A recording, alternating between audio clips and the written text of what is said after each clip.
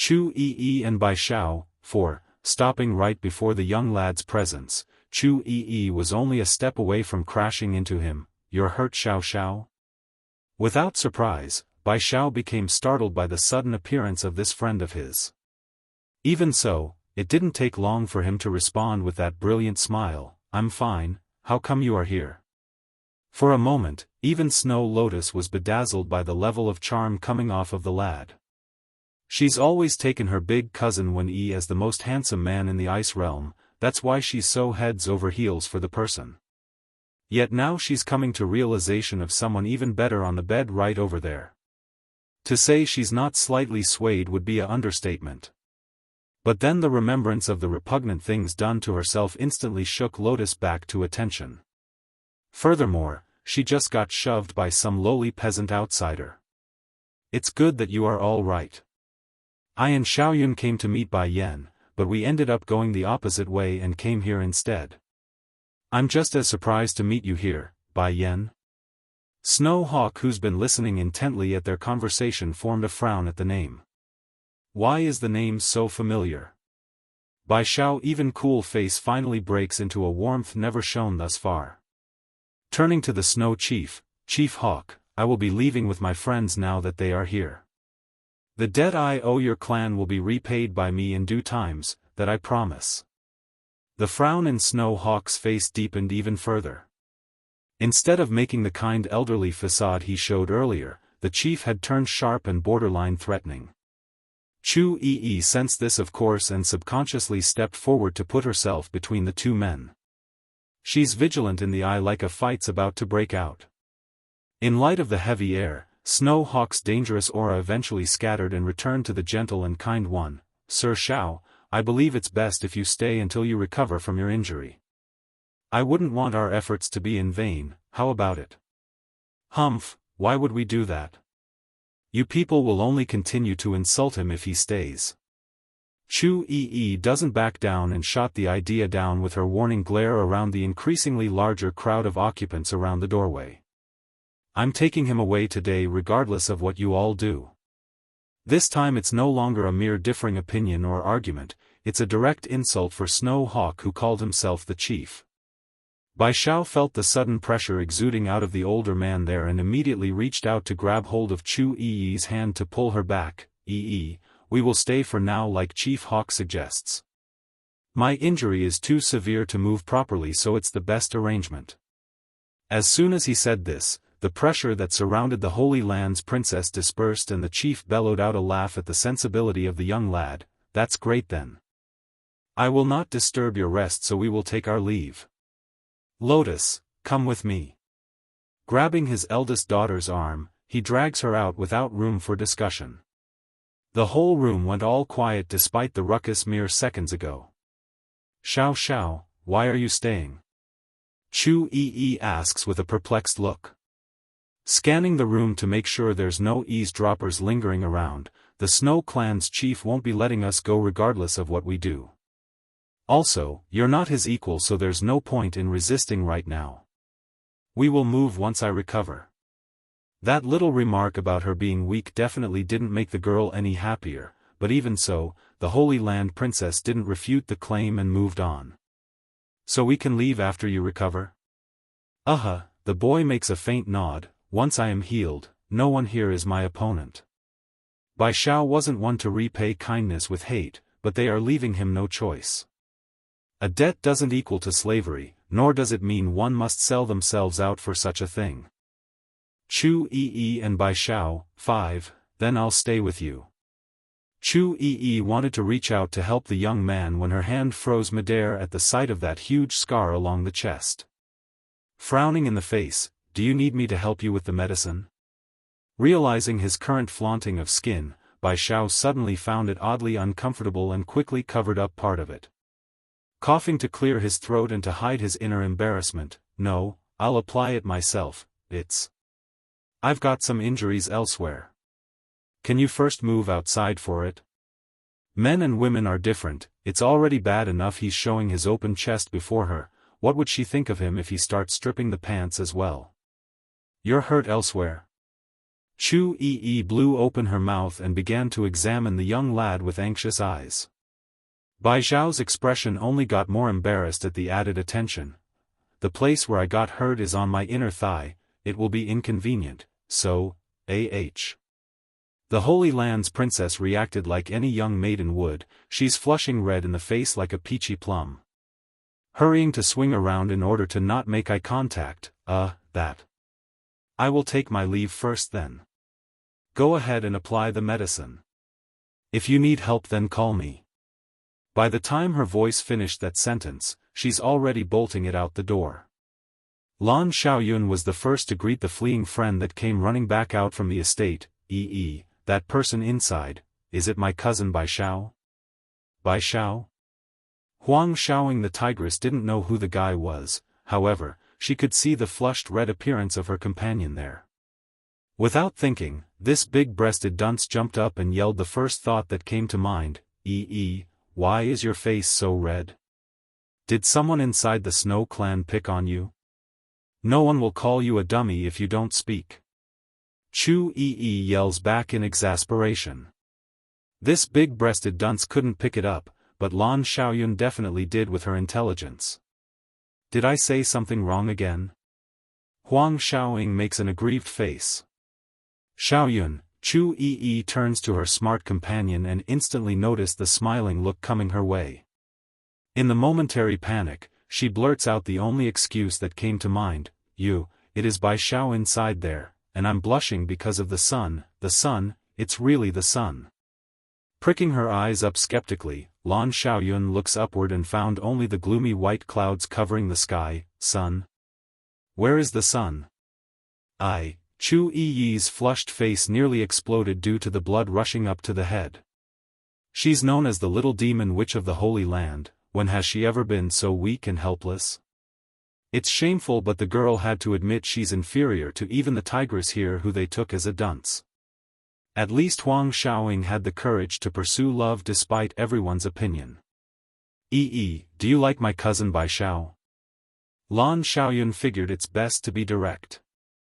Pursing her lips into a thin line, Chu Yi stared at the ground for a long while before looking to for answering. I like Bai Xiao, I've liked him since the day I saw him standing outside the burning Bai house. Chu Yi and Bai Xiao. 6. Bai Yan wasn't the biological daughter of the Bai family, thus making it rather irrelevant even if she did destroy that household. However, Bai Zhao was different and remains truly born of that family, despite all the woes about their misdeeds. Toward someone that would go so far to stand with his sister, how could Chu Yi not fall heads over heels for him? If, said Lan Xiaoyun with a smile, Bai Yan finds out you're going to be her sister-in-law, she'll be very happy. Cousin Bai Yan have always liked you a lot. Chu Yi stared at the girl like cat having its tail stepped on. Who said I'm going to be her sister-in-law? Bai Xiao, he still hasn't accepted me, and he doesn't even know I favor him yet. Then you can tell him, you silly, why wouldn't you tell him? But what would you do if Xiao Xiao rejected you? Lan Xiaoyun suddenly got very serious with that question. Chu Yi suddenly fell into a daze like her soul got shattered into tatters with that possibility. That's right, what if he turns me down, what then? Will he think of me being shameless if I refuse to let go? Will he think I'm one of those females? Would he hate me in the end? The more she thought, the more anxious this Holy Land princess became. I can hide it from him for now, it's fine to keep things as is like before. Rather than being rejected, she much prefers to keep things at a stalemate level of friends. Lan Xiaoyun understood the woes of her friend there, of course. Raising a hand to pat that shoulder, that's your choice, and maybe then you can watch him marry and have children as well. By then you can even be the baby's godmother and name the kid. Chu Yi's little face got dreadfully white at the idea. She could tell Lan Xiaoyun was using this method to provoke her into confessing, but she just doesn't have the courage just yet. I'll try. Chu Yi's lips formed into a bittersweet line. I will try to be like Huang Xiaoing some more. She still hasn't given up despite suffering so many setbacks, so I shouldn't give up either. Bai Zhao's temperament have always been on the cooler side, the only exception being Bai Yan, his older sister. That's also the reason why Chu Yi felt so reluctant to confess. The only reason the boy was so gentle with them was because of Bai Yan's connection. Without that proud woman, they are barely worthy of being in the guy's view. Huang Xiaoying, who's been keeping quiet until now, finally commented with that pastry-stuffed mouth of hers. One really had to hand it to this tigress to eat at this moment. I did not suffer any setbacks, okay? Why do you two keep saying I did? It's so frustrating to be misunderstood because I've been doing very well so far. Chu Yi snapped to the tigress because she did not expect that. I thought Little Rice isn't accepting you, right? So what? Huang Xiaoying swallowed the pastry in one big gulp before replying, sooner or later Little Rice will be mine. I've set my eyes on him already, that means I won't change my mind in this life. That actually brought a momentary stupor to Chu Yi's head. Before she always thought of this tigress as a silly woman who only has breasts for brains, but now she's somewhat envious of her straightforward nature. I understand then. I will not give up. As long as he hasn't fallen in love with another, I won't give up either. Chu Yi and Bai Xiao, 7. Despite the topic being revolved around the young man inside her home, Snow Moon didn't actually realize this until they've reached this part. Stunned in the eyes, Sister Yi, are you saying that Bai Xiao inside is the one you like? You can say that. Chu Yi rubs her chin before narrowing those eyes in against the young girl, but you mustn't tell him this, otherwise. I won't let Huang Xiaoying help you anymore. I see, don't worry, I won't tell anyone, especially Sir Xiao. Snow Moon didn't get frightened by the warning tone, rather got all cherry and made a zipping gesture around the lips to emphasize her will to keep quiet. Chu Yi had already liked this lovely lass from the start and only stayed distant due to that rude older sister. Now that she's able to meet her crush as well thanks to this chance meeting, her tone naturally returned to a softer one instead of the displeased version from earlier. You are a good child. Can you tell me what's the deal with your family clan? Why is your father forcing him to become your older sister's husband? Snow Moon puckers her lip into a frown at the mention. My family has a Millennium Ice Lotus in our possession before, and it took your friend Sir Xiao as its host by coincidence. Father believes he will become a great individual in the future because of that reasoning, hence his insistence on the marriage arrangement. But my sister Lotus, she has someone else she likes already. A Millennium Ice Lotus? What is that? How come I never heard of that before? Chu Yi rubs her chin at the odd name. Oh right, the one my older sister like is my big cousin Wen Yi. But I never did like that guy since I was young, I find him far too fake with that pretentious face of his. Are they really cousins? Chu Yi stares in surprise. I heard close relatives becoming a couple will have a higher chance of producing defective children. At that moment all three eyes fell 33 upon her. Who told you such nonsense? How come I never heard of such a thing? Lan Xiaoyun cuts in with her skeptical voice.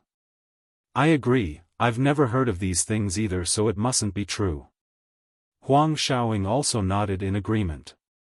Her tiger clan has plenty of their members partnering with close relatives. If it spread that their offspring are defective for this reasoning, then it would be a scandal. It's Bai Yan who told me this. Chu Yi blandly answers, her voice deadpan and flat. Without surprise, that causes Lan Xiaoyun to loosen her frowning face. If it's my cousin who said it, then it must be true. Ms. Moon, you should tell your older sister this, otherwise their children will become defective in some way when born. I agree, Huang Xiaoying nods her head proudly for some reason. Out of consideration for your love for the three-striped tiger, I suggest you stay away from that cousin of yours lest he gets funny ideas about you afterwards. I will also tell my father to mandate distancing of close relatives in marriage arrangements. Chu Yi forced a hard look at this tigress due to the quick turn of attitude. That's not what you said just now. Snow Moon also became dumbfounded due to the lack of integrity about where these girls stood. She's simply never seen anyone changing their attitudes so quickly. No matter who your older sister likes, my cousin Xiao Xiao won't be marrying her regardless. Lan Xiaoyun bites down on her lip at the remembrance of the past. No one can force that guy into anything if he doesn't will it. Framed. 3. What do we do? My father will not let Sir Xiao go at this rate. If he finds out Sister Yi here likes him too, then he will surely kick her out. Snow Moon frowns and said it worriedly. Casting a glance at the tigress, Chu Yi wanted to confirm some details first. Hey Big Breast, are you able to overcome these people from the Snow Clan if we end up in a fight? Huang Xiaoying shook her head honestly. I can't beat them. Both of you leave first and find Bai Yan for help. I'll stay behind with Xiao Xiao in case anything occurs during this period. Unless she watches over the young lad, Chu Yi could never be at ease while they are here in the Snow Clan's home. No, I can't go. Huang Xiaoying shook her head desperately. I promised the princess to protect you too. If I leave, then who will do that? Don't take me as some weak maiden that needs protecting. I'm in no danger. Xiaoyun, go with her as well. She is so clumsy and road blind. I'm not comfortable leaving her go out alone. Chu Yi sighs and shakes her own head in a helpless fashion at the arrangement. Okay Yi, we'll be back very soon. Don't go anywhere without reason. Lan Xiaoyun immediately swings around and drags the tigress along for the exit. Wait, you hold on. Huang Xiaoying wanted to cry because she hasn't forgotten about the three-striped tiger. If she leaves, then what about the tiger? Out of desperation, she pushed away her friend's hand and quickly took out a bottle and dagger from the storage bag. Cutting a slight opening on the tip of her finger, she lets a few drops of blood trickle into the container and hands it over to Chu Yi. You hold this. Although the blood is not as useful in comparison to having me around, the few drops in there should still be enough to keep this tiger at bay for now. Just don't do anything to provoke him until he's better. Chu Yi nodded after taking the bottle over, thus allowing the two girls to depart in assurance. She got careless and completely forgot about this other problem when suggesting them to leave. Thankfully the tigress had kept this in mind and helped out. Sister Yi, are you going to end up as enemies to the Snow Clan? Snow Moon eventually asks in timid tone after seeing they are alone. This younger daughter of Snow Hawk may be of a small age, but she too had noticed the heavy atmosphere in her moon as of late. I don't know.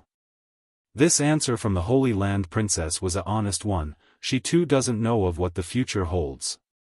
If the Snow Clan use excessive force, then they too would be backed into a corner. By then, what other choice would she and Bai Xiao have? It's the main reason she sent her two companions away to look for Bai Yan. With the Demon Queen around, what do they have to fear?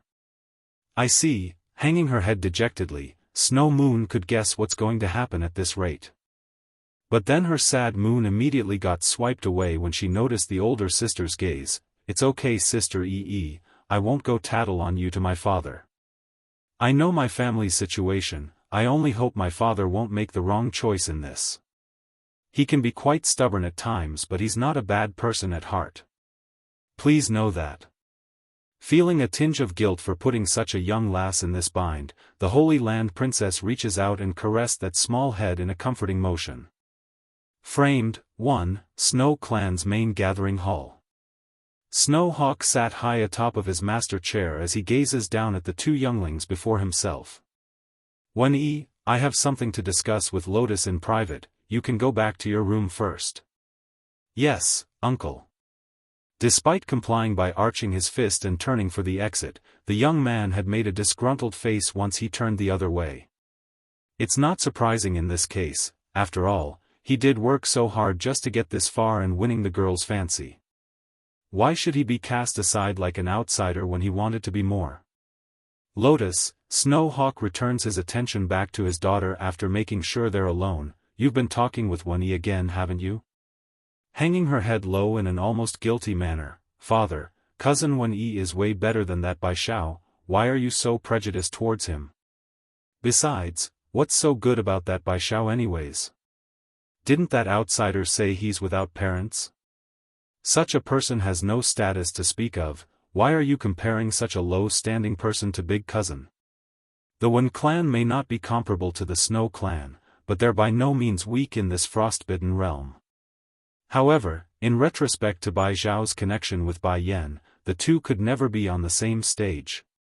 In fact, the queen of the demon realm could easily overshadow every major power in this northern landscape if brought to the front. Lotus, I won't repeat myself again, so stop having those thoughts. You will not change my mind on the matter. I care not whether you accept the marriage or not, you will marry that boy, understand?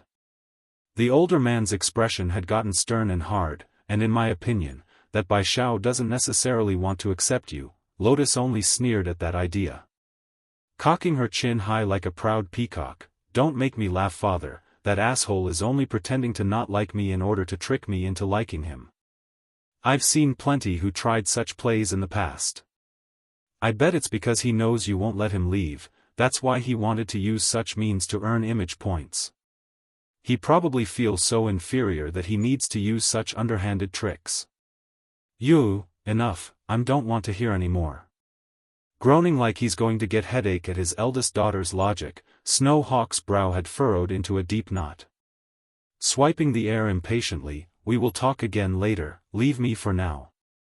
Also, you are not allowed to get close to Wen-Yi during this period, do you understand?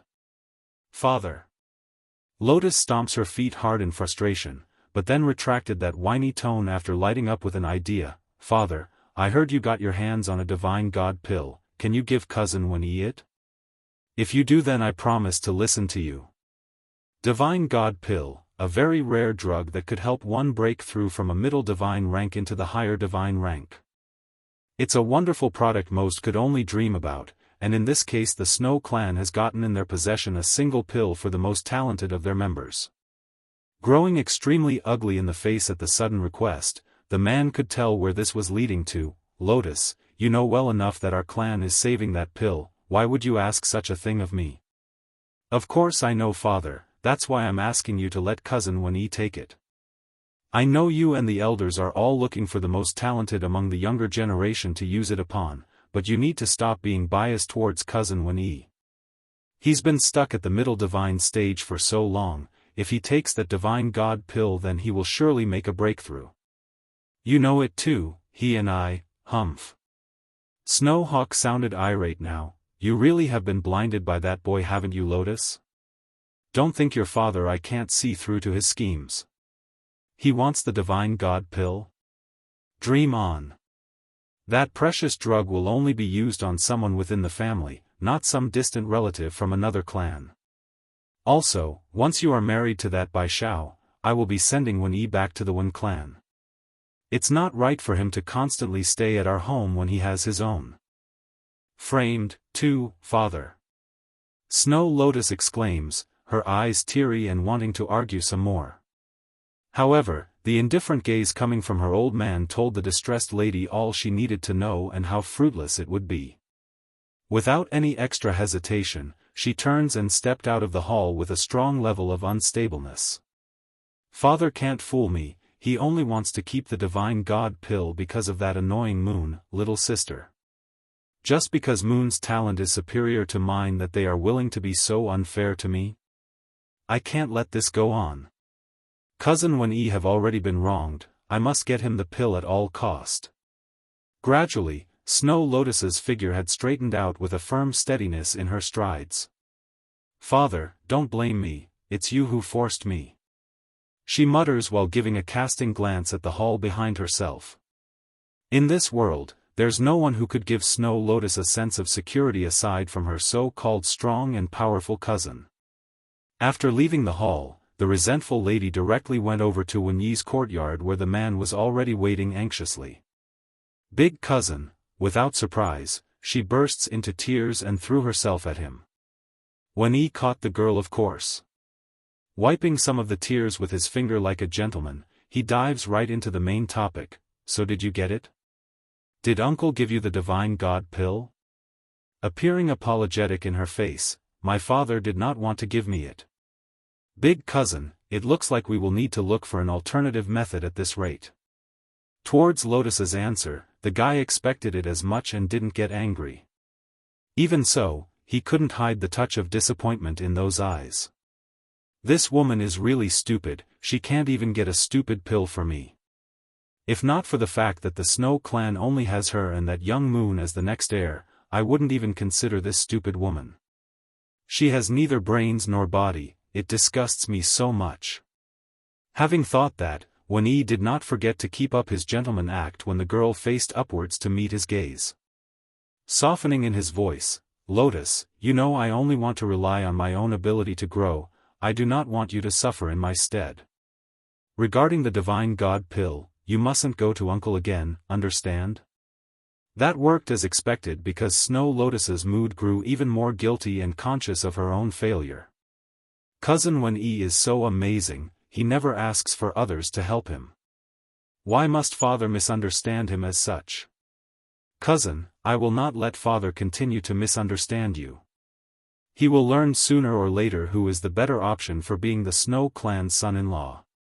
It's all that Bai Zhao's fault, he must have been spouting lies to him in secret and making you look bad.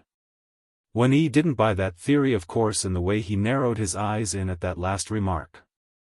He's not stupid like this Lotus, the guy could tell Bai Zhao could care less about the Snow clan based on his attitude alone. That leaves only one answer, the one behind his semi-exile state was the chief who saw through his plan. I know my sweet Lotus, I know. Bai Zhao lusts after you, that's why he framed me so that he could get uncle to side with him. I won't let him do that, I promise you. I will let everyone in the Snow clan know how much I love you through my own strength and not by taking advantage of others. That said, the sweet talker reaches out with his hand and caressed the girl's hair in a soothing motion, those eyes radiating a doting love usually found in a pair of love birds. Framed, 3, Big cousin, is it wrong for me being the eldest daughter of the Snow clan? I didn't want to be born strong, nor did I choose this beautiful appearance of mine, they're all given to me by my mother. Why does fate like to toy with me as much? All those shameless men only know how to connive after me and refuse to stay away. If I could, I would rather abandon it all just to be with you." Reaching up to caress her own face, Snow Lotus appears both bitter and happy at the same time for her own life somehow. Those men at least had father blocking them away so I didn't have to do anything, but now that asshole has father in his fingertips. What am I supposed to do? Lotus, I fear it's not that simple with that Bai Zhao. Those in the past only want you and the wealth your family can provide, but this guy must be up to no good. You already saw how he schemed to take the Ice Lotus, he's probably meditating to do more than just marrying you. From that warm smile of the pretentious guy, when he began to lead this stupid lady down the path he wants, I know now, it must be the divine god pill. He's weak so he wants to also grow stronger. With that pill, he will be able to do just that after stealing it in his next step. That actually brought a visible tremble to the lady's face. Shaking her head in the next like she's trying to think of something, how is that possible? Bai Zhao can't even climb out of bed so how can he steal the divine god pill from my father? Did you forget? He had a few friends who came today, do you think it's a coincidence that they deliberately approached your younger sister Moon at this timing? Maybe their whole purpose is to get the pill from the very start and the Ice Lotus is merely a coincidence. I can't be certain, but you must remind your father to be careful of everything and everyone related to that person. Wen-yi says it with such solemn tone that it's hard to dismiss the possibility in the eye of the girl. Getting depressed again at the mention of her old man, but my father is already convinced of Bai Zhao's intent, he won't believe my words. And if I go to him and tell him about your opinion, father will surely misunderstand you some more. Then the divine god pill. The guy continues to keep the conversation around that item since he doesn't want to leave it.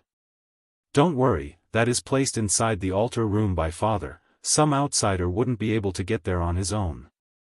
The location won't be a problem. Altar? Wen-yi raised an eyebrow, his mouth nearly unable to stop from laughing out aloud. So that's why. The divine god pill is inside the altar room, no wonder I couldn't find out where it was from Snow Hawk's concubine. Sleeping with that old hag was such a pain, though she did look fantastic for a middle woman. That bastard must have been on to me for a while now. I need to finish up with my plan soon lest he acts against me.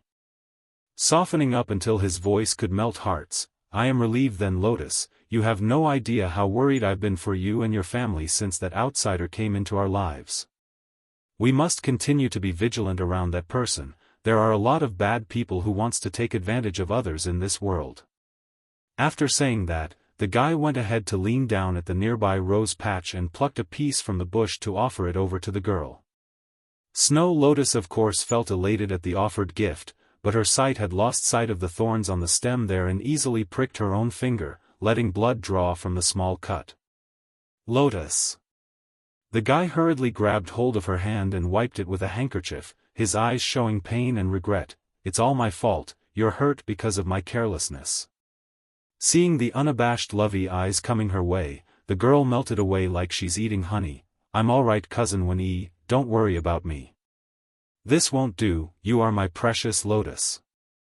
Even a prick from a rose is a prick to my heart. Come, let me take you to your bedroom for rest. Acting like he's relieved over her statement, Wen-yi casually tossed aside the handkerchief and plucked her right up into a princess hold and left. This would have been a real princess and prince story right out of a fairy tale. Issue was the guy didn't leave for long in this case. Minutes later, Wen-yi had returned in haste and picked up the blood-stained fabric from the ground. Others may not know the details but the altar room's doorway had been sealed with a spell to keep intruders out. Only those with a direct bloodline of the Snow clan could open it, and he wasn't one of them. That's why he used the rose to get some from Lotus, and now he has it. Framed, 4, compared to the tenseness of sneaking into the altar room half an hour ago, Wen-yi only had joy right now in his eyes as he held the divine god pill high above his head for gazing.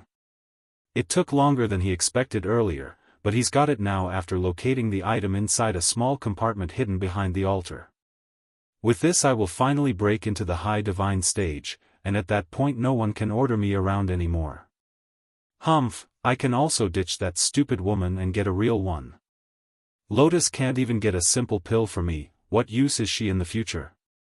Not long after the so-called gentleman's departure, Snow Lotus's figure also appeared at the altar room's entrance. Compared with the man's initial nervousness of being a thief, this oldest daughter of the Snow clan was much calmer in the face. Why the stark contrast? Well, she knows well enough that her father wouldn't do anything even if it's discovered she stole the pill. After all, if anything happens then who would marry Bai Xiao? Using a dagger to cut open a small wound along the fingertip, she lets the blood drip onto the door lock and shoved it open. Subsequently, the lady did as the guy did and searched all around for the supposed secret compartment. But instead of being elated once she located the spot, she only got irate and red in the face like an erupted volcano's. Where's the pill? Where's the divine god pill? Why is it gone? Did father transfer the item to another place? But that's not possible. Where else in the estate can father securely hide the pill? During her spiraling train of thoughts and possible ideas, Snow Lotus's eyes suddenly popped in wide astonishment like it sudden dawned on her. Bai Xiao and his friends just arrived, then the divine god pill goes missing. It's too much of a coincidence. They must be the thief. They stole it. Someone come. Someone come right this instant. Snow Lotus cries out after standing up and immediately drew the nearest guards to come running. Miss, is something wrong? One of the leading men asks with rigid attention. Gritting her teeth, the divine god pill has been stolen. Boom. Her words struck the guards thunderously, sending them all staring blankly and unable to process the sentence in full. To begin with, their missions has been to prevent anyone from approaching the altar room, and the only reason they left was because of Snow Lotus dismissing them a few hours ago. Then all of a sudden the divine god pill has gone missing? Anyone with a brain could tell who would take the blame in this case, and it wasn't the young lady. It's all Moon's fault. If it wasn't that girl delaying me earlier then I would've. Stopping there to stomp her feet in frustration, Lotus began to let her wild thoughts run wild. Framed 5, those responsible for guarding the place immediately got all fearful in their faces. Miss, how are we going to report this to the chief? There's another thing he didn't say though. If it wasn't for the big lady temporarily removing them from here, then it wouldn't have been possible for the divine god pill to go missing in the first place. At least not without them noticing beforehand at someone sneaking into the altar room and leaving them blindsided. Lotus glared hard at the group in front of herself. Just shut up and follow me, we're going to retrieve the divine god pill right now. Originally the group that's full of panicking adults gradually calmed down after hearing her words. What? The big lady knows where the pill is? Ignoring the strange looks coming her way, Lotus went ahead to leave for the inner courtyard where she assumed the thief resides. Guest room. Holding a bowl of soup in hand, Chu Yi carefully spoon-fed the content to the young lad across from herself. My hands are not a problem, I can drink it by myself. This of course embarrassed Bai Xiao, who never had such great treatment from the opposite sex. No, that won't do at all. Bai Yan is not around right now, so I must take good care of you. Chu Yi's eyes flashed with gleeful light as they flickered shyly away from his gaze. You need to drink this up, okay? Likewise, Bai Xiao also flared up into a flushed red hue along his cheeks due to their close contact. He could tell how awkward and intimate their current pose appeared. Even so, he didn't reject the kindness. Bang!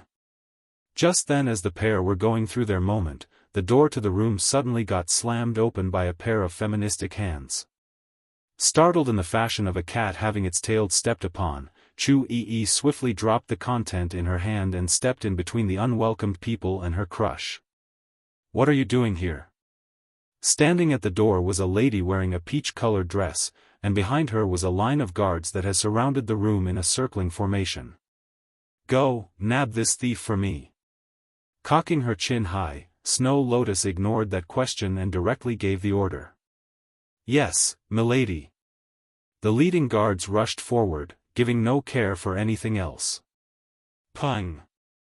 Bai Xiao always knew this moment would come, so he didn't get scared, rather he leaned down and grabbed the dropped bowl and threw it at the rude bitch. Get lost. He's got plenty of practice in the past in the Bai house, so this behavior wasn't anything new. He merely returned to his roots. When has Lotus ever been treated like so?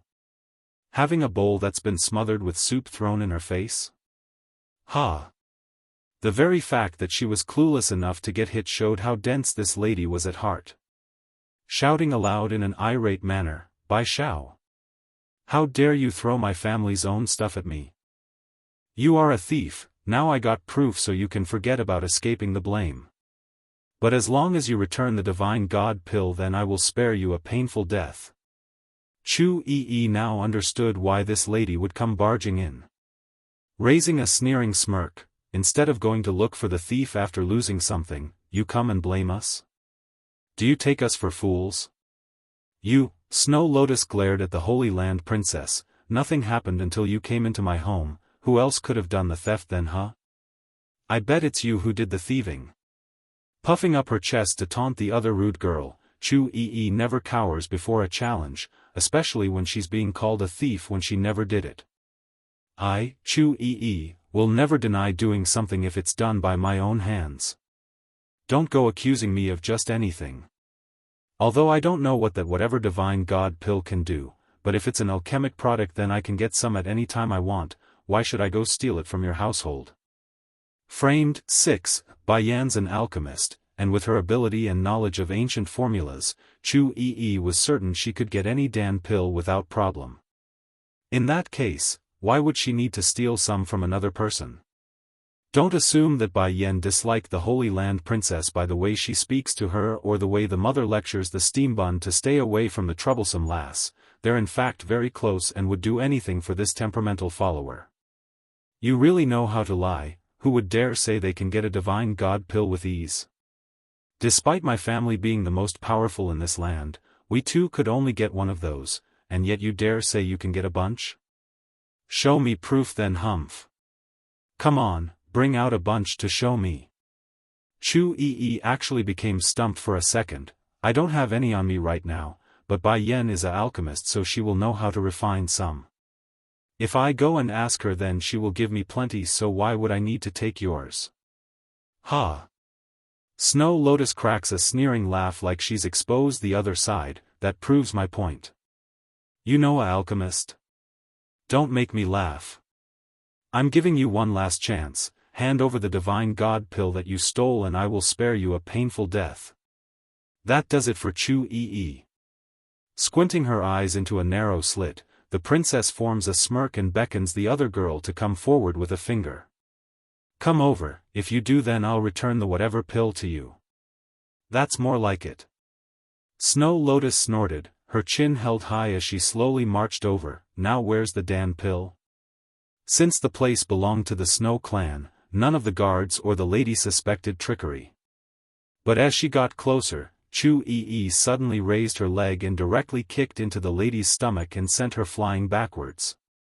To begin with, Snow Lotus's talent has never been high, coupling in with the years of love talk and unwillingness to train, she naturally fell heads over heels due to the lack of defense. She could barely breathe due to the stanching pain in the abdomen.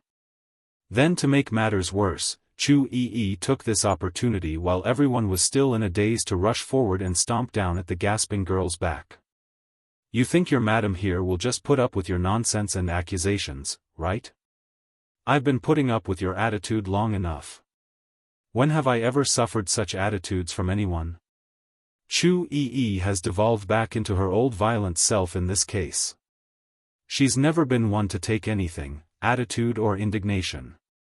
Now that she's been pushed over the edge, things won't end smoothly regardless of who comes. Bai Xiao watched on as her friend there delivered a good whop-ass kicking.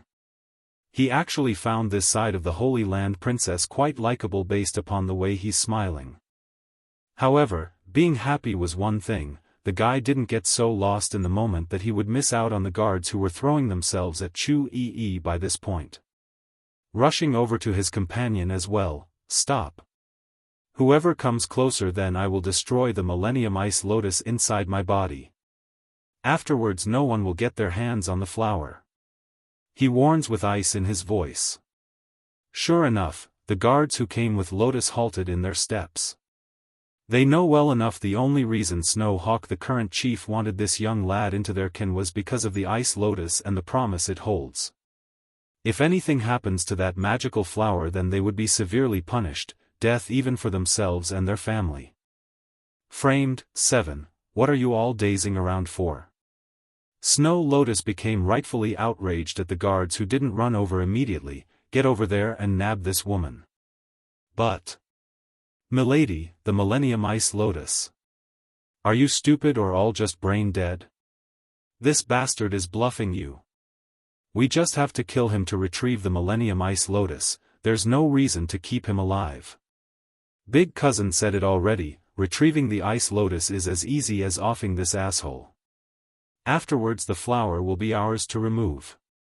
Regarding Wen Yi's words, this eldest daughter of the Snow clan would believe anything, even the stupidest lies that most would deny right away.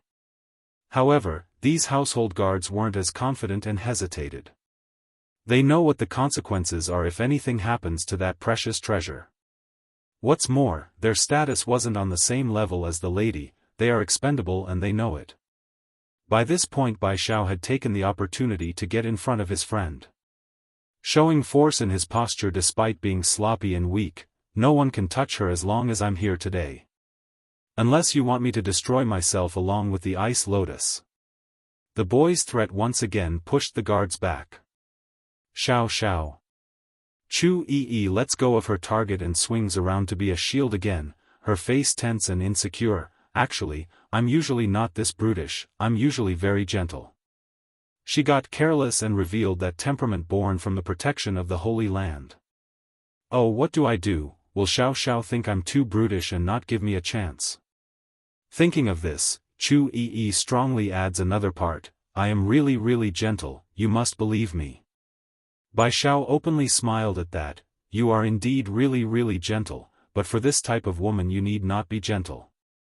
In front of the enemy, you only need to beat them hard and fast until they can't stand up again. The princess just stared, her eyes showing incredulous disbelief.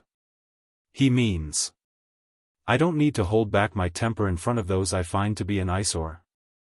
I won't have to hold back. Do you think I'm bad-tempered? No, she wronged you first, so you should do whatever you want. Bai Xiao has always been indifferent in his own personality, never showing pity to those who cross him. In this case, it's Snow Lotus who sought her own demise, so why should he do anything about it? But would you still be on my side if I hit someone for no reason? Chu Yi fixes her eyes on the young man in anticipation for the answer. Bai Xiao laughs aloud with a humor in his voice. I believe in you. I believe you won't harm others in a barbaric manner unless you deem it necessary. After all, if my sister trusts you, then I of course trust you as well. In the eye of this young lad, anyone his older sister believes in are worthy of his trust regardless of what they do. To be clear, it's not without reason. Just look at what they experienced in the Bai house. Despite being the children of that home, no one believed their suffering or difficulties and even earned a bad reputation for asking for help. Who believed them then? As a result, he wants to trust in those whom they deem friends. That's their decision and conviction. Chu Yi smiled brilliantly at the pass. Should I thank Bai Yan later? I didn't even do anything and already left such a good impression on Xiao Xiao. You too. Snow Lotus pulls herself up and glared her eyes out resentfully at the pair. You stole my family's treasure and still dare to hit me? I'm going to tell my father and hang both of you for me to hit. Framed 8. Chu Yi furrows up her brow. I told you I didn't steal it. What don't you understand? You really think your Snow clan is all that? My own household may not be comparable to yours, but I have Bai Yan on my side, so screw off with your accusations. Within the human world, the Holy Land stands at the peak with unmatched fighting force. However, that doesn't mean anything when matched against the various clans in the Celestial Realm. I care not who you have backing you, no power is above the Snow clan aside from the Celestial Palace. Now you dare insult my house? Snow Lotus angrily lashes out and points her fingers at the other girl. What are you all dazing around for still? Hurry and go tackle her so I can get the Divine God pill back. The faces of the guards here had all turned green at that repeated order. Their faces showed how troubled they are and the fear circulating within their veins. What's going on? It's then at this moment, in the height of the confrontation, a low and mature voice cuts in from the rear. Snow Lotus became shocked by the sound, but that surprise quickly turned to nervous tension once she met Snow Hawk's iron-hard gaze. Timid and small in her voice, Father, these people stole the Divine God pill, that's why I came to get it back. You don't know, but this asshole's friend here insulted me. You must punish them for me. Snow Hawk's face got cold. The Divine God pill got stolen? That's right. It must have been stolen by these people.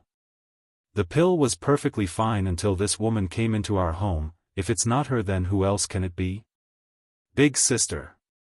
Snow Moon, who had followed her father into the room, stomps her feet in frustration. You can't spout things like that. Sister Yi is not that kind of person. Oh. Sounding sarcastic in her mocking voice, Snow Lotus only found it amusing in her younger sibling's rebuttal. And you know that how? You and her only met today. Why are you so certain about their personality? Or did you steal it or had them do it? You. Snow Moon made an incredulous face at being accused by her own family member. How did you become like this? You weren't such an unreasonable person before. Big sister, did cousin Wen Yi tell you stuff again? From the beginning, the young lass had never liked the guy, finding him too pretentious and fake on the surface. In fact, it's so bad that Moon would rather avoid the person even in her own home. That's how much of a negative view she had of this distant relative. You're trying to frame big cousin again.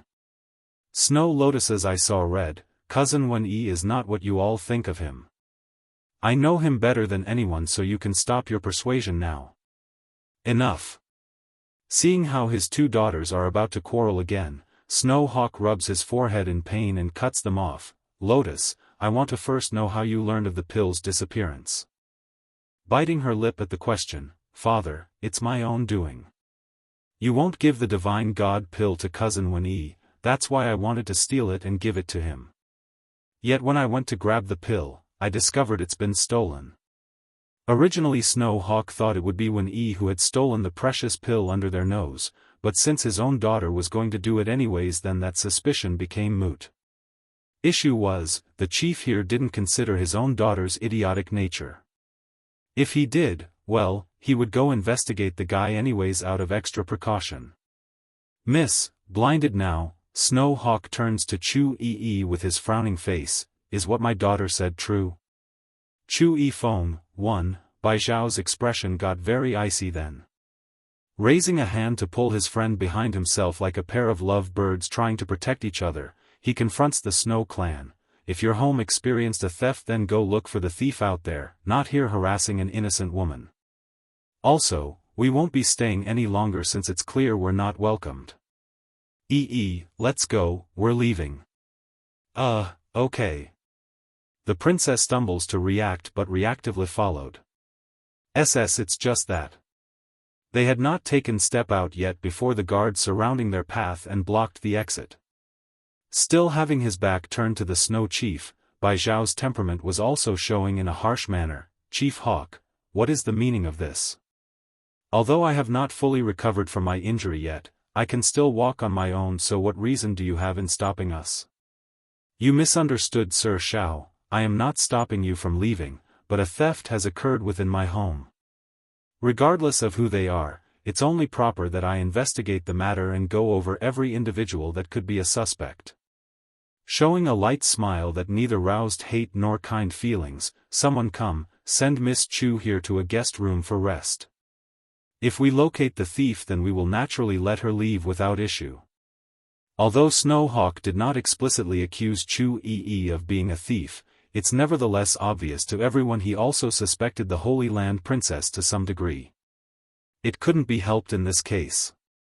The coincidence of the item going missing the very first day she arrives was too perfect. Anyone with a sane mindset would also turn to this direction no matter how good their logic was. Of course, that's only because of Lotus's explanation from earlier.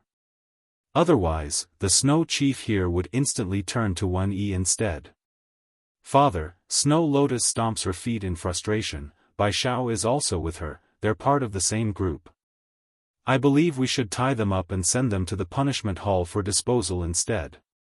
Annoyed now after having his order questioned, you be quiet. Regardless of who stole the divine god pill, you will marry him, so stop trying to wiggle your way out. This foolish daughter of mine, what am I going to do with her? This Bai Zhao has our family's ice lotus. Even if he did steal the divine god pill, what of it? Does she expect me to really punish the boy when he's going to be your husband soon? Are you sure you want to touch her? Bai Zhao reaches over to grasp onto the Holy Land Princess's hand, his face stern and unyielding. Before in the human world, whether it be strength or background, Chu Yi had always done the protecting, and now it's her turn to be protected by the man. One literally sees the sweet honey-dovey eyes in the girl right now as she stood behind him. So this is how it feels to be protected by the one they like. It's not bad at all, I like it. Someone come, bring Miss Chu to her room. Snow Hawk got louder since none of his people had moved yet. Father. Snow Moon, the younger daughter, immediately protests. She's getting extremely anxious and red in the eye. Sister Yi will never do something like stealing from us, father. You shut up for me. The chief swiftly stops her with that scold. Compared with Snow Lotus, his eldest, he much prefers this younger one since she's smart and hardworking. But love was love, he also must put into consideration of the entire clan as a whole, so he mustn't act solely on his own feelings in this incident. Chu Yi-feng, too, I won't be quiet. Snow Moon angrily shouts back, Father, Sister Yi is not that kind of person, you are wronging her. If you continue to do this, then you will regret it in the future. Snow Hawk's frowning face only got worse due to the displeasure of having his decision repeatedly questioned. Guards, go bring my second daughter back to her room, she's not to leave the room unless I say so. This means that he's going to put Snow Moon under house arrest, which showed in the stream of tears flowing down the panicking girl's face as she was dragged away. I don't want this, I don't want to leave. Father, you can't do this, you can't do this to Sister Yi. She continues to sob and cry out. Chu Yi instinctively want to help in the way her hands were clenching up.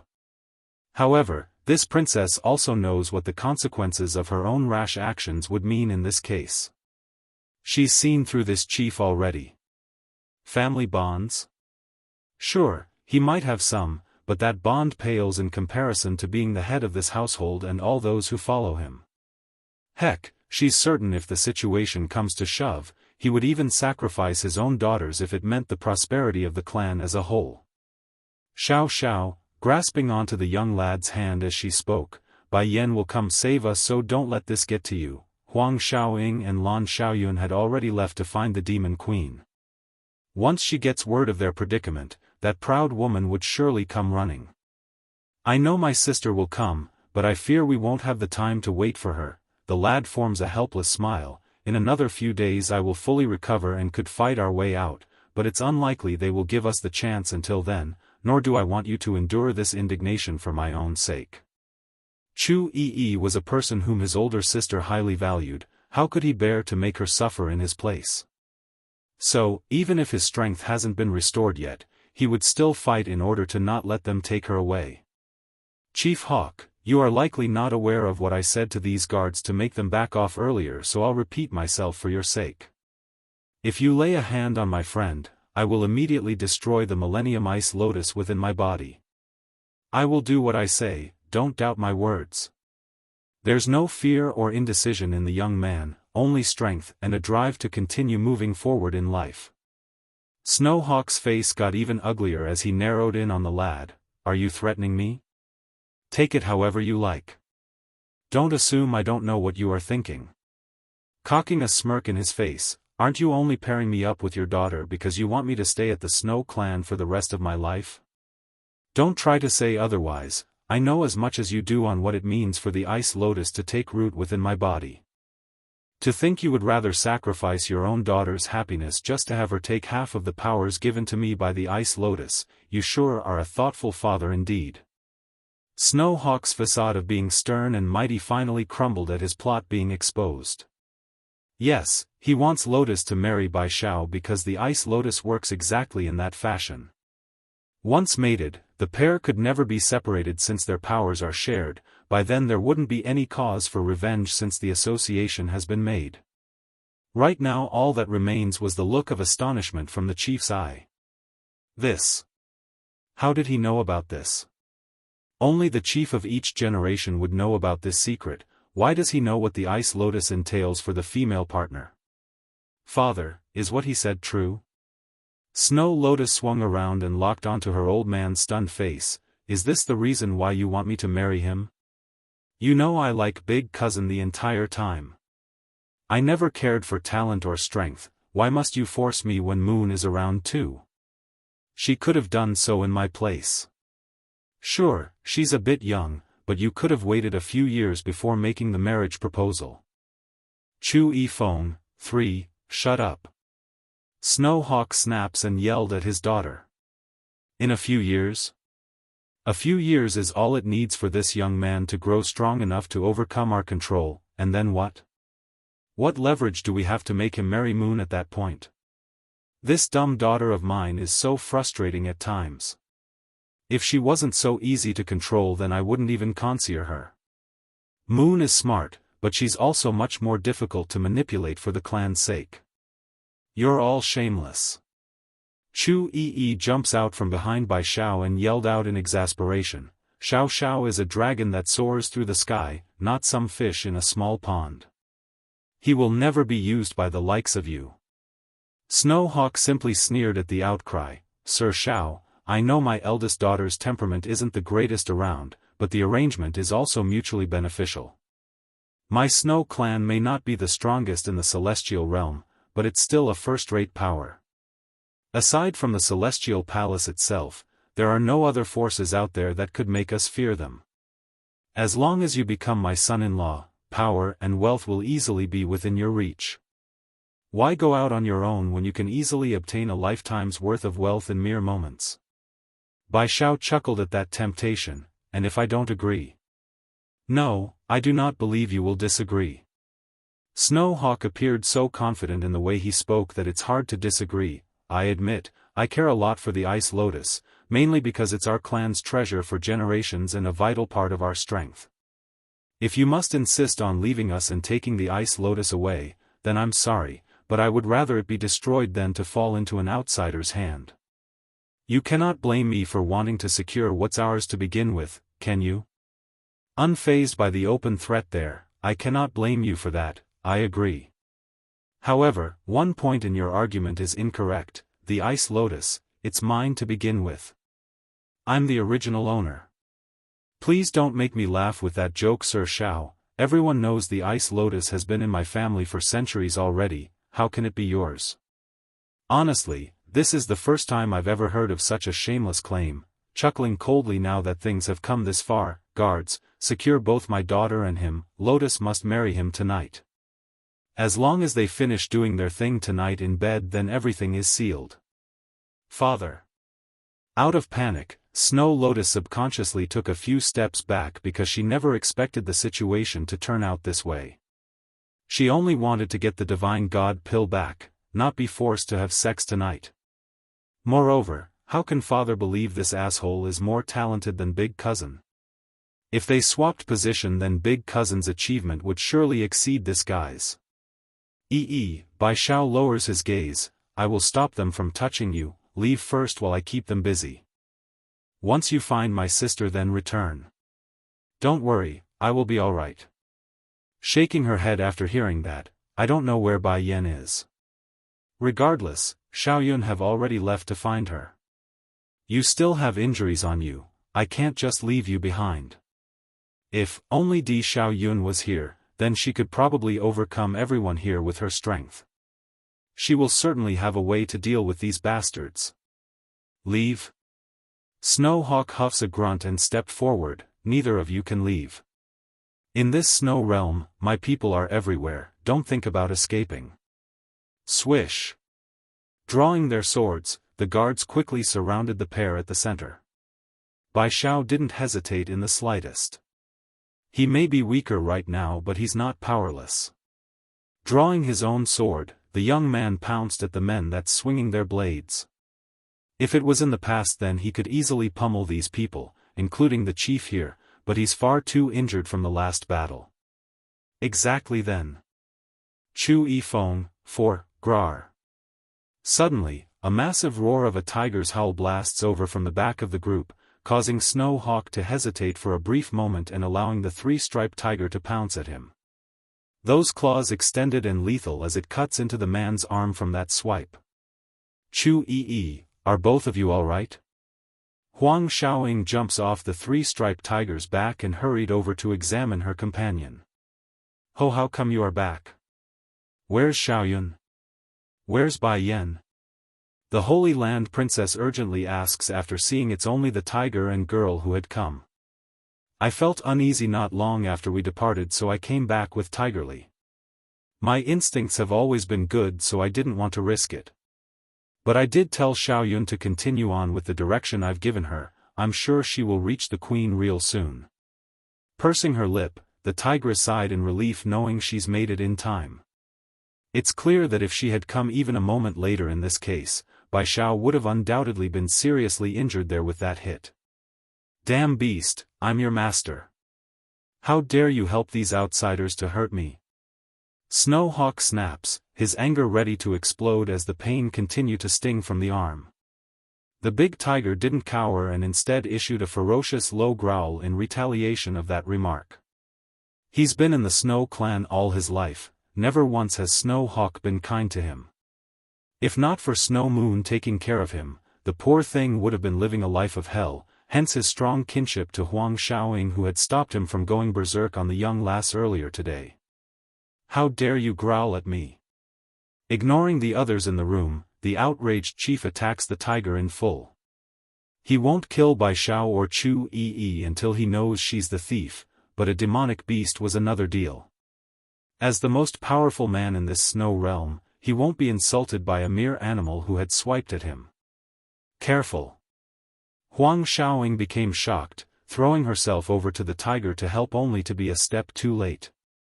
The wind blade from Snow Hawk's sword lifted the three-striped tiger out, sending the poor animal flipping into the air and slamming heavily into the courtyard. There's now a scar running across its chest. Even so, the big cat doesn't yield despite the stream of blood coming out and threw himself at the man once again. The mindset of demonic beasts has always been stubborn and simple. If he knows you're good to him, then he would protect you at all costs, and if you're bad to him, then he'd rather die than to be subjected to such humiliation. Tigerly. Suddenly, an exclaiming cry came from the direction of where Snow Moon departed earlier, thus causing a pause in that hit. Nevertheless, the recoiling force alone was enough to send the tiger flying out again and leaving him paralyzed on the floor in pain after smashing against a wall. Tigerly. Tears burst into the second daughter's eye as she rushed over to protect her faithful friend with outstretched arms. She had just snuck back out from her room when she saw this occur, so it struck the young girl heavily to see her own loved ones committing such cruel acts. You mustn't hurt him. Snow Hawk's face sank into a dark plume. It's only an animal. You would raise your hands at your own father because of it? How dare you go against me after all I've done for this family? Xiaofan, 5. Tigerly is not an animal, he's my friend, and he's my partner. Trembling in her small figure, Snow Moon clearly became agitated by that remark. You never allowed me to make friends since I was little, always forcing me to train from dawn to dusk. I know you and the rest of the family doesn't like him, always picking on him and refusing to play with him, but he's my most important partner. I won't allow anyone to hurt him, I will not. Shut up. Snow Hawk's fist started to make a crackling sound due to the pressure he made as he swept his gaze over to the guards. Did I not say she's not allowed to come out? Who let her come out? Hanging their head in guilt, Chief, the second miss threatened to commit suicide if we don't let her out. Get out of my sight. The man became outraged as he locked onto his second daughter. I won't allow my daughter to be held hostage by a demonic beast. Before I didn't know you cared so much for that animal, but now I do, so it's time I handled the matter. Either you drive it away and he lives, or he stays and I kill him today. Choose now. I don't want this. Snow Moon turned and grasped onto her three-striped tiger's collar. I don't want to leave Tigerly. If he goes, I'm leaving too. It seems that I have been too tolerant of you as of late, letting you grow such unruly behavior. Also, stop thinking about whimsical thoughts. You are my daughter, you must stay here to protect the Snow Clan for life. And this demonic beast, I am not going to let it stay. That said, Snow Hawk's murderous gaze fell upon the tiger, who had no means to retaliate. Tigerly could tell his fate was likely be sealed today. Turning to face the young lass, he licks the palm of her hand in unbearable sadness of their impending separation. Enough. Chu-Yi finally couldn't take this sad picture and spoke up. Are you even a father? What father wouldn't love their daughter? Do you have even the slightest consideration for her own feelings? The princess grew up under her father's favor, so this sort of family structure astonished and baffled the lady to no ends. In her view, family should be kind and loving to one another, not this sort of tyrannical structuring where one must obey the will of the older. It's none of your business on how I lecture my daughter. Snow Hawk just brushed it off with a huff and turned to the side where the guards stood. What are you all waiting around for? I don't care what sort of fuss she makes, do not let my second daughter leave her room again. Meanwhile, at the same time, atop of a snowy mountain peak, Lan Xiaoyun had just tripped over a branch and nearly fell off a cliff. She's cold, extremely tired, and most importantly, lost and clueless as to where she was exactly. After the tigress left after saying she got a bad premonition, this poor human girl had been walking in a single direction. If the terrain was flat, then this wouldn't be a problem, but there are mountains here. Before she knew it, the poor lady had climbed a peak and gotten herself cluelessly lost aside from following the sun to make her way through. Yan Yan's younger cousin? This voice didn't sound unfamiliar to her ear, but it didn't ring any bells either.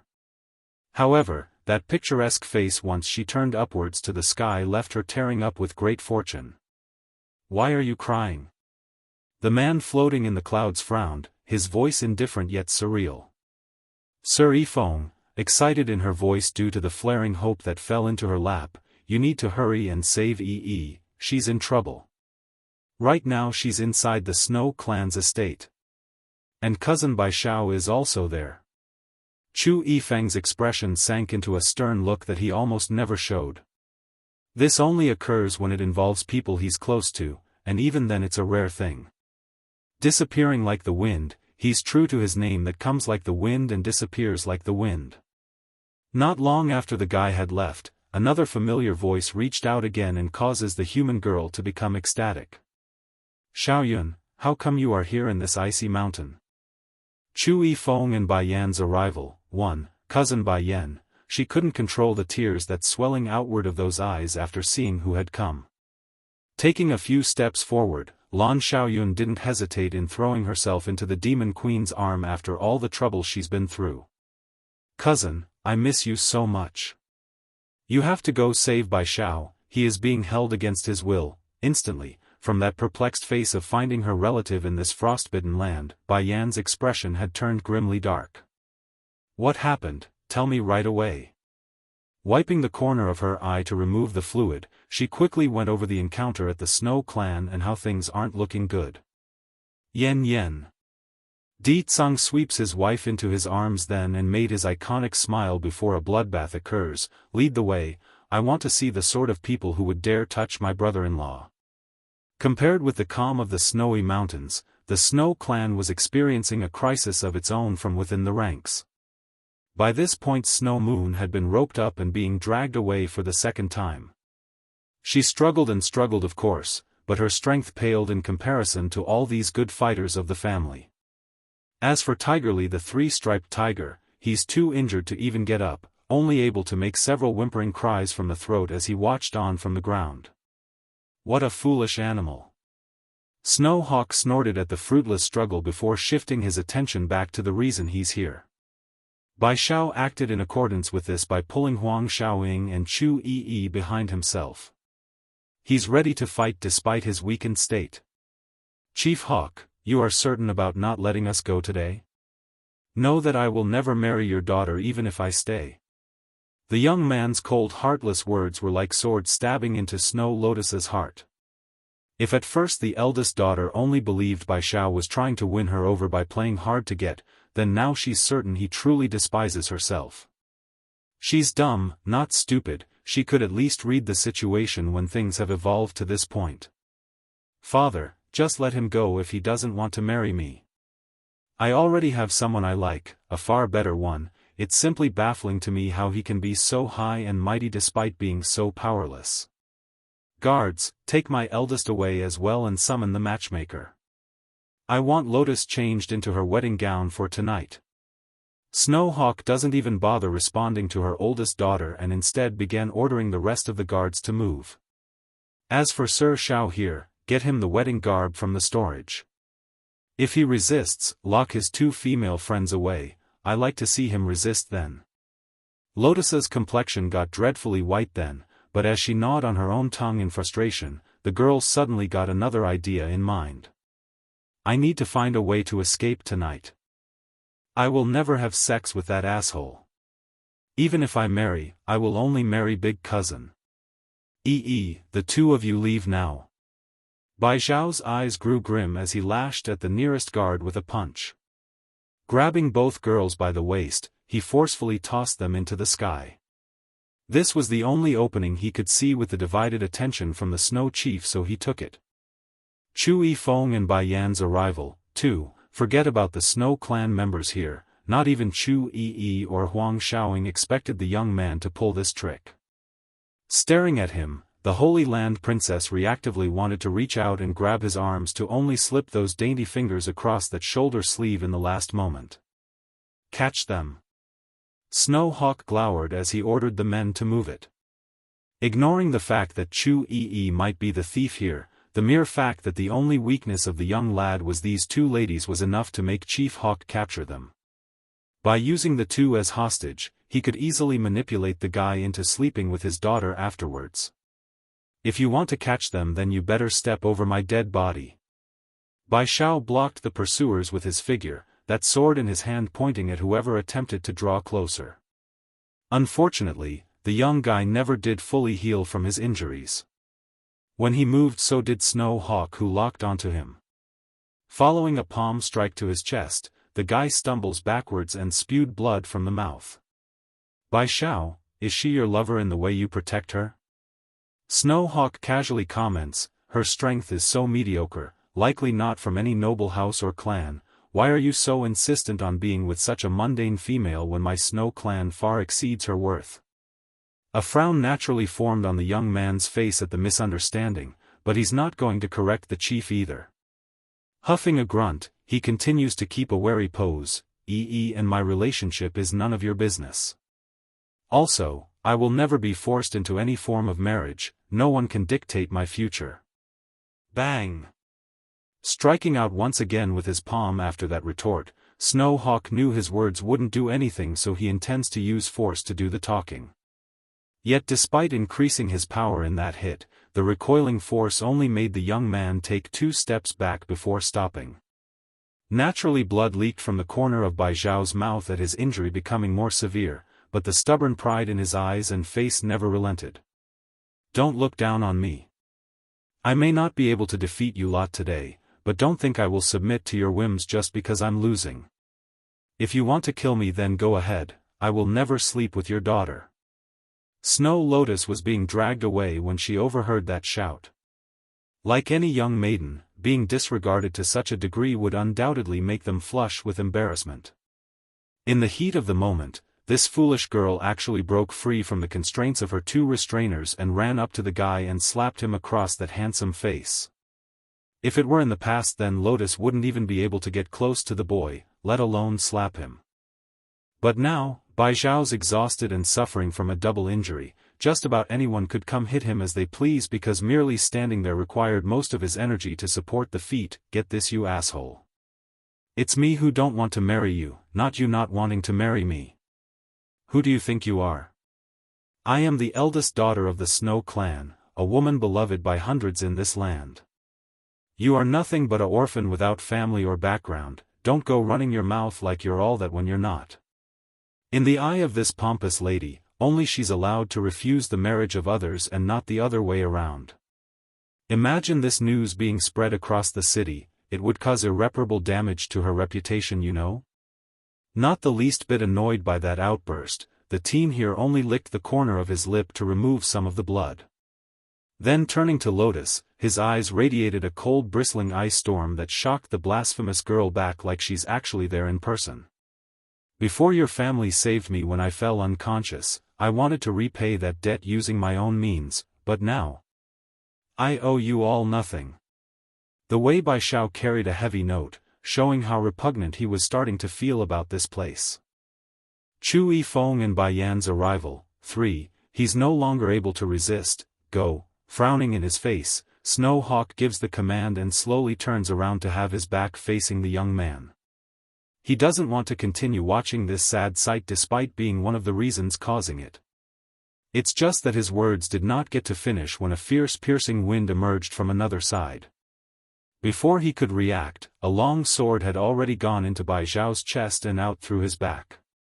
Blood oozed out as a result of this lethal wound, dyeing the white robe of the young man red. 1e. After the initial pause due to how sudden this occurred, an unbridled level of rage gushed forward from the chief's heart. With cracking fists and popping veins, he yelled, "What are you doing? Uncle, I heard this boy stole a Dan pill from the estate and dared to resist. Such a person will never be trustworthy, it's best we kill him now before he destroys us all when he's strong enough." That said, when the scum who was in fact the real thief here draws his sword out, leaving the wounded Bai Xiao to suffer a second injury as the blood rained out like a fountain. There's nothing but blur left in Bai Xiao's vision as he tumbled forward.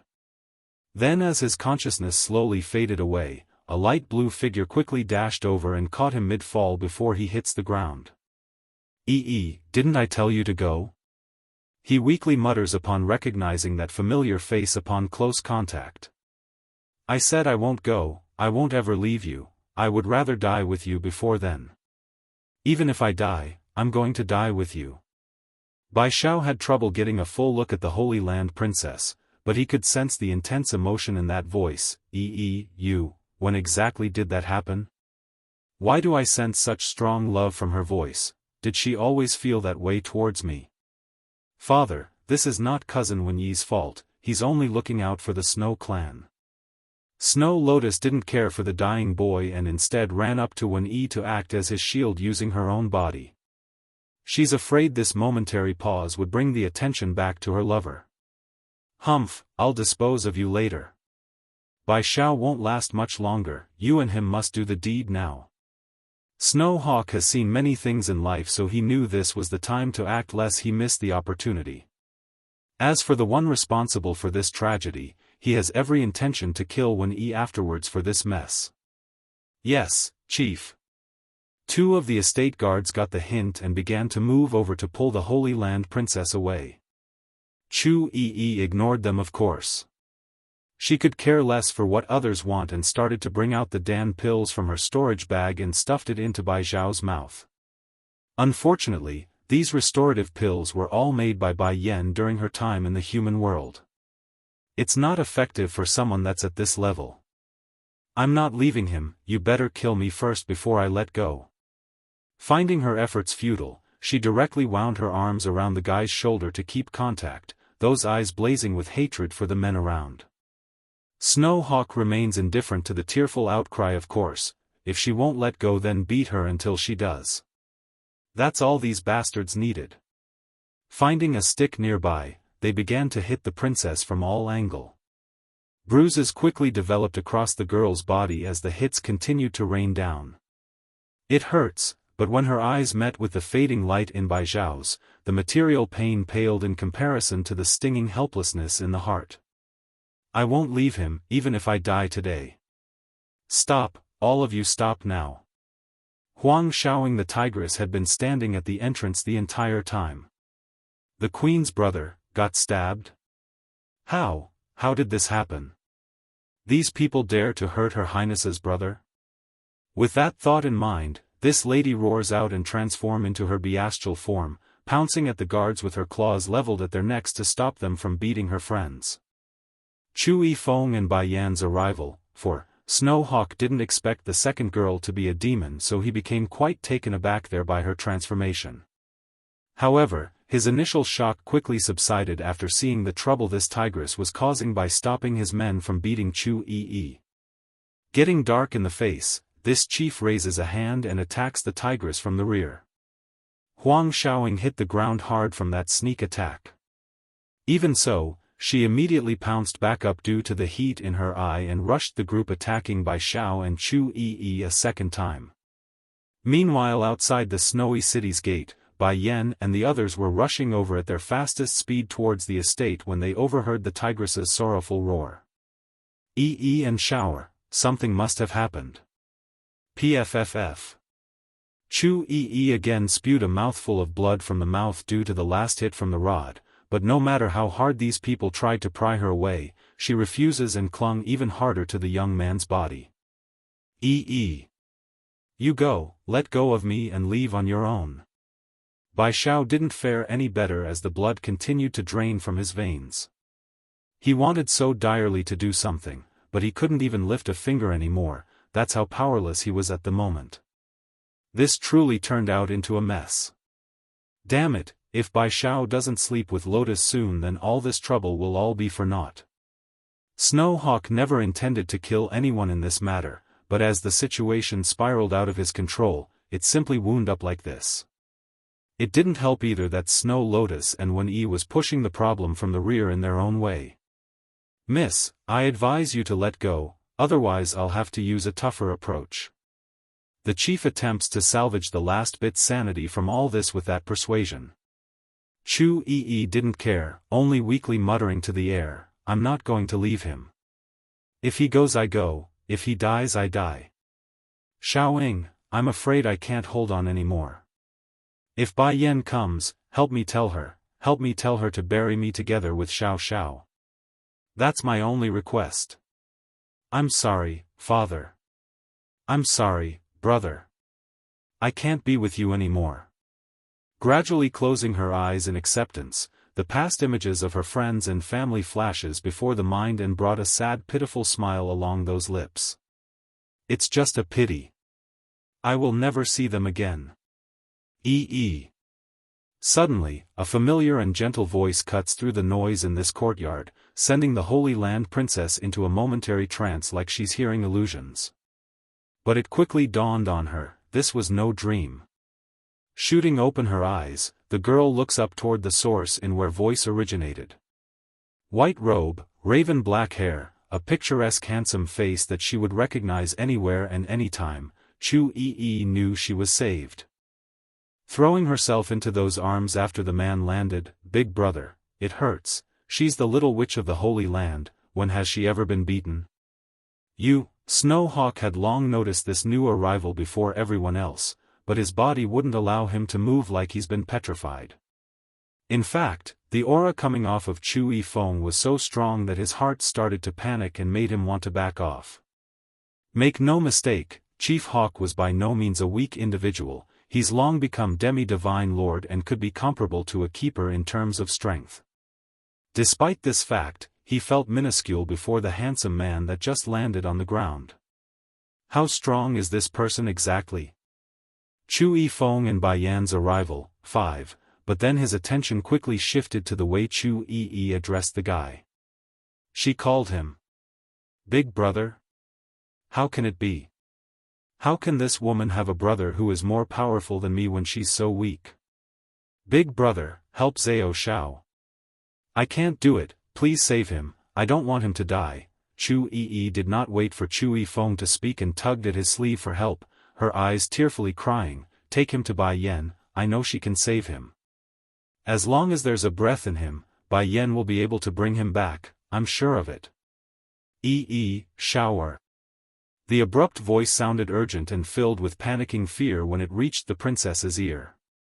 Recognizing it but still having trouble believing it's true, Chu Yi rigidly looks up to find a woman rapidly flying over to their spot in the courtyard. Bai Yan is here, Xiao Xiao is saved. After landing on the ground, Bai Yan wasted no time to assess the situation by glancing over to Snow Hawk and his men. But her sharp glaring gaze soon fell upon the pool of blood around the young man on the floor, and that made her heart tense up like a hand just ripped it apart. The demon queen could literally faint if not for the urgent desire to help. Shower. Leaping over to the spot, the demon queen smoothly pulls the young man into her arms to feed a pill she readily summoned from the storage ring on the finger. The effects were near instantaneous, stopping the flowing blood from that wound. Sadly, it's not anywhere close to being enough to save the young man. He's still deathly pale and grim to the eye like he's about to lose his breath at any minute. This isn't enough, Shower's injury is too severe. If I want to fully heal him, then I will need to refine a Botidan Dan pill. I don't have the key ingredient Snow Blossom on hand. There are some on the Sky Mountain though, but... Di Tsang, go summon all the demons nearby to look for the herb. Bai Yan wanted to commit murder due to the anger swelling from within, so her words there were a bit erratic. It's normal to lose her cool, anyone would, especially when her brother's life was something she vowed to protect, and now she's failing it at the highest level. Yifeng, Bai Yan may have lost her cool, but the sane part of her head remains. Realizing she's too heated and needs to calm down to approach this with a level-headed mindset, the demon queen throws another pill over to Chu Yifeng. Give that to Yi. It will heal her bruises and internal injury. I like to see who would have the nerve to hurt my people. Boom. Snow Hawk's brain became rocked by an explosive flash to the past. The reasoning? It's because on the moment Bai Yan and Di Tsang appeared from the sky, he already started to remember why he felt the name to be so familiar. Not long ago, when the Celestial Palace summoned all the demi-divine lords to attack the demon city, he too was part of that assaulting force. It's there on that day that he met this woman in red. Exposed. 1. Who are you? Snow Lotus did not notice the nervous behavior of her own father, so she was very eager to get in their faces. Oh, what the heck, just take him away so we can be done with this. I will never marry this fatherless orphan, do you hear me? Bai Yan's expression got exceptionally frosty at the last tidbit about her brother being called an orphan. Turning to confront the wretched girl, her eyes nailed the other person firmly at the spot. She's Bai Zhao's older sister, Bai Yan. Chu Yi, the Holy Land princess, had recovered by now, so she also became eager to get back at the other person. And why wouldn't she? The little witch of the Holy Land doesn't take insults lying down, not before and not now. Didn't I say so earlier? Your entire Snow clan is finished once Bai Yan is here, ha ha ha. Wah! Blood literally drained from Snow Hawk's face in real time, causing his fist to tremble violently due to the horror. Demon Queen Bai Yan, she's Demon Queen Bai Yan, what have we done? Why does that Bai Xiao have such a dangerous sister? This is over, the Snow clan is doomed. I don't care who you are, you better take your brother and get lost. Even if my father wants me to sleep with him, I will refuse. Snow Lotus does understand Bai Xiao doesn't want to marry herself, but she's too proud, too egotistic to accept that reality, hence the reason on why she kept insisting about that detail to make herself feel better. Shut up. Snow Hawk snaps, slapping his eldest daughter across the face using a sizable amount of his strength. Getting all bruised up in the cheek, the crying girl didn't understand why her old man would hit her, so she's extremely aggrieved in the face. Father, still shaking all over, the chief wanted to smack her a second time there but was swiftly stopped by Wen Yi the thief from the side. Uncle, you are too cruel to Lotus. Despite knowing these people are the one who stole the divine god pill, you still want to marry her to that guy? Do you not have any love for your own daughter? All she wants is a man who is willing to stand on their own 2 feet, why must you force her into something she doesn't want? Much less someone that only knows how to rely on the Snow clan's influence to reach a higher height. If it hadn't been for Snow Hawk already reaching his limit in the amount of outrage he could release, the middle-aged man would never allow Wen Yi to spout such crap before Bai Yan. Sadly, it's already too late by the time he attempted to stop this. Growing increasingly more fearful and urgent, the chief turns to find Bai Yan slowly coming over to his location like a menacing demonic being ready to slash down with a scythe. Di Tsang, can you take care of my brother for me?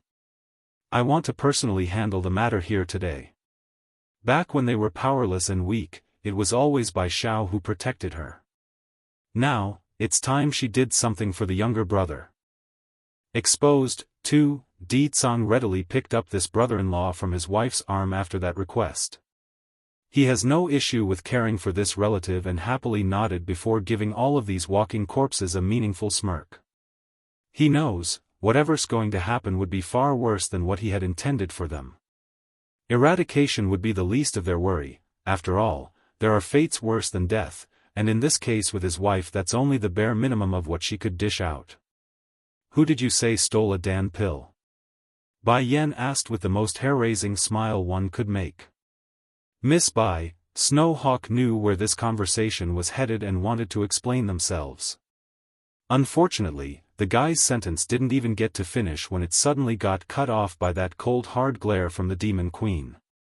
It's as if someone gripped him by the throat and sucked the air out of that lung, which elevated the initial fear and shock to utter despair. Speak, who stole a Dan pill?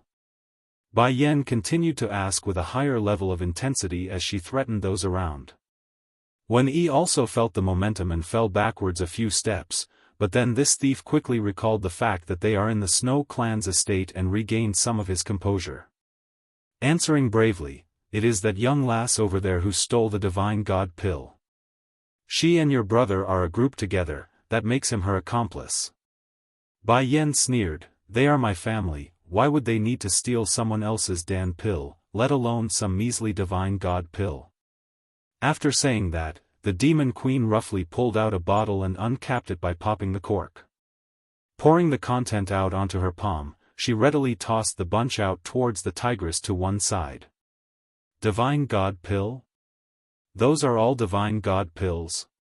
Snow Hawk may not be an alchemist, but he's been holding on to that one pill for a while already so he could recognize the shape and color at first glance. Despite the high value the pills had, Huang Xiaoying could care less and leaped into the air to gulp down those sweet candies. She's a demon, so these precious alchemic products are food for her.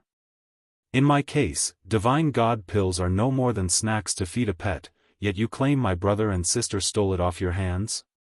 Bai Yan's derisive smirk was daggering, stinging these people like their pride just got trampled upon. Taken aback for a split second, Wen Yi wasn't going to be beaten so easily considering his own fraudulent nature, and you expect us to believe those are divine god pills just because you say so? If it wasn't them, then who else could have done the theft? He intended to have Chu Yi bear the blame, so he's not going to back down no matter what. Someone merely has to be the scapegoat, that's all he needs. Bai Yan. Chu Yi tightly grasped onto her sleeve, then by running over, it's this guy who stabbed Xiao Xiao earlier. Exploding with an air that sent her hair flying out into an almost ghostly fashion, this demon queen didn't think twice and rushed at the thief. Smashing her fist into Wen Yi's chest and making an audible bone-cracking sound, she sends him flying out like a rocket in the next. But there's no way that would be enough. With a single step, Bai Yan disappears in a flash and reappears before the guy to pick up his arm. Crunch. With that sound, she snaps the guy's elbow backwards into a 180-degree in the wrong way. All these people could hear in the air now were the heart-wrenching scream of agony and pain that echoed across this courtyard due to the howling cry from Wen Yi's throat. Cousin Wen Yi. Snow Lotus got deathly white at this cruel display of ruthlessness. She wanted to run over and help, but the demon queen's following glance sent her shivering like a predator just locked onto her soul. Not wanting to waste time on the ignorant, Bai Yan turns back down to her screaming patient of pain. So you are the one who hurt my brother? Ha, ha ha ha. I will make sure you experience a fate worse than anything I've ever committed in this life, don't you worry. That said, this flaming fiery scanned the crowd to make sure their faces are forever ingrained in her mind. After I'm done with him, it will be your turn, none of you shall escape me. Exposed. 3. Miss Bai Yan. Snowhawk pulls a forced smile to look easier to the eye despite the thick layer of sweat on the forehead. This is all a misunderstanding. A misunderstanding? Chu Yi growled at the man, you won't let me and Xiao Xiao leave when we tried, then your daughter came out of the blue and accused us of stealing a Dan pill. Oh right, you are also responsible for injuring Xiao Xiao a second time after he refused to sleep with your daughter. The more she recounted all those egregious things, the more dangerous Bai Yan's expression became. What else happened while I wasn't around? Tell me each event slowly. Those demons under Deetsong will take some time to gather the ingredients, so you don't need to rush. Clenching her small hands into a ball, Xiao Xiao don't want to marry the Snow Clan's first daughter, but they kept insisting on it against his will. Then that Snow Lotus over there kept humiliating him, calling him a parentless orphan with an unknown background. She also called him weak and powerless, a worthless outsider not worthy of her status as the first daughter of this place. Bai Yan's chest would heave up and down at every point being called out by her close friend. She's never heard such insults about her dear brother in all the time she's lived in this life. Imagine it having all shoved into her ear at once. There's no way she wouldn't be affected. In her fit of rage, the demon queen stomps down even harder against Wen Yi's chest with her foot, causing the guy to suddenly spray out blood but also a round green bead from the stomach. This would bet he divine god pill stolen from the altar room. Unlike alchemic products, this specific pill doesn't dissolve the second it touches the tongue, rather it takes a while before it's fully digested. Wen Yi knew this detail, of course. Therefore, he intended to make an excuse later, claiming he's going out to train in order to seek a way to make a breakthrough. And when he returns in the future, no one could say otherwise. Snow Lotus's weeping froze there in that second. She too had noticed the partially digested pill dropping down from the air and onto the ground, which left her utterly speechless and popping those eyes.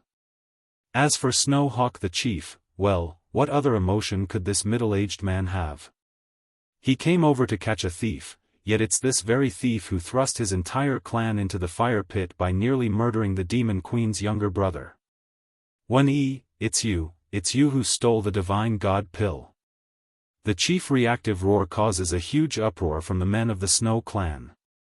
Unlike the shocked faces of most standing here, Chu Yi was actually laughing and eventually crying as well. Do you all see? I never lied, I told you all I didn't steal it. Turns out it's your own people who stole it. She could be the bad person in a story, but she would never be wronged and framed for something she's never done. Even if the Snow clan would be doomed today for what they've done, it doesn't change anything. Exposed, for, if it weren't for the divine god pill, Xiao wouldn't be hurt. And the Snow clan is equally as guilty for being so blind. If Xiao wants it, I can give him the entire celestial realm. And your Snow clan, it's nothing but a regional power, yet you lot dare to hold my brother in contempt and force him to marry this run of a girl? Bai Yan's immense power began to release with her words, pressuring and cracking the floorboard as a result of that strength. Yen, Di Tsung places his charge onto Huang Xiaoying's tiger back and walked over to bring his wife into an embrace. Don't worry, your brother will be all right. Why don't we do this? We can give the celestial realm to your brother as a gift. Back when I met him for the first time I never got to give him anything, so this will be his present. The Demon King could see the dreadful mood of his wife, so this was his way of cheering her up. It's not that he didn't have emotions towards others, rather he's giving it all to this woman and none to the world. If before Snow Lotus still had a few sarcastic remarks regarding the conversation of others, then right now all she had would be the disheartened and betrayed emotion of seeing the divine god pill on the floor. Why did you lie to me, cousin? Why did you lie to me? Why did you steal the divine god pill? You told me you only want to marry me with your own virtues, your own strength. Why did you frame others then? Over the years, there had been countless people who truly cared for Lotus and warned her of Wen Yi's pretentious nature. Sadly, this love-struck lady revoked their kind words and grew more ingrained on loving the guy. But now what? What was she seeing? Trying to say it's a coincidence was impossible, not even she could pretend to not seeing the truth. Meanwhile on the other end, Wen Yi only had the look of death on his face. He knows, even if these people let him go and his reputation ruined, Snow Hawk would never let him live afterwards. In comparison, Snow Hawk already had the crazed look of a murderer ready to lash out. He's red in the eye with veins popping up all over his forehead. If it were not for this asshole, we wouldn't have wronged the girl and boy, and then the Snow clan wouldn't be at fault even if the Demon Queen came. But now we can't even pretend to be innocent. There's one thing you said that's not wrong. Bai Yan turns to Snow Lotus, her voice pinning the girl on the spot and making it difficult to breathe. He doesn't have a father or mother, but he does have me as her older sister. He is not an orphan, he is my most precious younger brother. So what if he doesn't have any parents left alive? As long as he has her as an older sister, then what couldn't he get? She would give him everything. Snow Lotus's lip quivered at that statement. She wanted to make some excuse for her own safety but quickly found her voice lost under that enormous pressure. Taking a step back, the lady appears flustered and lost, like she's being cornered by a predator. So, Bai Yan sneered, for the crime of looking down on my brother, you too will pay the price. Snow Clan's trouble. 1. Miss Bai Yan, this is really a misunderstanding. Snow Hawk no longer had any of the air he showed earlier. What pride and strength in his demeanor. More like a frightened stray that wanted to make himself scarce before a predator. If I had known Sir Bai Xiao was your brother, then I would never have forced him into anything. It's not he who is not deserving of my daughter, it's my daughter Lotus who is not deserving of him. My brother is this hurt already and you still want to claim it's a misunderstanding? Bai Yan cared not for their excuses and only got more annoyed by their persistence on pushing the issue aside as something small. In this instant, Snow Hawk only felt his back sweating buckets at the sudden decrease in temperature. He knows the excuse wasn't working. Then how do you wish to settle this matter, Miss Bai Yan? Quite simple, I want the Snow clan's destruction. She wants the people here all to die, what else? A grim look rocked the chief's face.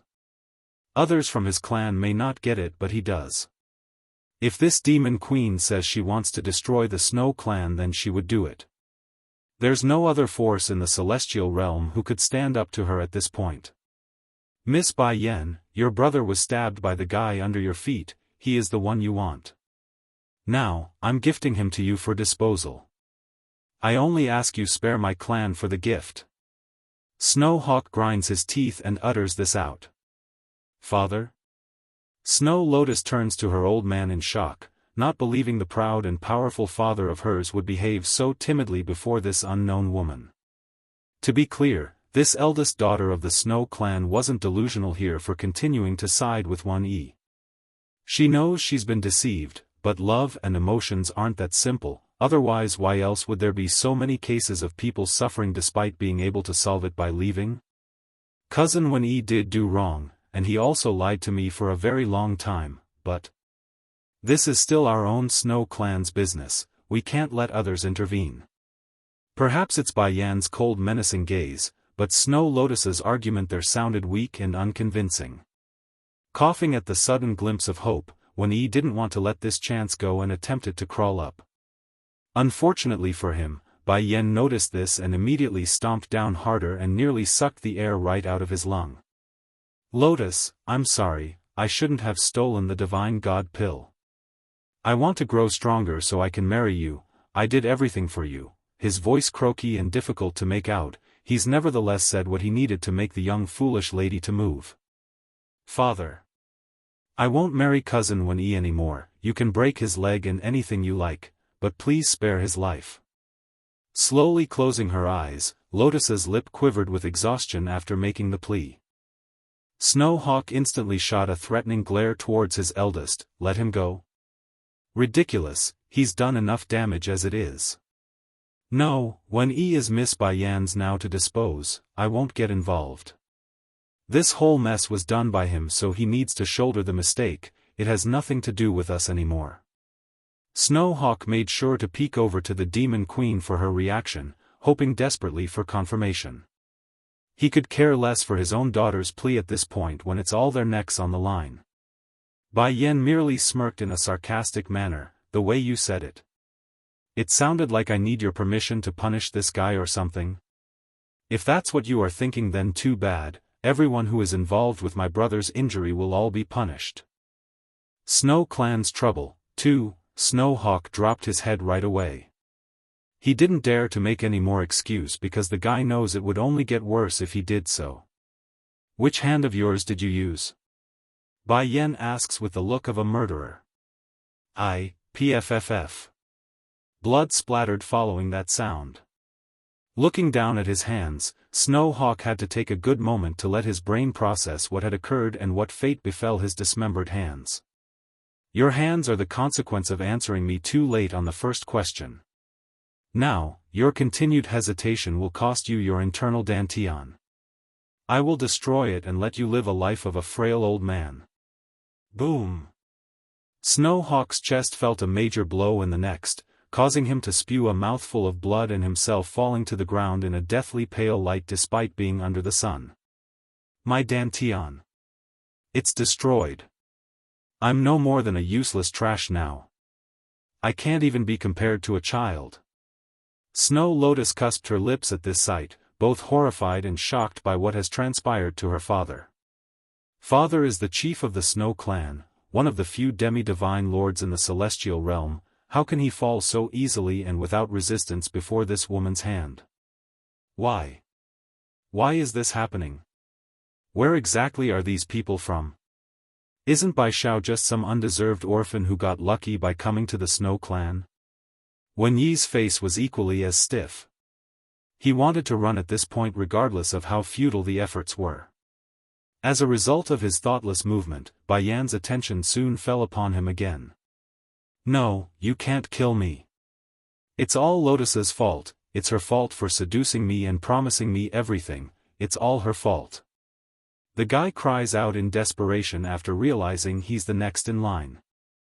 Snow Lotus's heart had already fallen into shock and disbelief to begin with, but that stinging outburst from the very man she loves ripped at her heart and then stomped on it. What did you say? She turned rigidly akin to a robot at the man attempting to crawl away like an animal. Biting his teeth, the coward and thief snaps, Snow Lotus, the biggest mistake of my life is to be seduced and lured here by you. If it wasn't because of you always clinging on to me and refusing to let go, I wouldn't have done any of the things here today, nor would I have attacked Sir Bai Xiao there due to your constant pleading for help. This is all you're doing, you're the mastermind, I'm only a puppet used by you. Undoubtedly, a young maiden being accused by the very man she gave everything to would hurt. In this case, it didn't just hurt, it ruined her and sent her sanity to the border. Suddenly, a hysterical laugh filled the air. It's self-mocking at first, then that voice turned to dread and despair like a wild animal that has lost their soul. Wen-yi, you told me before you disdain those who only know how to climb the ranks using others, did you not? You said you wanted to use your own virtues to marry me, did you not? You said you don't care if I'm the eldest daughter of the Snow clan, that you only love me for who I am, did you not? Tears filling those eyes, her voice sobbing and croaking, I always believed in you, even when you claimed Chu Yi is here to steal the divine god pill, I believed you and never doubted you. So why? Why are you doing all this? To think I intended to steal the pill for you in secret and this is the thanks I get? To be used as a scapegoat for you? That actually sent Wen-yi into a stunned state because he didn't expect to hear this. She's going to steal the divine god pill for me? Why didn't she tell me from the very beginning? That way I wouldn't have had to bother doing it myself. Snow Clan's Trouble, 3. How am I supposed to know you were going to steal the damn pill for me? It's your fault that I am in this state. If you had said something earlier then I never would have risked myself. Wen-yi's expression bordered on the line of a crazed madman, his hair disheveled and eyes red with veins, it's the look of deep hatred.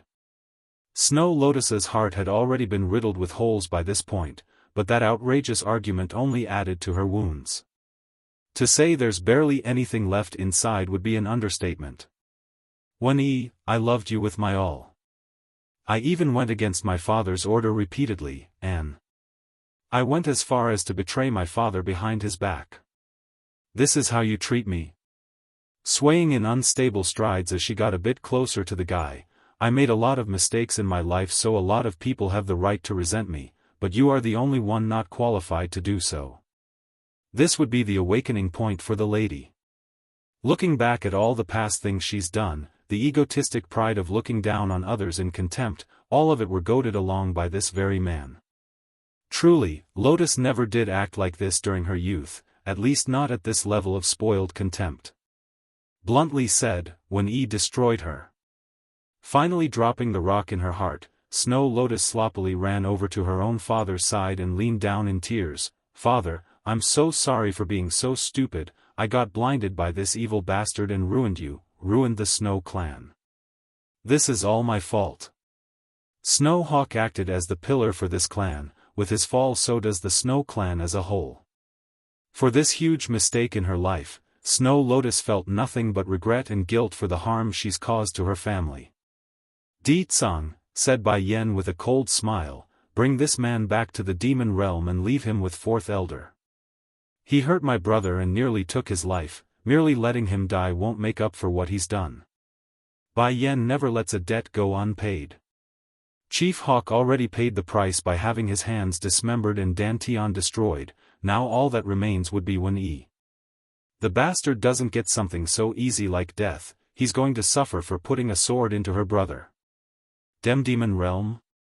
Wen-yi caught onto that name and popped his eyes. Shaking all over, who the hell are you people? Who am I? Bai Yen shot a death glare at the bastard, the Snow clan's chief should know better than all of you, let him tell you. Sure enough, everyone immediately shifted their attention to the crippled man on the floor. She's Bai Yen the Demon Queen, and the guy beside her is Di Tsang the Demon King. Boom! Despite the day being sunny and bright, everything in the estate only looked gloomy and dark like a massive dark cloud has shrouded the area. It's eerily quiet to the point where a pin drop could be heard. For Wen-yi who would suffer the most, he's not just showing shock anymore, there's absolute despair and a crushing level of stress in his mind. If anyone would so much as shoved him some more, his sanity would surely shatter into a psychotic episode. The demon queen is Bai Zhao's sister? Isn't he supposed to be a powerless orphan without background? No wonder. No wonder the demonic-looking man can make such big statements like gifting Bai Zhao with the celestial realm. He's Demon King Ditsang, he has the power to do something like that. The demon realm's king and queen, impossible, this is impossible. Snow Lotus cusped her lip in shock, that body trembling and stumbling backwards. Even if she knew that Bai Zhao's older sister had extraordinary strength, she would never imagine they would be of such magnitude with their background. It's the demon realm. Even the celestial palace are not their opponent now. Snow Clan's trouble, 4, Demon. Demon Queen. Wen Yi's face went from white to green as his voice fell into an incoherent mess. I didn't know Bai Zhao is your brother. If I had known I never would have hurt him. I know. The Snow Clan has a second daughter called Snow Moon. Her relationship seems to be very good with your brother. He can have her. I'm willing to offer her as compensation for the trouble. Please let me go. Kneeling there on the ground, the disgusting bastard bangs his head repeatedly against the floor like he's unaware of the pain. 1E. Snow Lotus yells with clenched fist, who do you think you are to offer up my younger sister as compensation? She from my family, the Snow Clan. Even if she grew up not liking her younger sister very much, the girl was still her sibling. Coupled with the fact that the bastard lied to her for all these years, there's no way Lotus would continue to act blindly and go along with whatever excuse he had in mind. Snow Lotus, are you stupid? If you hand Snow Moon over to them, then maybe the Snow Clan will be spared. Wen Yi shoots a glare back as retort, his voice cold and harsh. Sneering in contempt at the once love of her life, Snow Lotus thought otherwise in this case for once. She's already come out of that shadow and could see things clearly. What saved the Snow Clan by offering up her younger sister? That's all ludicrous. With Bai Yan's love for Bai Zhao, even offering up everyone here would be insufficient. Meanwhile, on the other side of the courtyard, Chu Yifeng had been remaining unemotionally quiet up to this point. However, after hearing that outlandish statement from the pleading bastard on the floor, this young master of the Holy Land could sense an unspoken level of anger flashing within his younger sister's eye. It also helped that the lass kept peeking over to Bai Zhao's spot, which only told the older brother more than he needed to know.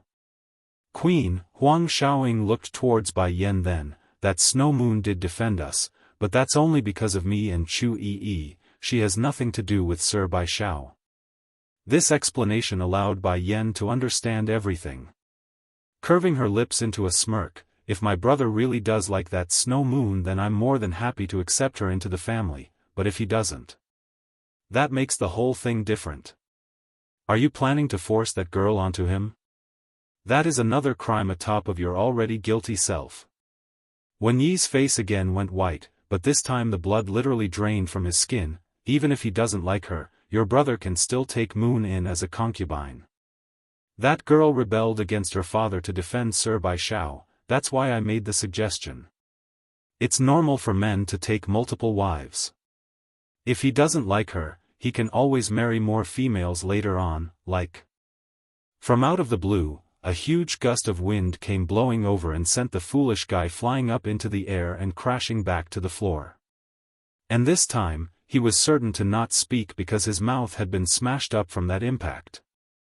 Purple robe, silvery hair, a demonic smile capable of seducing all females, Di Tsang steps forward in the most dangerous manner. Bai Zhao is my brother-in-law, naturally he can only have one wife. This is a rule that encompasses all of the demon realm. Who would dare break the rule set by I? Huang Shaoying the tigress appears stunned and dazed by the newfound rule. Majesty, when did the demon realm have such a law? Snow Clan's trouble, 5, that's something I decided when I married my queen. Oh right, since we're talking about it, I'm adding another one. Those who get in between someone's relationship are also punishable in the same fashion. Bai Yan squinted her eyes then, making a smile that didn't seem to be a smile at all towards her husband. Di Tsang didn't see this right away, but as his back felt the cold numbing chill crawling up his spine, he immediately swung around to find that unnerving smile in his face. Shuddering out of reflex, I'm not threatening my brother-in-law, you have to believe in me, I would never do such a thing. I'm only annoyed by these people who can so casually say a man can take multiple wives at their leisure. The Demon King was sweating buckets right now, only a step away from raising a hand to vow for his own innocence. Dare to move again Bai Xiao? He doesn't have the guts for that. Grabbing the Demon King by the collar, Bai Yan's look spelled death if otherwise. I want to know what other law the demon realm has after we get back. If there's some that's outdated, then I will change it. Also, we're adding another about marriages and that close relatives can't be married. Seeing Bai Yan doesn't intend to pursue his own folly of indirectly judging his brother-in-law anymore, Di Tsang's heart finally eased up. The Demon King knows, if he really does anger this precious wife of his, he wouldn't be able to sleep in the bed tonight. It's off to the sofa again. Chu Yifeng had just come back to attention then when he overheard their intimate quibbling. Sure enough, his eyes dimmed with sadness at the picture. Big brother. Chu Yi murmurs, her eyes worried for the guy. In light of the thoughtfulness, the picturesque man merely smiled and shook his head to show he's okay. Yen Yen has become more and more outstanding as she grows. She's no longer that frail young girl who needs my protection. This isn't a bad thing, should be happy for her. Yifeng. Bai Yan also met the guy's gaze then after sensing the attention. She wanted to say something to soothe the situation, but she too didn't know what to say at this moment. Yen Yen, I see you are doing well, that puts me at ease with Yi following you. After I finish handling the matter here, I will leave. Slightly disappointed that their relationship has deteriorated to such a degree where even a casual conversation has become possible, Bai Yan drops her gaze with the light in her eye dimming away. Okay. For Chu Yifeng, her feelings are not clear. There's affection, friendship, just no love. So, from the very beginning, she didn't dare give him hope. Yen Yen, I hope. The hurting man turns his back to avoid making his next words more difficult. If one day I become distant and could no longer recognize you, please do not hold back and kill me. A shocked face filled Bai Yan's expression. Yifeng, why would you say that? I'm only saying it for now, in case. Perhaps that day may never come, so don't hold it to heart. Swinging around, Chu Yifeng attempts to form a reassuring smile so the Demon Queen doesn't worry. Then shifting to Snow Lotus, and when who caused this whole mess, I heard you also held my sister in contempt. Never has anyone dared to do that to her, you two are the first. Boom. Raising a hand, a monumental level of force came crushing down at Wen Yi the bastard's head, sending him smashing into the ground and creating webs of cracks as his body being imprinted against the stone slabs. Despite the intense hit, the Holy Land's young lord never did take the thief's life, not because he couldn't, rather it's due to Bai Yan's remark about sending the guy to the demon realm for further punishment. So, in the end, the guy did the most damage without actually killing the bastard here today. He came like the wind but also left like the wind. Bai Yan, I keep having this strange feeling about my big brother. Chu Yi frowns, her heart vaguely uneasy in regards to that last comment. Bai Yan felt the same way as she gazed in the direction of the man's departure. Chu Yifeng's changed. Does it have anything to do with Chui God? I can't let this go unchecked, I need to see that man and ask for an answer. Umph. Snowhawk coughs up a mouthful of blood, lying weakly there as he spoke to the very daughter who ruined him. That man's strength is also far superior to my own. Do you see, Lotus? Both of the people whom you look down upon are both with background superior to our Snow clan. The Snow clan is finished, no one can save us. Bai Yan's glee, Snow Hawk was shedding tears of regret after that statement, but what's the point anymore? A shattered glass could never be repaired, and the mistake his family made could never be amended. Di Tsang, I'm leaving the remaining matter here to you. My brother needs rest, so I'm going to take him somewhere quiet. Have the ingredients ready for me once the demons finish gathering everything. Bai Yan's view fell upon her younger brother's unconscious face. There's no longer the fierce glint she showed to the members of the Snow clan, only the gentle care towards her family. The Demon King knows how much this young man meant to his wife. Reaching over to touch her shoulder to reassure the woman that it's going to be all right, don't worry, leave things to me. I'll make those who hurt him wish they were dead instead. The bit about wishing they were dead hit the hardest here. Dilating his eyes wide in horror, the thief and bastard was finally starting to regret his own decisions in life. Not wanting to spend more time on these people, Bai Yan carries her brother and slowly strolled for the outside, but not before leaving one last comment as she disappeared from the spot. Don't destroy this Snow clan's estate yet, I need to use one of their room. As for the rest of the people, I don't want to see them again. Pouring through the open window, the sun's ray magnified the young man's handsome contour. He's soundly asleep right now, no pain, no bleeding blood, only the scab that formed around the sword wound on his chest. Run away. From out of the blue, Bai Xiao bursts open his eyes and yelled this aloud. He didn't know where he was, or what has transpired, but his mind could still vaguely remember the crying voice of the girl and his own helplessness due to the lethal injury through his chest. But as his head gradually cleared up and the image of the room slowly hits him, the racing in his heart slowed down. Only then does he notice the enchanting face staring down at him from above. "Sister, what are you doing here?" he asks with a hint of confusion and befuddlement. Bai Yan sat at the head of the bed when the boy finally awoke. Relieved at the effectiveness of her medicine, she sighed and asked another thing that's bothering her. Did something happen between you and when I'm not around? Bai Xiao subconsciously shook his head at the question and avoided eye contact. You misunderstood, sister. Put her life on the line to protect me, plus she's your close friend, so. I just didn't want anything to happen to her. Raising a brow, Bai Yan's eyes were all smiles. Is that so? Bai Xiao's face grew red and embarrassed at the obvious tease. It's true. And I are clean, you mustn't misunderstand us, sister. After hearing this, Bai Yan did not say anything else as she slowly got up to leave the room. Sister, where are you going? Turning her head around with the biggest grin at the doorway, of course to call over to care for you. What, do you expect me to stick around to look after you instead? Xiao Xiao is not young anymore, if he can become a couple then that's not a bad thing.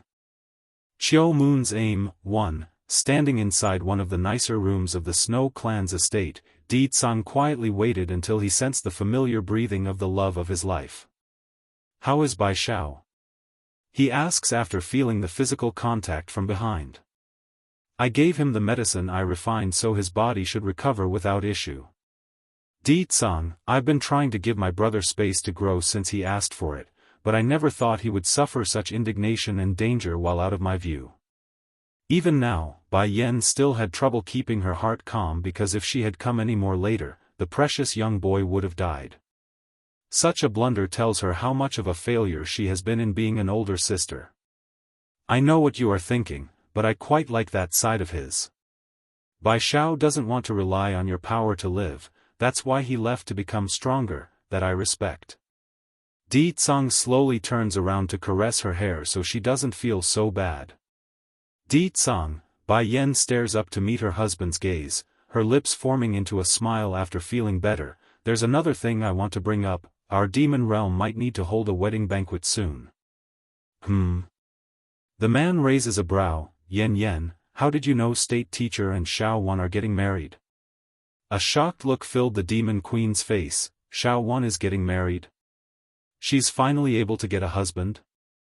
If her exclamation were to be heard by the very girl herself, Di Xiaowan would surely be heard inside.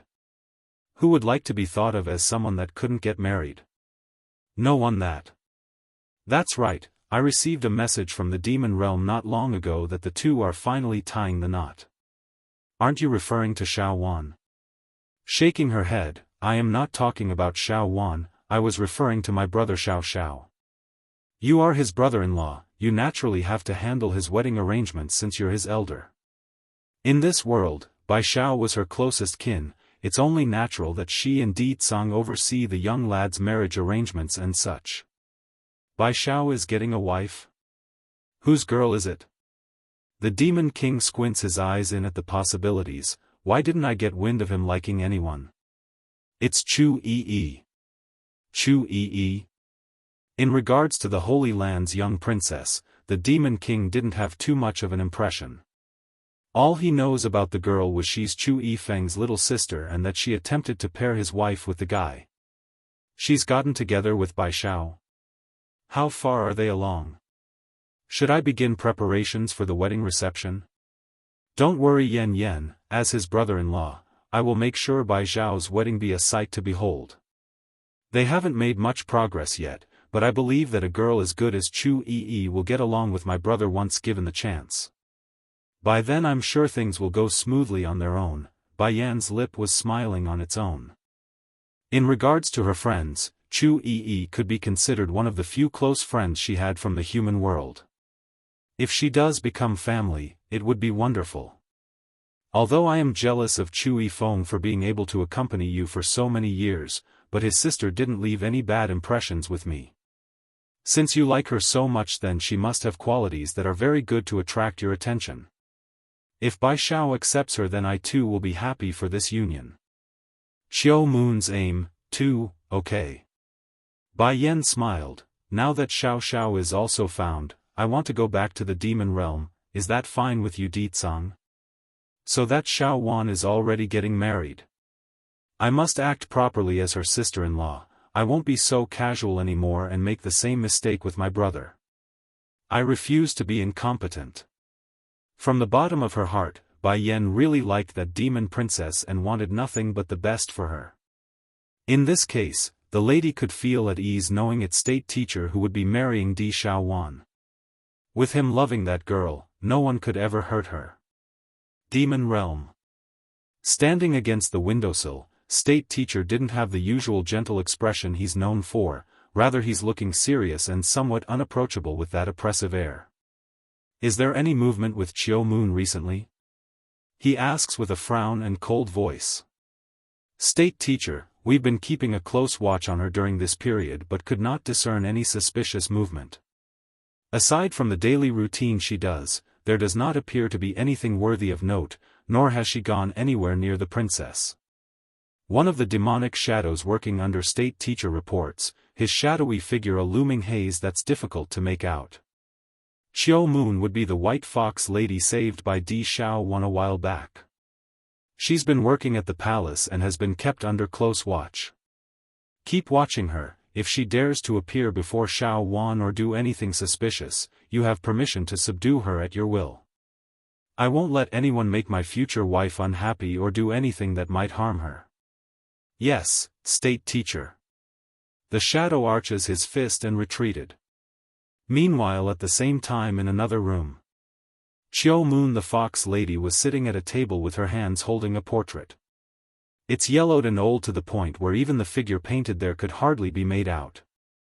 Despite this, the look in the lady's eye spelled yearning. When will I be able to have you? One look and that's all it took for you to steal my heart. Back then I was nothing but a powerless fox, but now, I can finally have the chance to stand by your side. So why must you have another lover instead? Xiao Moon's mouth curved into arcing smile, her face frail and weak that made the opposite sex want to pull her into a hug at first sight, but it doesn't matter, I will make you mine one day. I won't let anyone get in our way, I won't ever let go. In her momentary trance of murmuring to herself, the lady suddenly became aware of several energy signatures outside her room. Without hesitation, she quickly puts away her portrait and returned to the harmless person that she showed to others. That man is that wary of me, eh? Ever since I came to the palace, he has never left me alone. As if I would ever hurt her highness, what a fool that man is. That said, Xiao Moon instinctively rubbed the storage ring on her finger. It's where she stored the portrait. I will make you mine, I won't let anyone destroy our bond. Inhaling deeply at the thought, she readied herself and walked towards the door to continue her work.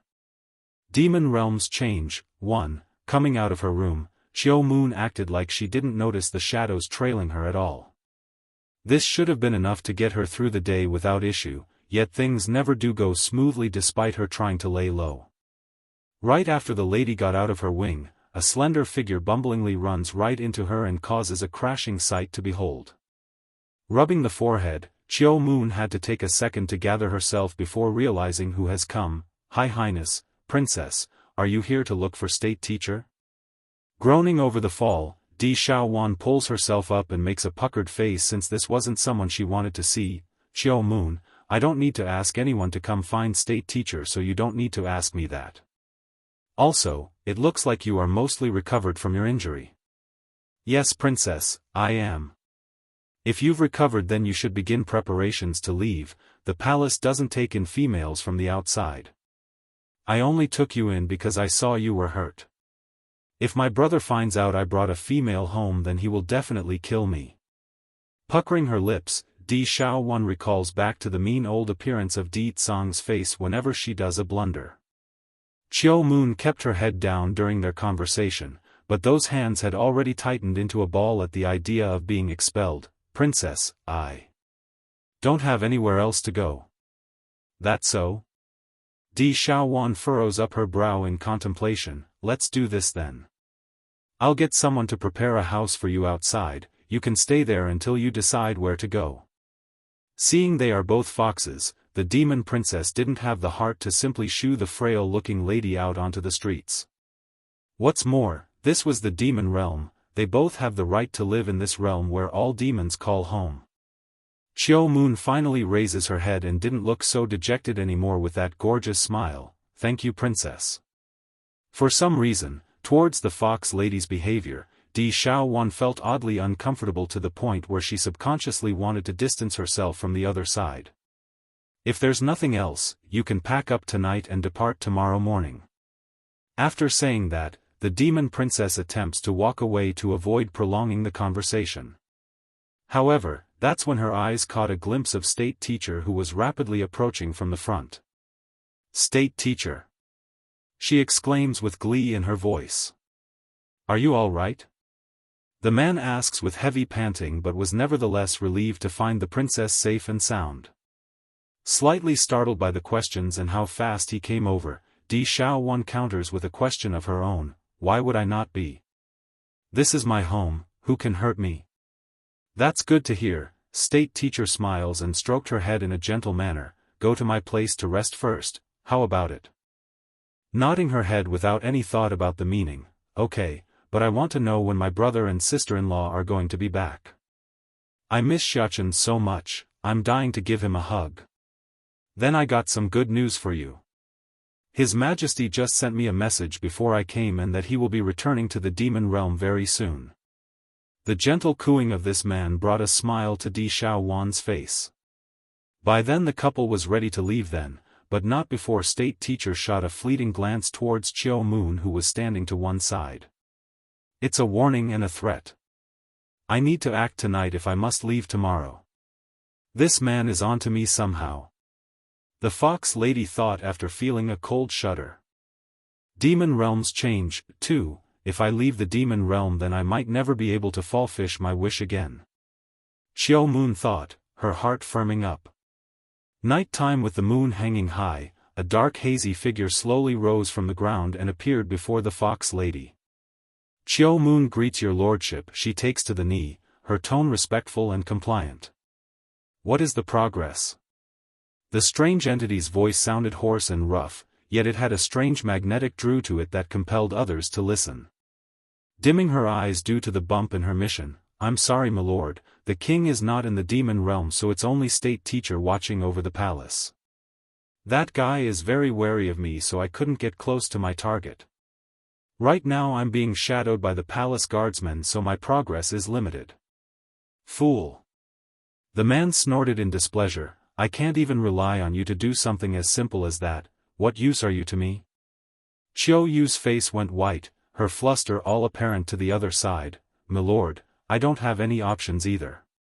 Furthermore, the princess wants me to depart from the palace after tonight. I fear I won't be able to locate the item you instructed." That answer definitely didn't sit well with the being. Suddenly, he cackled a laugh that drew one's hair up. "It's chilling and full of contempt for others. In that case, I will give you another mission to make up for your slow progression. My people won't be able to break through the boundaries on their own and come to your aid. The only way is for you to help them from your side. The time they can spend over there is limited, but it's more than enough to move the mission along." Though delighted at this support, Chiu Moon still sounded hesitant. Will the method hurt her? There are things that she doesn't want to happen, like hurting the one she holds dear. However, she too knows the decision doesn't lie with her, but with this individual whom she calls master. Without him, Chiu Moon would remain that weak and helpless fox from way past, nor would she be able to come here to this side. "Don't worry, I know the person you have in your heart, I won't hurt her. By then I will even grant you your wish, ha ha ha." The corner of the man's mouth rose slowly, his eyes flashing a cold glint. "Don't hurt that woman. How can I ever let her go? I will make Di Tsang suffer, that includes hurting the closest people around him. I will make that guy suffer a life of pain." Under the glistening red light of the blood-colored moon here, Di Xiaofan casually flew over the sea of mountains in this region without hinder. "State teacher, do you think my new little niece will like me as her aunt?" The demon princess descends and plucked a rose up from a bush she came across. "And should I prepare some gifts?" All affectionate in the eye, the man was all smiles at the question. "The king and queen's daughter will definitely be as lovely as Prince Xiaofan. I'm sure she will like you regardless." "Really?" Di Xiaofan sounded very happy, her eyes sparkling with hope for their meet. "State teacher, truth is, I'm starting to remember some of the things from the past now. I know you've accompanied me for a long time, so," biting her lip, the girl grew hesitant at what she's going to say next. When Di Tsang gave up everything to save Bai Yan, this man too gave up everything to save herself. Though she's lost all the memories of the past, the important bits are gradually starting to resurface. Demon Realms Change 3. If this life, I really do marry, then marrying this man who is so gentle and kind to me isn't too bad either. At least, he won't scare me as often as that mean old big bro of mine. So, Di Xiaofan looks up with her firm gaze. "I am now sincerely wanting to marry you, I am serious." Before she was too afraid to become this man's wife due to her own unwillingness to get hitched so early on, the second being that state teacher's too familiar. It's not easy to accept someone you consider a close member of the circle. As for why she accepted the proposal not long ago, well, she wanted a baby to care for herself. But now, that's changed and her feelings are sincerely starting to blossom for this kind gentleman. Xiaofan, raising his hand, state teacher pulls the girl into his arms and lets her head lean in against his chest. "I'll wait for you to remember everything. I've waited for a millennium anyways, it won't matter if I wait a while longer." Blinking with her long eyelashes, Di Xiaofan suddenly came down with a thought. "State teacher, back then, were we husband and wife? Why else would you be so nice to me after I returned to the demon realm?" "No," he said in a cooing voice while brushing those fingers against her hair for tidying.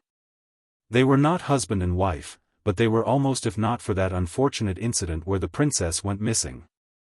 By the time he located her again, Di Xiaofan had already been sealed within a crystal and her memories lost. But it doesn't matter anymore, he's come this far and only needs a little bit more time before they could truly be wed. One day, Xiaofan will remember our past and the feelings we shared. It's then from out of the blue, the man felt a terrible sensation coming over him, causing his hands to tighten around the princess out of precaution. "What's going on, state teacher? Why do you look so white?" the princess asks with a puzzled look. "Something happened to the palace, the people I sent to watch Chiu Moon has lost contact with me." The gaze around the man's eye grew colder and colder. "I knew it, something is not right with that woman." "What?" Di Xiaowan's expression changed, hands growing anxious as she clung onto the man's sleeve. "Then what should we do?" "We need to hurry back to the palace. I'm the one who brought Xiao Moon back, I can't let her hurt those at the palace. State teachers, I dimmed, those people's goal aren't in the palace. Even if you didn't take in that Xiao Moon, the foe would still move against us. Don't worry, the crisis with the celestial realm is already over, whoever this new enemy is will know they've bitten off more than they can chew. I'm just wondering who it can be? He was afraid that Di Xiaowan would blame herself, so he made sure to explain the reasoning. Xiaowan, no matter what happens later, you mustn't care about me and leave the demon realm. Go find your brother the king in the celestial realm. State teacher. The princess exclaims, her lips a thin line due to stubbornness, you're going to be my husband soon, how can you expect me to leave you behind?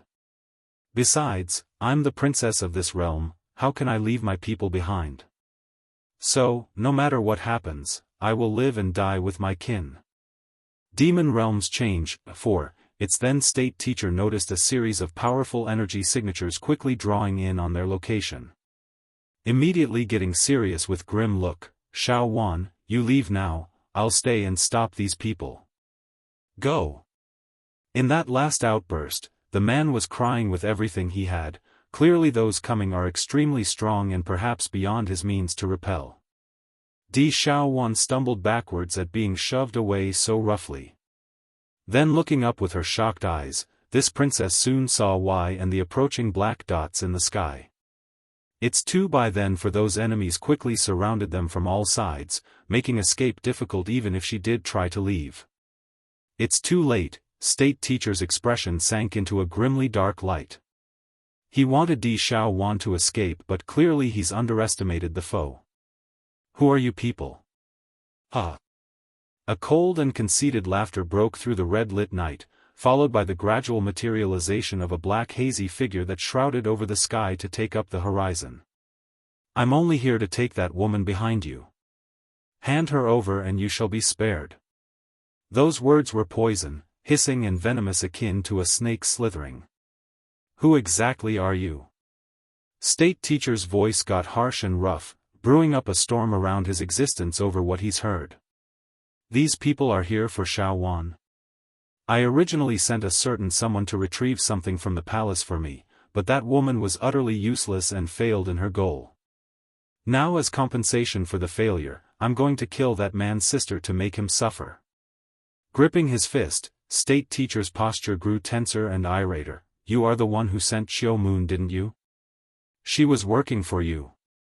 Yes, the man said contemptuously, nothing but a useless woman. Her only use is to act as a medium for my subordinates to break through the boundaries.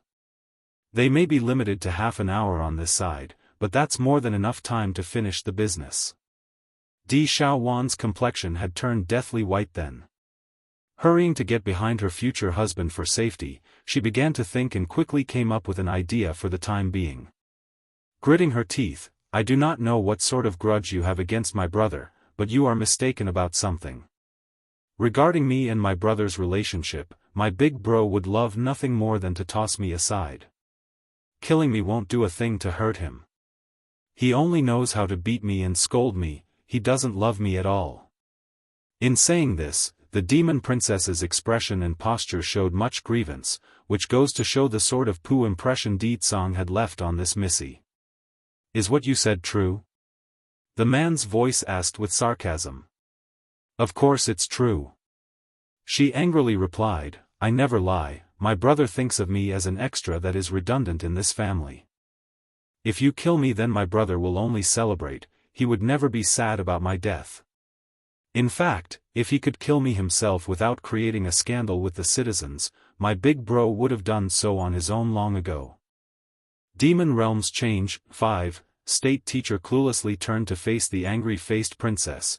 Is it really okay to speak ill about your own brother behind his back? Do you know what he will do to you if he finds out? He really will rope you up for a beating if he does. So, pressing down her inner panic and remaining oblivious to the strange look she's getting, Di Xiaowan continues to spout her lies for the plan. If you want to kill me, then you are doing my brother a favor, okay? He might even hold a banquet as gratitude. Are you really going to accept his gratitude? The hazy figure's voice sounded wary and suspicious. when did he become so concerned about worldly views? How do you explain all the people he killed in the past then? He never cared about their lives before, did he? You are wrong, the people my brother killed are not related to him by blood, that's why he didn't care about the consequences. I'm his sister. If it becomes known that he killed his own sister, then he would be marred as a sibling killer. By then he will be shamed to no end. Oh. Then why does he hate you so much? You are his sister, it doesn't make sense, does it? The hazy foe smirked and asked with a deceptive voice. Xiaofan's body visibly stiffened, her expression looking troubled. That's because of State Teacher. Without hesitation, the demon princess suddenly dragged the gentleman to the forefront. State Teacher and my brother had an affair before, they were in love. My brother doesn't want his man to be stolen by me but could do nothing. From then on he's hated us both. You tell me, wouldn't you hate the person who stole your love? State Teacher's mind literally exploded then. I had an affair with the king? If this is heard by the king, it's likely I can forget about continuing to stay in the demon realm. I won't be able to stay beside Xiaofan's side. The haze cackled a laugh, his voice filled with contempt. Xiaofan, do you think I will believe your outlandish words? Besides, even if what you say is true, I would rather kill 100 than to miss a single one. The demon princess's face froze because that act was the best she's done in her life, yet he didn't believe any of it.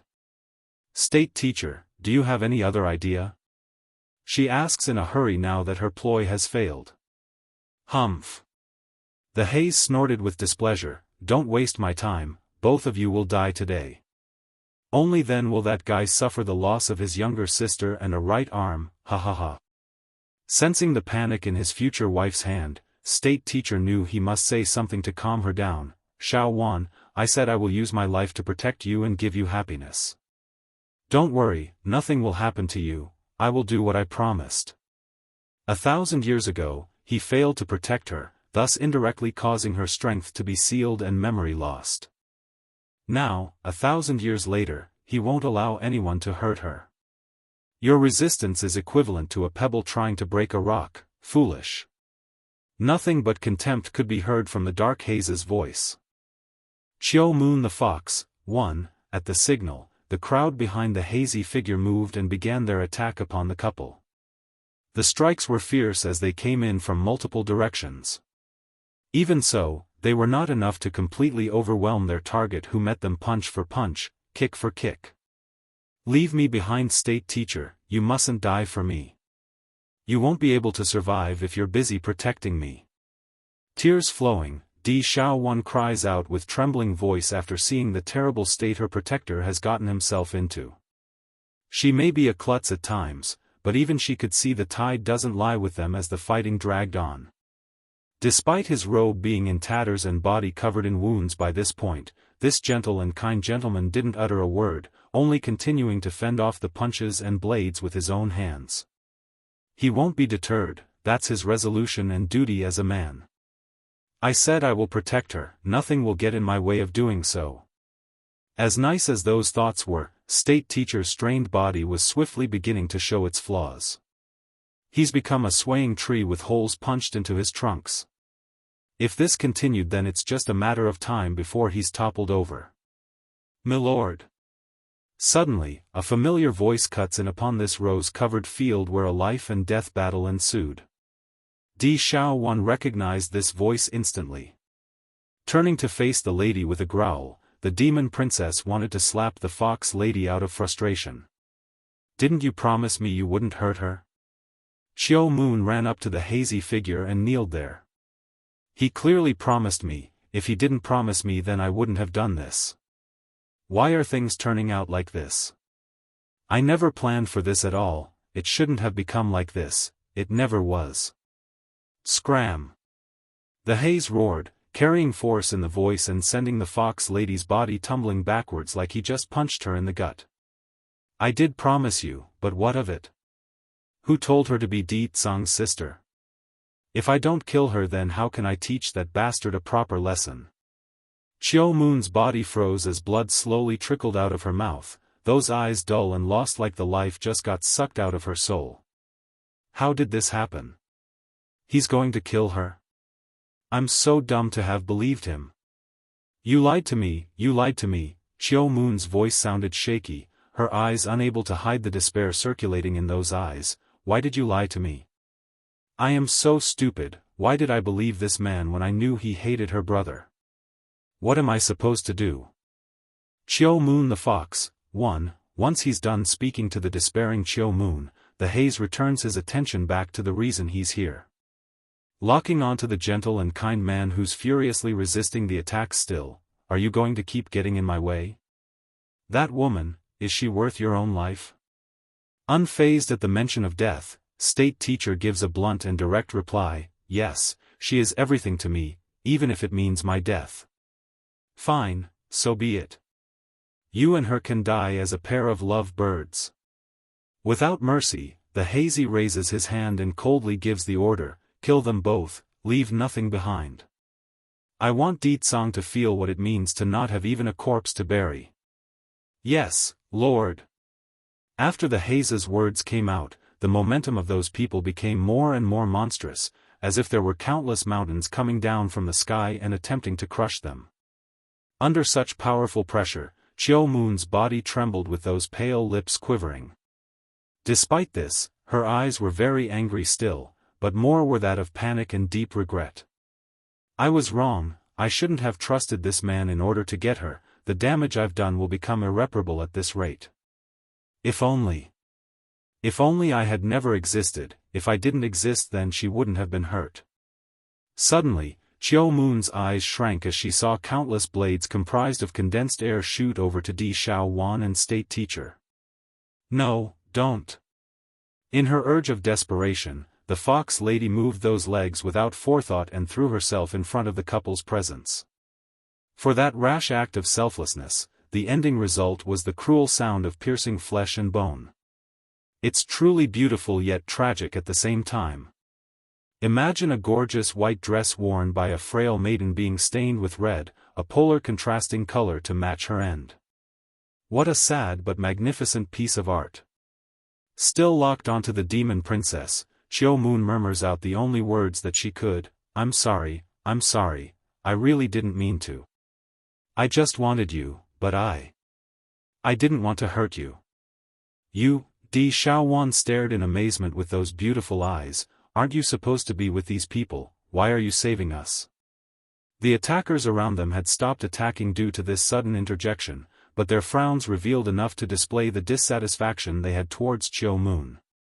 They serve their lord and would do anything as commanded, but they are not mindless drones that likes to make a mess of things, and this situation was indeed spiraling into a mess. The haze was likewise the same. He didn't like turning this into a sob story of them being the villain. Waving his hand to signal his men to stop for now, Chiu Moon, you betrayed me, why? Sprawled on the rose field with blood continuing to bleed out from her lethal wounds, Chiu Moon did not answer the haze and instead continued her final will towards the demon princess. Princess, I was indeed trying to seduce state teacher during these past few days while I was here, I only hope you won't misunderstand him. It's all my doing. Di Xiaowan was honestly unsure on how to take this from the fox lady. That bleak voice left her pitying the other lady, but she's also angry that they are in situation due to Chiu Moon's very own doing. Why did you try to seduce state teacher? The demon princess asked the one dilemma she had. Chiu Moon the fox, too. Chiu Moon closed her eyes and spoke in poignant tone, Princess, do you not remember the little fox you saved under the silver tree in the celestial realm? Celestial realm? Little fox? Di Xiaowan raised an eyebrow, her eyes a look of dullness as small tiny fragments slowly flickered within her mind. It was a sea of flowers where she found the small little fox. There, she stayed for over a month to care for the small animal, but likewise, the fox also acted as a companion to herself and helped heal some of the hurt inside her own heart.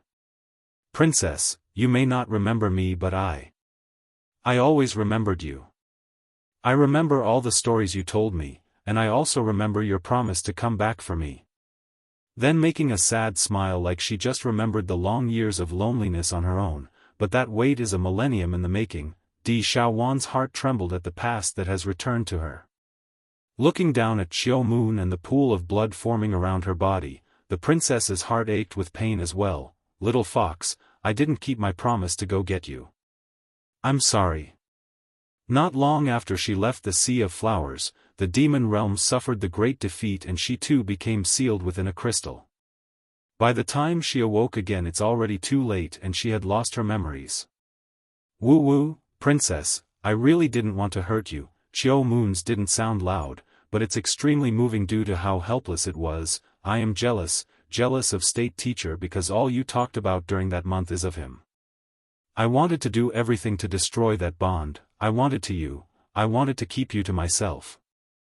Then he came along, flickering a glance towards the haze. The fox lady showed resentment and hate for the one responsible. He promised me that if I helped him then he could turn me to male fox. Once I become a man, he would let me have you.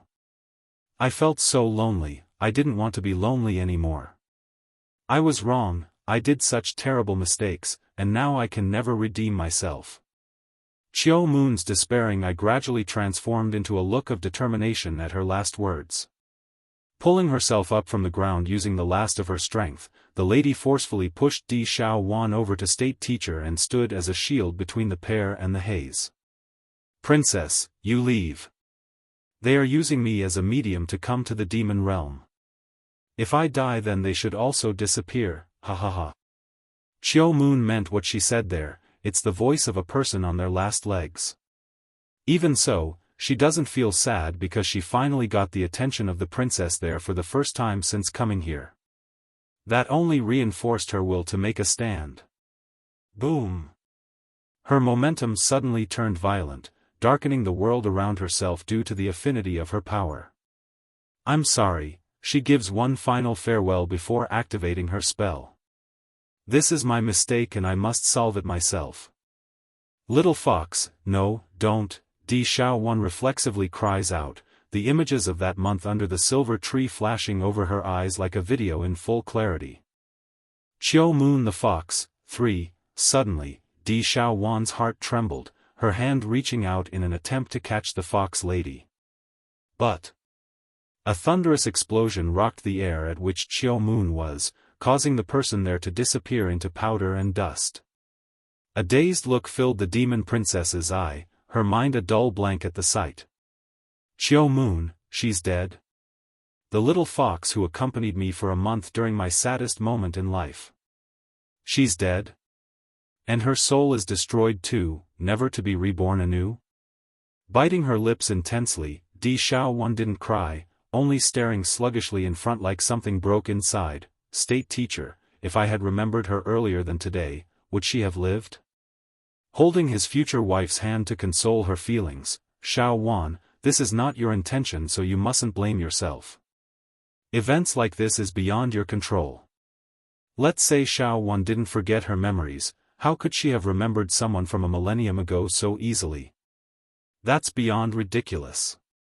I know today's event are caused by Xiao Moon, but she's the little fox I found back then. When I ran away from home and got scammed and abducted by everyone that I encountered, it was she who stayed by my side and kept me company. Blaming herself, the demon princess starts hitting her own head in frustration. Big bro is right, I am just too stupid, everything happened because I was too weak and slow. The real person who deserves to die is me. Alarmed by that outburst, State Teacher quickly changed his tone into the sternest voice he could make. You cannot do that, nobody can predict the future so you need to stop this sort of thinking. I will protect you and won't let such tragedy happen again, trust me. Sadly, those reassuring words didn't help at all in this case. The original color on the girl's skin had been lost, replaced only with the sad pitiful gray found in someone that have lost their way. Towards this version of his future wife, State Teacher hated it and ached for her. The haze on the other hand didn't show any emotions at the death, only staring indifferently at the spot where Xiao Moon's soul dissipated. Sneering, what a stupid woman, she really thinks self-destructing is enough to send my subordinates away. How ludicrous. Unless the time limit is up, they will not disappear from this side. She got what she deserved if she's that stupid. So what if she's the medium? A summoning doesn't work like that. It's no wonder I was able to manipulate her with only a few lies. The eyesore is gone, go and finish these two now. The time limit is almost up. Under the Heise's order, the assailants began to move again. Di Xiaowan's behavior didn't return to that of panic then though at those words. Under those protective arms from the man whom she would call husband in the future, this demon princess only got silent, an eerie silence that radiated a spookiness. Remember Xiaowan, if I am no longer by your side in the future, you have to take good care of yourself, understand? State teacher ignored those who rushed at him and showed his iconic gentle smile when giving this statement. Xiaowan's personality really makes me worry. If I'm not around anymore, then who's going to care for her? Who's going to comfort her when she's sad? State teacher. Seemingly able to catch on to the man's words there, Di Xiaowan finally revealed a trace of panic. I do not want you to leave me. You can't leave me, you promised to take care of me for the rest of my life. Silly girl, you have your brother the king, and the queen. They will love you in my place for the coming future. State teacher's injury. 1. Without fear, state teacher resumes his defense against the enemies that had already come before himself, but instead of a harsh look in his face though, he's faintly smiling this time around. If my estimates are correct, your men only have another 5 minutes left before the summoning ends. Although I can't defeat them on my own, but drawing this fight out is well within my means. Just 5 minutes, afterwards Xiaowan will be safe. Under the embrace of her future husband, the demon princess didn't even dare to move. She knows all too well how weak her strength was in comparison to all these people, therefore she didn't want to cause any more trouble by acting careless or rash. It's just that when her pupils landed on those knives and swords contacting the very person protecting herself, this girl just couldn't resist shrinking those eyes in. There's blood. No. Voice cried out with great pain and sadness, echoing out across this sea of roses and sending the petals fluttering across the air. Di Xiaowan hated the fact that others were dying or hurting because of herself.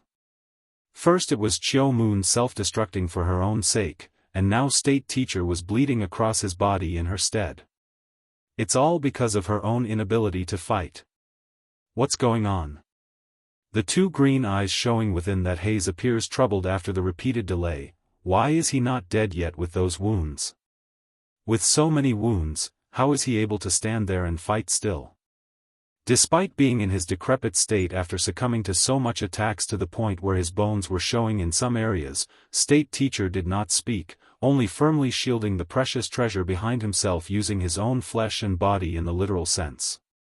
He's on his last leg and reacted sloppily, but even so, those arms continued to swing in retaliation against the foe. This sluggishness didn't escape the assailants though. Noticing the opening, one of the attackers promptly slashed down at the man's shoulder and sent a splatter of blood gushing out of that wound. Since Di Xiaowan stood directly behind the guy, she naturally became the recipient of that reddish fluid. Specifically, her eyes were where the blood landed, which dyed her world a bloody red as a result.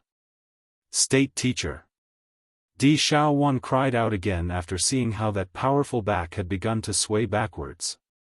Without thought, she reached out with her arms to support him from the rear only to find a storm of blades coming down at them from above. She didn't know what else to do then aside from closing her eyes for what's to come. However, the expected scythe upon her life never came, only the falling sparkles of twinkling dust once she reopened her eyes. Is it time? The Heise's shrouded appearance somehow gave off a look of displeasure.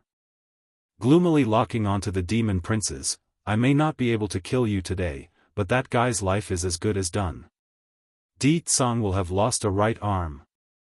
State teacher's injury, too. After that said, the man behind that haze no longer lingered around and gradually disappeared into the void. He's done the part of what he wanted, though not complete. It's enough for today. State teacher, you mustn't die. I got a lot of Dan pills from sister-in-law, you hurry take some. Without delay, Di Xiaofan hurriedly poured out the pills in her possession after seeing they're safe and attempted to stuff the beads into her future husband's mouth. However, the feat was a difficult one in this case. State teacher simply suffered too many injuries, many lethal at that.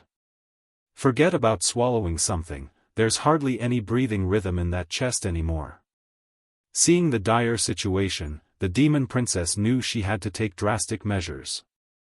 Stuffing the pills into her own mouth, she leans forward and used her own tongue as a leverage to pry open that mouth. She could feel the cold lips over their intimate contact, and for that, she shuddered instead of feeling any heat in the cheeks. Try as she might though, Di Xiaofan still didn't feel any change in the man's complexion afterwards. In fact, it's only getting worse as all color drained from her future husband's skin. State teacher. She painfully cries, the tears of grief and despair abundant along that face. On the other end, state teacher himself only wants to take a good long rest. But with that constant crying from his precious love, the man felt numerous needles repeatedly stinging into his heart. He tried to open those eyes to reassure her, sadly, he's absolutely powerless in his current state. Don't cry, it hurts when you cry. He finally manages to murmur this out despite it being nothing but a wisp from that mouth. Woo, why did you protect me? I'd rather it be me if they are going to kill anyone. Because, the man musters up all his remaining strength only to raise a finger to touch the chest, because, you are in here. You are in my heart, my world, how can I ever give you up? Di Xiaofan's hands suddenly froze, her tears no longer able to be controlled as it rained down in a torrential tide due to all the emotions inside. Finally, as if saying his last will, state teacher's life signature ceased to exist, his finger also dropping back down into an unmoving state. There's no longer any warmth left in those eyes as it stared upwards into the air. For her, I'll give up my life. As long as she's okay, anything is fine. Realizing this was it, the demon princess grasped her own head in utter agony. No words could describe her own emotions, nor any action could elevate the pain thumping from within. State teacher is dead? The one who kept waiting for me for over a millennium, he's dead? Hitch. She howled out in dreadful agony, causing all those who could hear this voice to react in kind. You clearly promised me that you will protect me for life. Why did you go back on your words and leave me? Why must you leave me behind? Almost wrenching like she's going to throw up at the mere idea of them being apart, didn't you want to marry me? Come back. If you come back then I'll marry you right away. I'll give you hundreds of babies, I'll give you anything as long as you come back. I'll be good and never bully you again. Why is everyone I know leaving me one after another? It hurts so much. State teacher's injury, 3, tears continued to drip down onto the man's face, yet it could not awaken his consciousness. State teacher, I am afraid of the dark, will you come back, okay? She sat on the ground, holding the man's head like she's caressing the most precious treasure in the world. In this life it was always you who did the chasing and accompanying me, so, if there's a next life, I will be the one to watch over you. When the elders of the Demon Council arrived on the scene, this was the tragic picture they saw of the princess. Then their hearts tensed into a ball upon realizing how lifeless state teacher lay on the ground. They're shocked, but also angry beyond belief. What happened to state teacher? How is he? Who came to cause trouble in the demon realm? Who killed him? Fourth elder was the first to come forward to ask the questions they all had. He's grieving as much as everyone else. In the demon realm, if there's no Deet Sung around to act as their backbone then it's state teacher who holds that position. My state teacher is not dead, he will never die. As if triggered by the truth, Di Xiaofan angrily snapped back at the old elder, his eyes filled with a sense of madness that sent shivers into those who met her gaze. I won't allow anyone to smear my state teacher. I won't let them say he's dead. Princess, fourth elder wanted to say something then but knew it's futile. Then without any signal, the demon princess suddenly drew a dagger from her storage ring, which scared the daylights out of all these demons. Princess, what are you trying to do? The group exclaimed, panic increasing to the upper limit. They already lost one of their backbones, they mustn't lose the princess as well. Don't come near me. Di Xiaofan warned those who attempted to grab her dagger, this is my business, none of you are allowed to come near, otherwise I will follow state teacher to the afterlife. Her words frightened the living souls out of the demon elders. They didn't dare to move an inch and could only watch with fearful eyes at the princess. State teacher, I want you to never forget me even in the next life. That said, the girl immediately stabbed the dagger into her own chest, letting the blood to bleed out from the wound. Princess. Red in his eye due to the urgency, fourth elder could tear his own hairs out at the situation. What to do? If this continues, then the princess really will die. We can't lose two of them in one day. Despite the outcry, the princess merely ignored their words and pulled the dagger out from her chest, where a round golden bead rolled forward as a result. This object was similar to a Dan pill, yet the glossy shine on it told everyone it wasn't. Beast pearl? The gathered crowd flew into an uproar at the sight. Demon kind are a known hierarchy species. The lowest of the low could only stay in their beast form despite their strength growing stronger over time. Rarely do they have the opportunity to gain another form unless they come across an opportunity. For example, the demonic beasts in the human world was the perfect example of this. They are able to communicate and grow with age, but they are not able to take on human form unless they come to the demon realm and be guided through the process of evolution. As for the higher-tiered species like that romping tigress who went to the celestial realm with Chu Yi and company, she's inherently able to transform into her human form with age, all because of her superior bloodline. In regards to Di Xiaofan's action here, as the ruling class in this realm, she has a third ability, and that was this golden beast pearl. Unlike all demons who hold a core within their body, which houses their life essence and would die without the thing, the princess here could manifest her powers into a second object to give others. So what does that mean? She wouldn't die, of course, but she would revert to being a powerless demonling and need to start from the very beginning of her cultivation. Leaning down with the beast pill in her mouth, Di Xiaofan lets her tongue do the work of giving the guy her all. State teacher, no matter how many times you are reborn, you will always be within my grasp. And from now on your path to cultivation will be State teacher's injury, 4, but state teacher, I really don't want to leave you for even a moment. That said, the princess closes her eyes to recall back to the moment where the man fell. She's remembered it all now due to the trauma. They were nearly wed back then. If not for that incident, perhaps, she would have already been his wife by now, and they be with children all around like a happy family. Princess, let's go back to the palace first, and your injuries. Fourth elder slowly stepped forward and attempts to persuade the girl, only to be rejected in the next with a shake of the head. This wound is nothing, the hurt state teacher took in my stead is far more painful. The her in the past would have been afraid of pain, afraid of death, but this precious and kind man has died, that means so does her heart that went with him. What does it matter for a small little hole to be in her chest? It doesn't hurt at all because her whole being was numb to the bone. Fourth elder opened his mouth only to look down at the lifeless body on her laps. Coming up with an idea, princess, if you don't treat your injury then state teacher will surely be distressed. He isn't, his soul hasn't completely left yet, I'm sure he's still watching you. Di Xiaofan's body went rigidly stiff, voice sounding soulless in her own right, I mustn't worry state teacher. You are right, I need a Dan pill, I need some medicine. In her panic, the demon princess clumsily dropped a bunch of the medicine bottles she found inside her storage ring. Nevertheless, she did manage to pop one of the proper ones into her mouth after some struggle. She's always been nitpicky when it came to cleanliness, but right now was not that time. Sure enough, the wound in her chest swiftly closed and the blood quenched after ingesting the pill. Making a sad and pitiful smile, you see state teacher? I am good, you don't need to worry about me, I can take care of myself. Why don't you open your eyes and see for yourself? Clearly, the heartache and unstable emotions continued to dominate that poor mind, which caused the grieving lass to say that last bit of irrational request.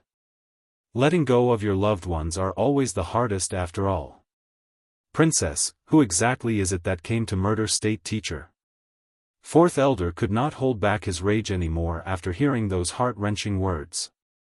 Though reluctant, the demon princess eventually looked up to meet the old demon's gaze. I do not know.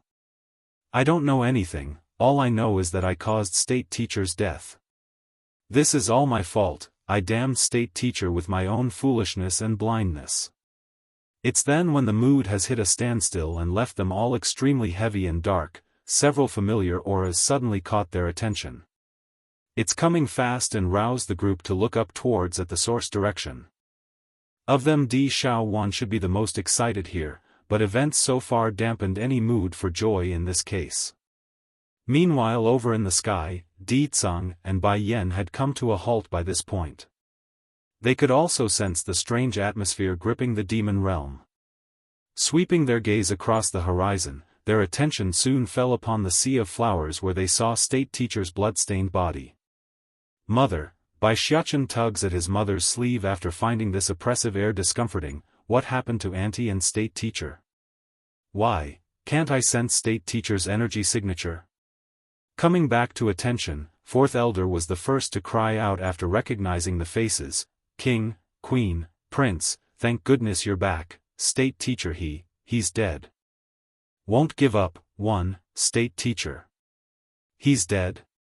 Ditsang's expression finally showed a bit of change from his forever frosty appearance. He bolted down like a lightning and rushed to his sister's side where he confirmed the truth with his own eyes. Yen, do you have any way to save him? The demon king swings his head around and asked. Bai Yan also descended after hearing the news, but her complexion didn't look well after getting the question.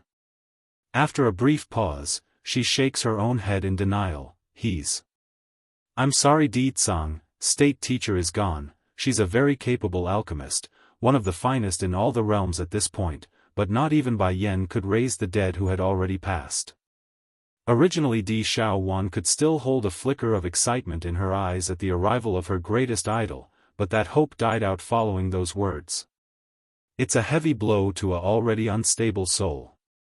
So even sister-in-law's ability is not enough. Does that mean I will have to be forever separated from state teacher? Biting her lips until it's a thin white line, Xiaofan's eye showed nothing but despair. It's a void that carried no light.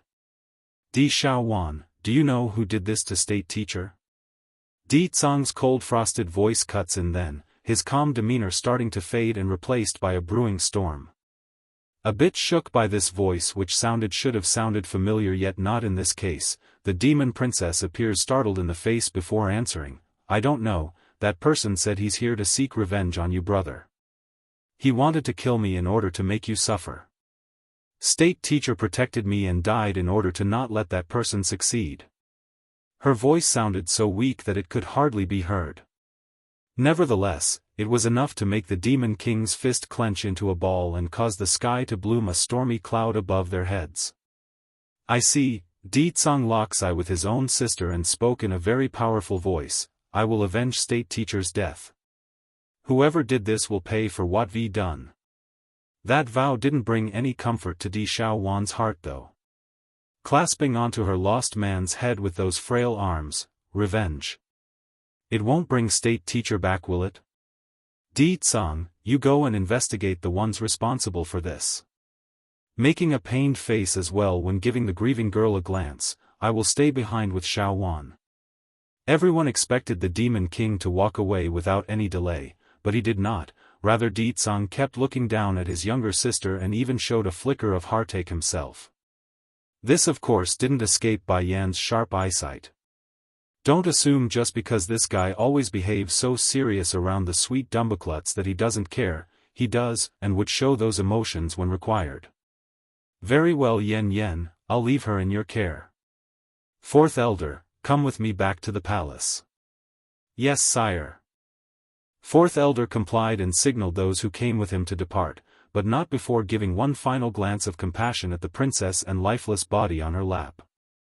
Auntie, don't cry, if you cry then state teacher will be very sad.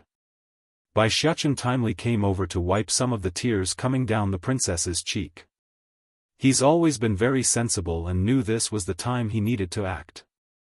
Hurt as she may be, Di Xiaowan did manage to pull a faint smile and return to the boy's comfort. It's okay, your auntie, I won't cry, I won't worry anyone. Won't give up, too, if state teacher must leave then I will at least let him leave with reassurance.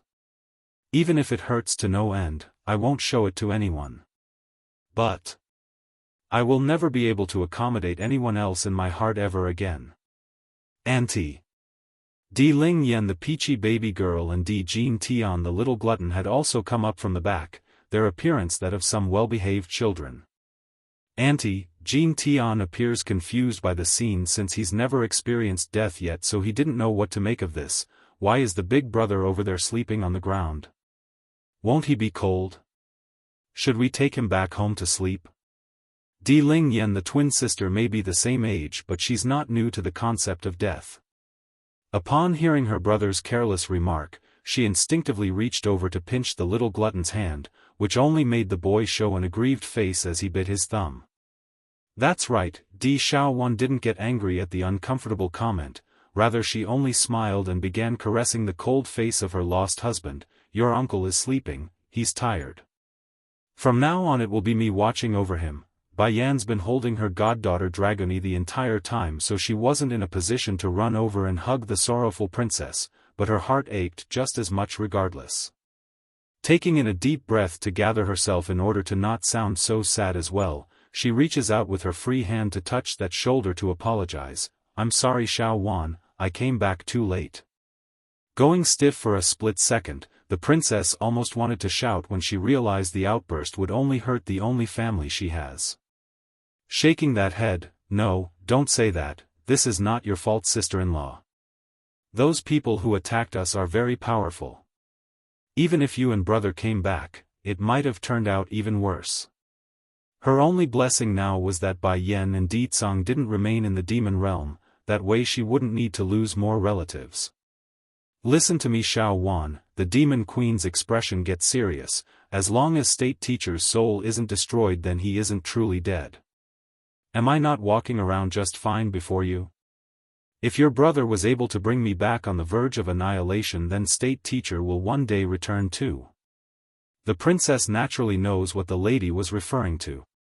As her mouth moved to say something, only silence came of her actions in the end. I want to ask you this one question Xiaowan, are you willing to wait 20 years for him? Bai Yan asks in earnest. Lowering her head at the idea, I have never left state teacher for that long. Sister-in-law, I am really afraid, I am so used to having him by my side, without him, what am I going to do on my own? Showing a bittersweet smile, the princess looked so sad and pitiful. Xiaoyun, Bai Yan's female cousin, is right, I should have married him when I had the chance. Now it's too late for regrets. Upon reaching the end of her sentence, Di Xiaowan's eyes once again reverted back to a hollow and dull look like her soul just got spirited away. This greatly pained the demon queen who stood at the side. After all, their family, how could family not be hurt when one's in pain? Xiaowan, if state teacher reincarnates and becomes a new person, someone that isn't as handsome or good-tempered, will you still like him?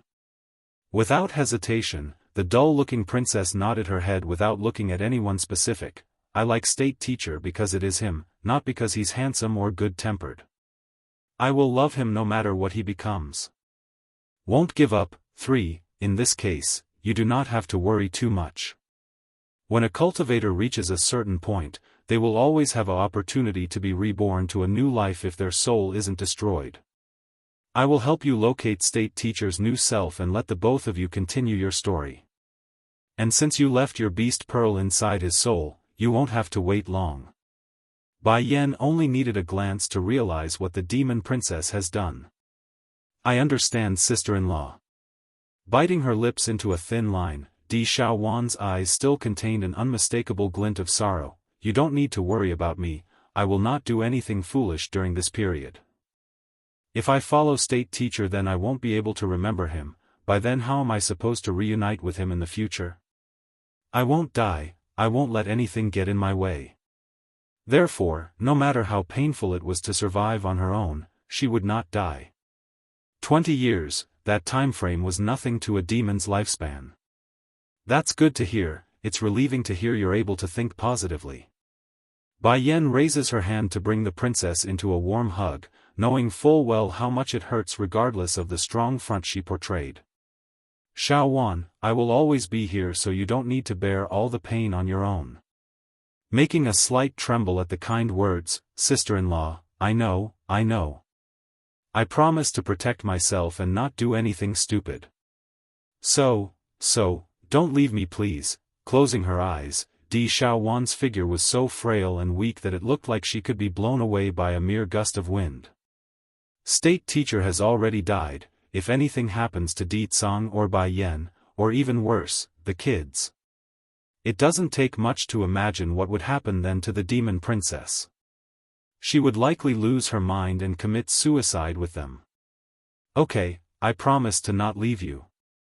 We'll all live together for many years to come.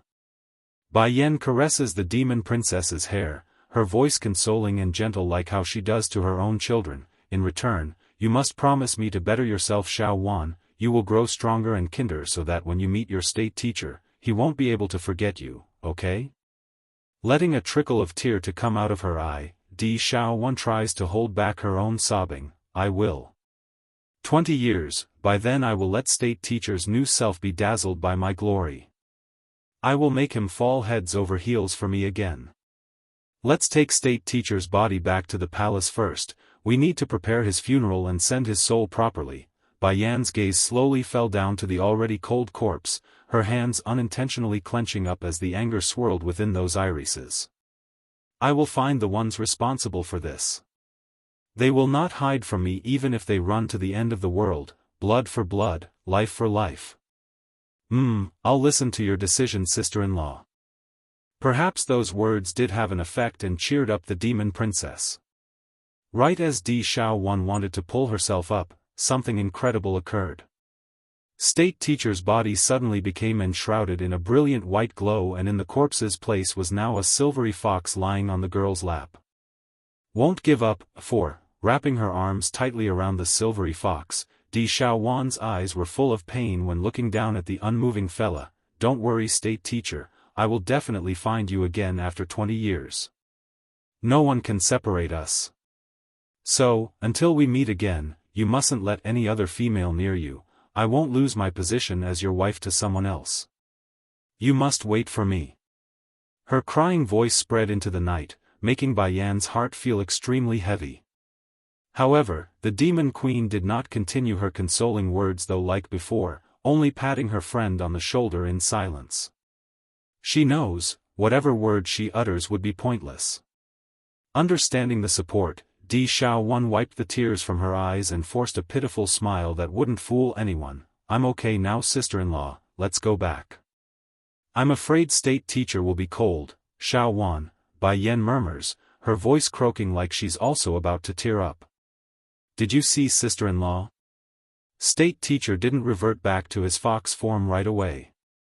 He's probably worried about me being tired from carrying him, that's why he did so just now. He's looking out for me. Bai Yan's mouth visibly twitched at that idea. State teacher is already dead, how can he know when to control his body? Of course, she could not say this sentence aloud, only silently murmuring that in the heart as she hugged the grieving girl from the side in support. Yes, state teacher is always looking out for you.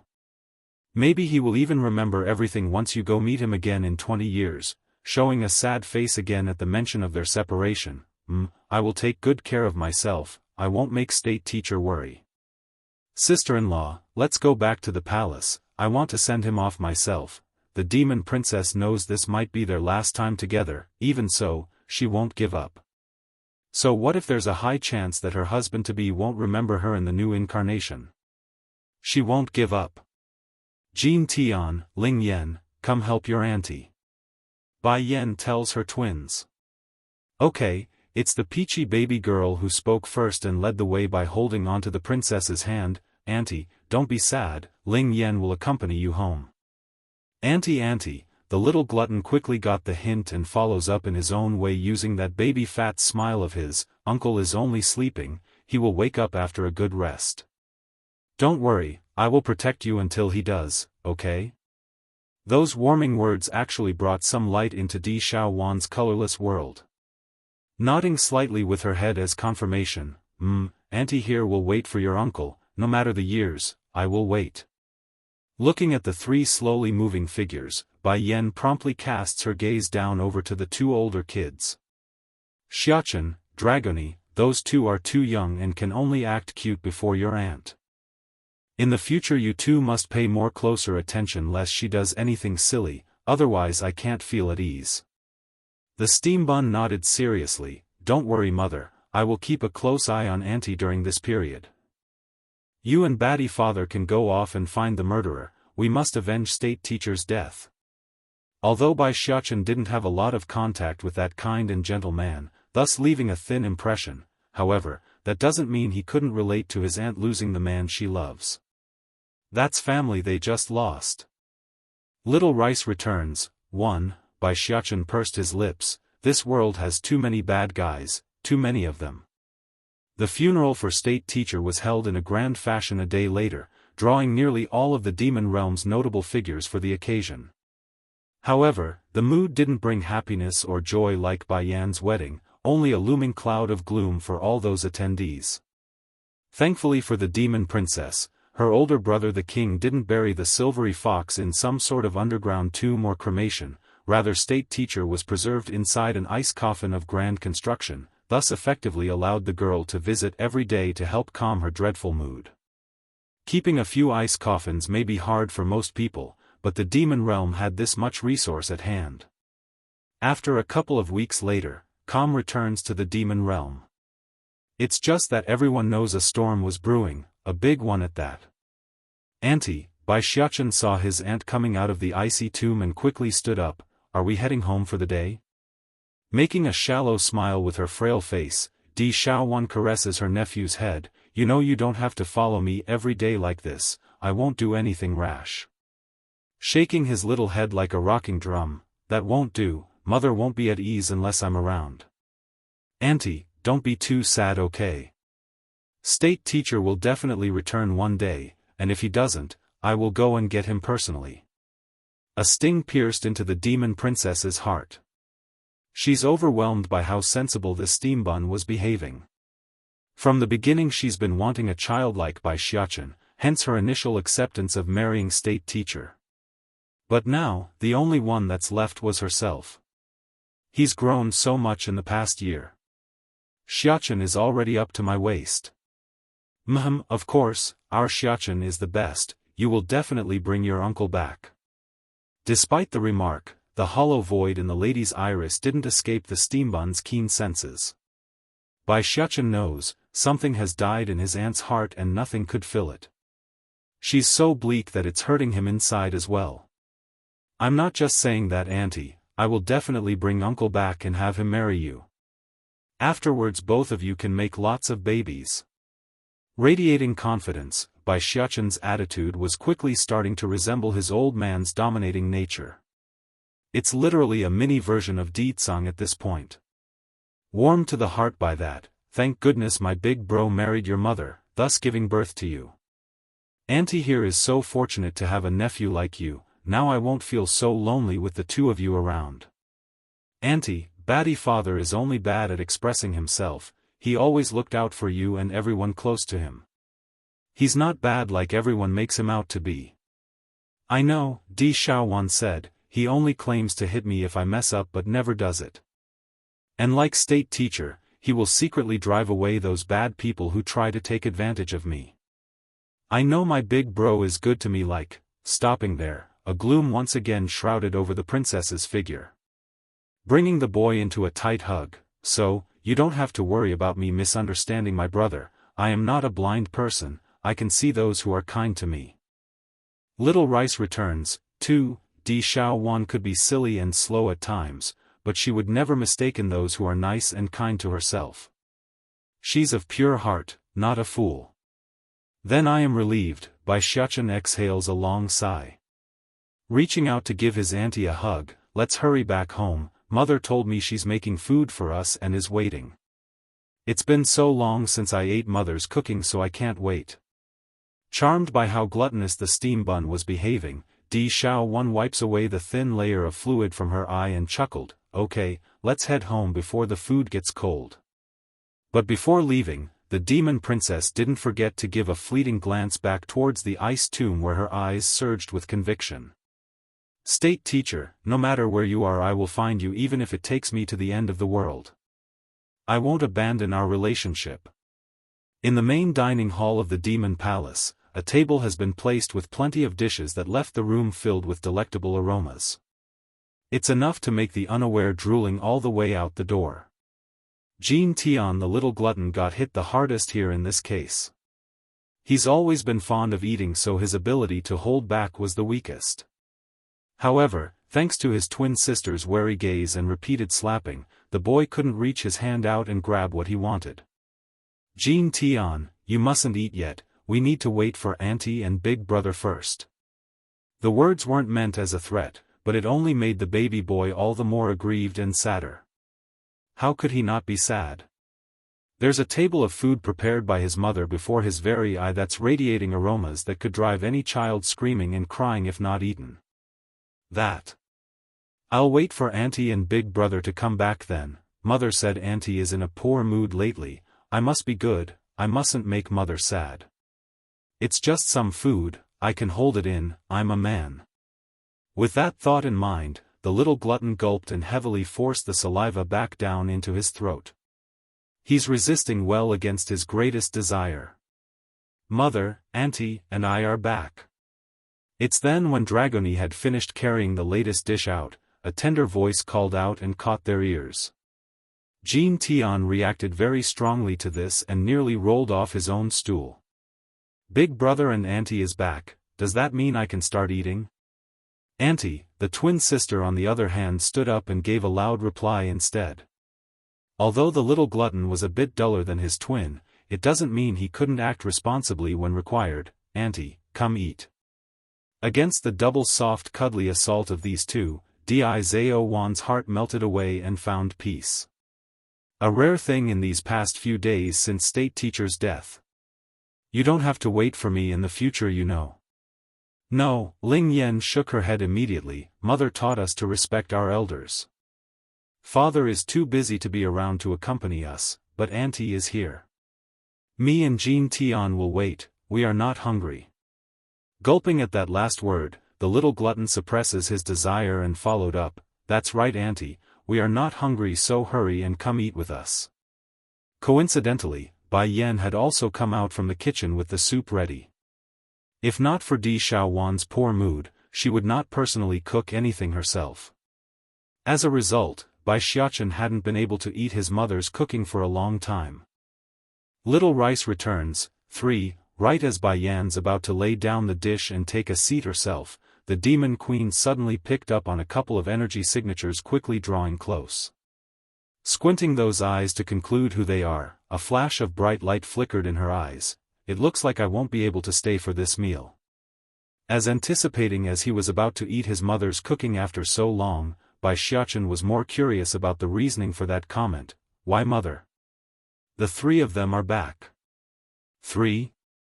Biting her chopstick, Di Xiaowan turns to ask as well since she's also curious, isn't Little Rice, Tiger, and Tsing Yi, Dragon, only 2? Why is there suddenly 3? Sister-in-law, what did you tell them to do that they would bring someone else along?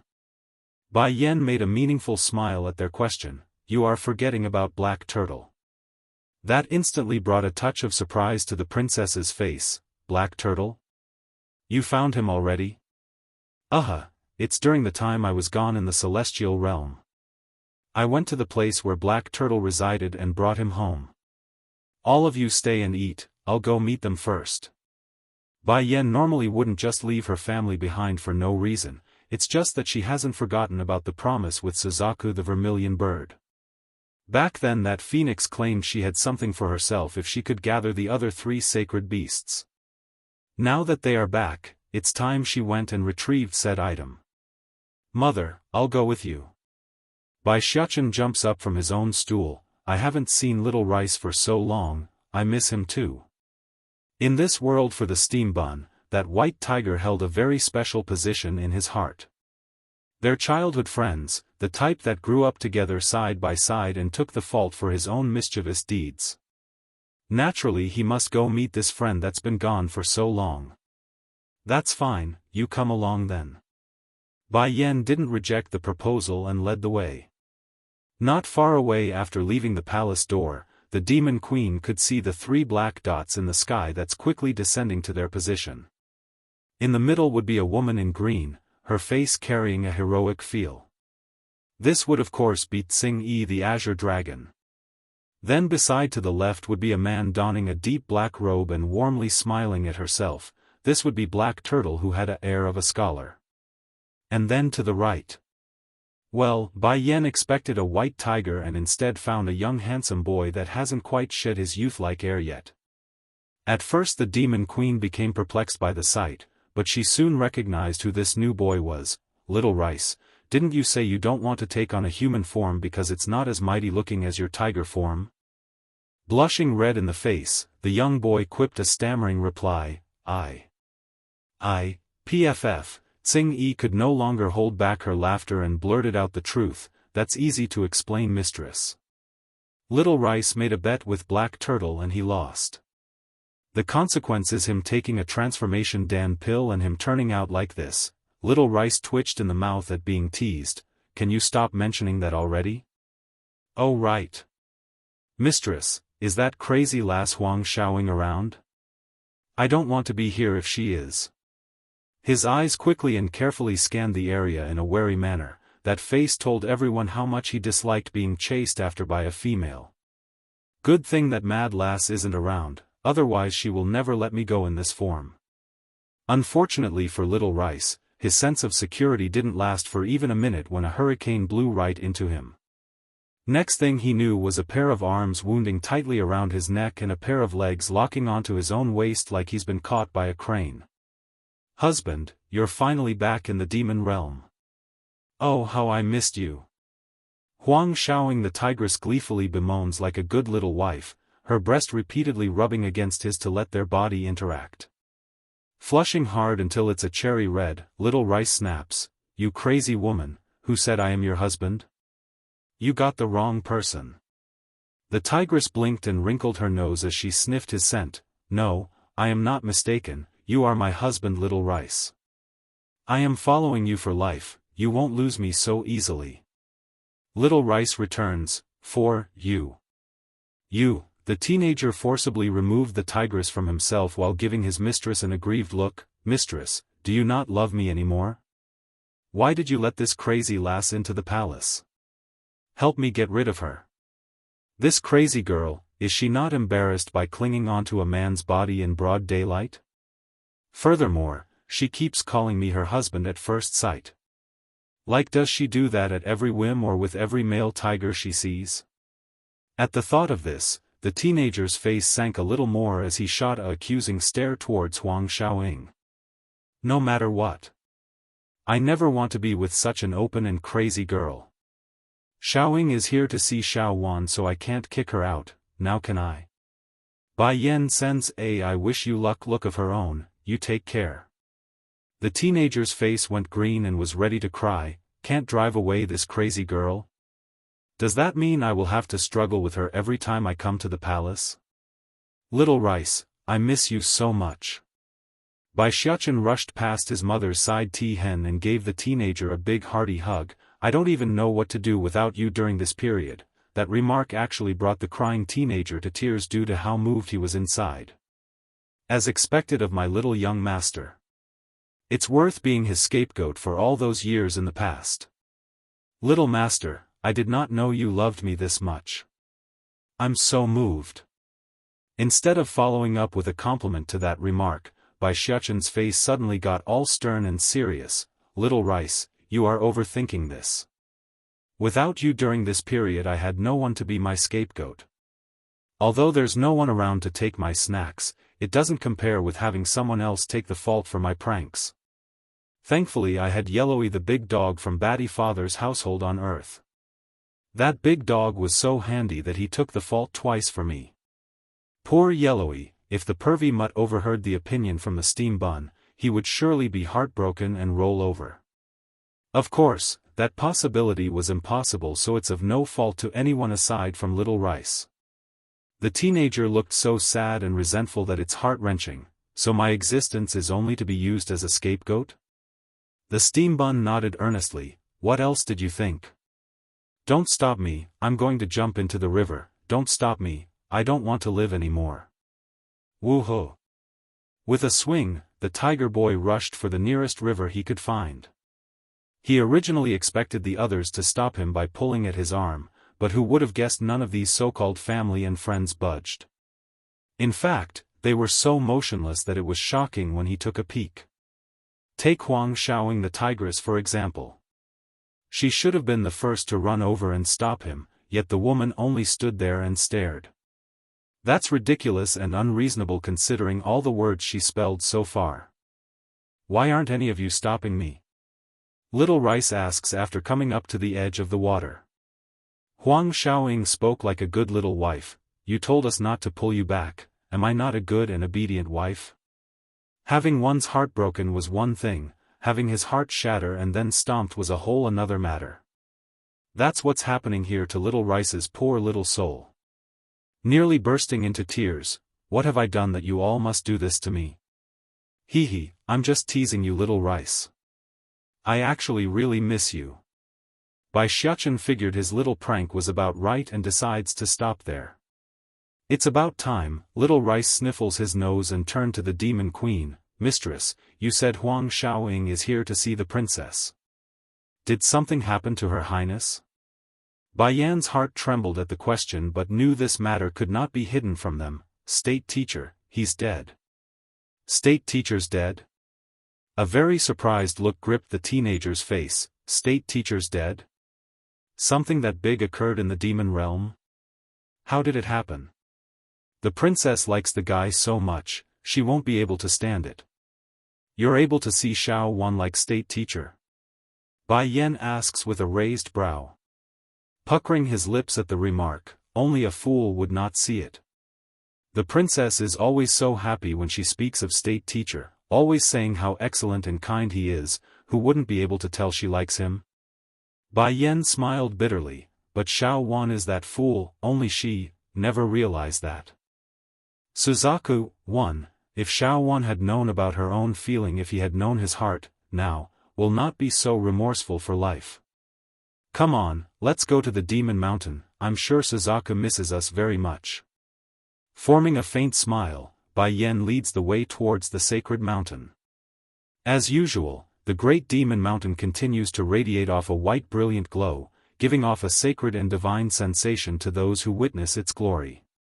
For Suzaku the vermilion bird, she's been long accustomed to this environment. However, her boring days would soon come to an end when she sensed the familiar auras quickly drawing near. Queen! With a look of surprise in the face, the fiery red lady promptly stood up and ran towards the base of her abode to wait.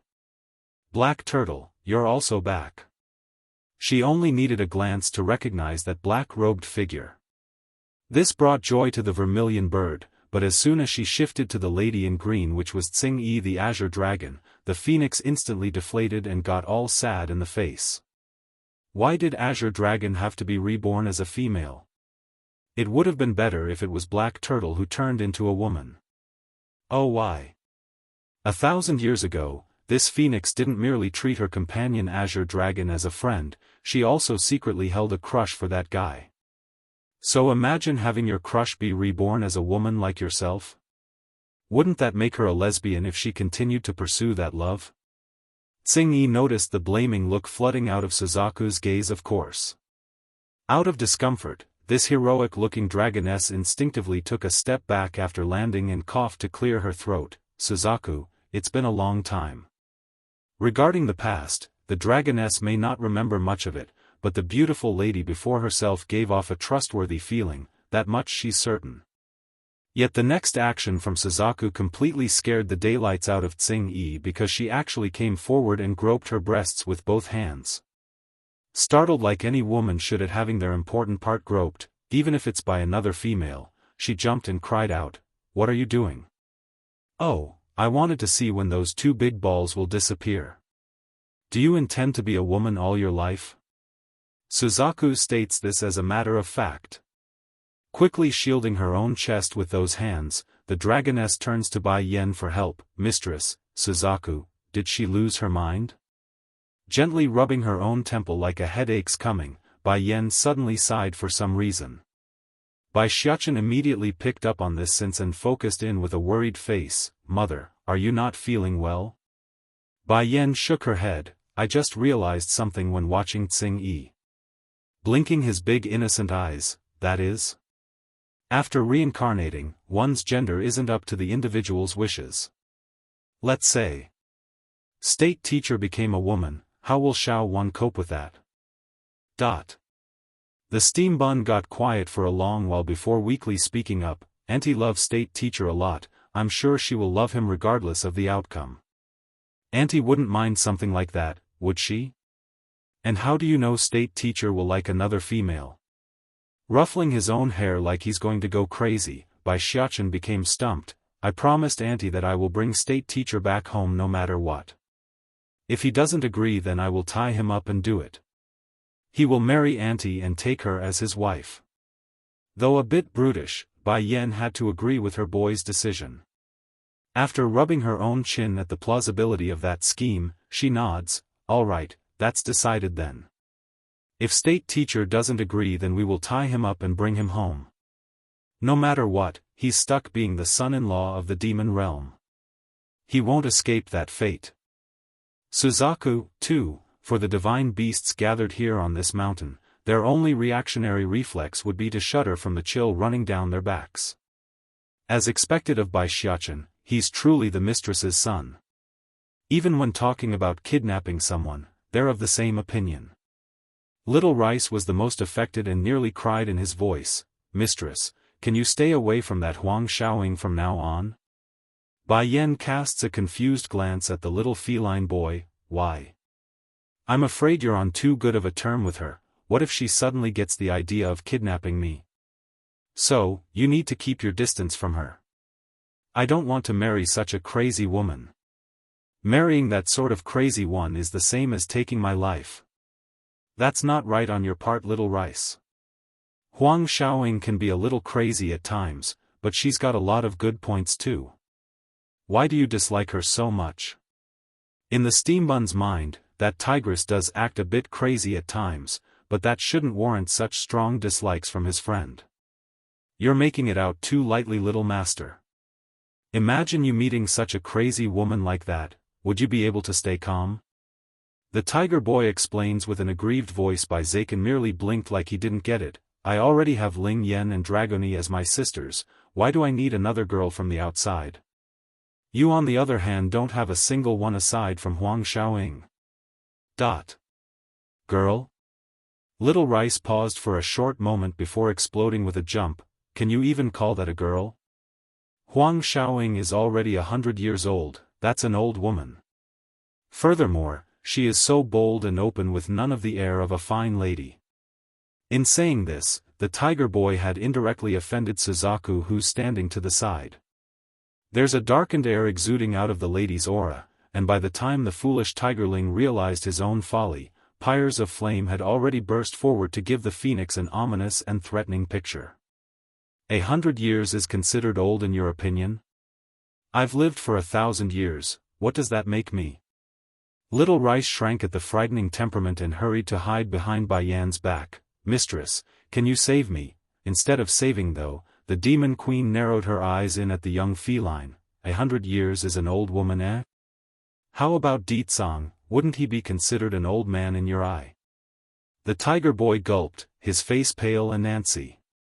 Yes, Deetsong was indeed an old man in his eye, but how could Little Rice openly say that? He wouldn't dare. How is that possible? The king is handsome and peerless in all respect, how can he be an old man when he's so seductive? I will challenge anyone who says that. Making an angered face like he meant it, he attempts to cover his own hide in case the man somehow overhears.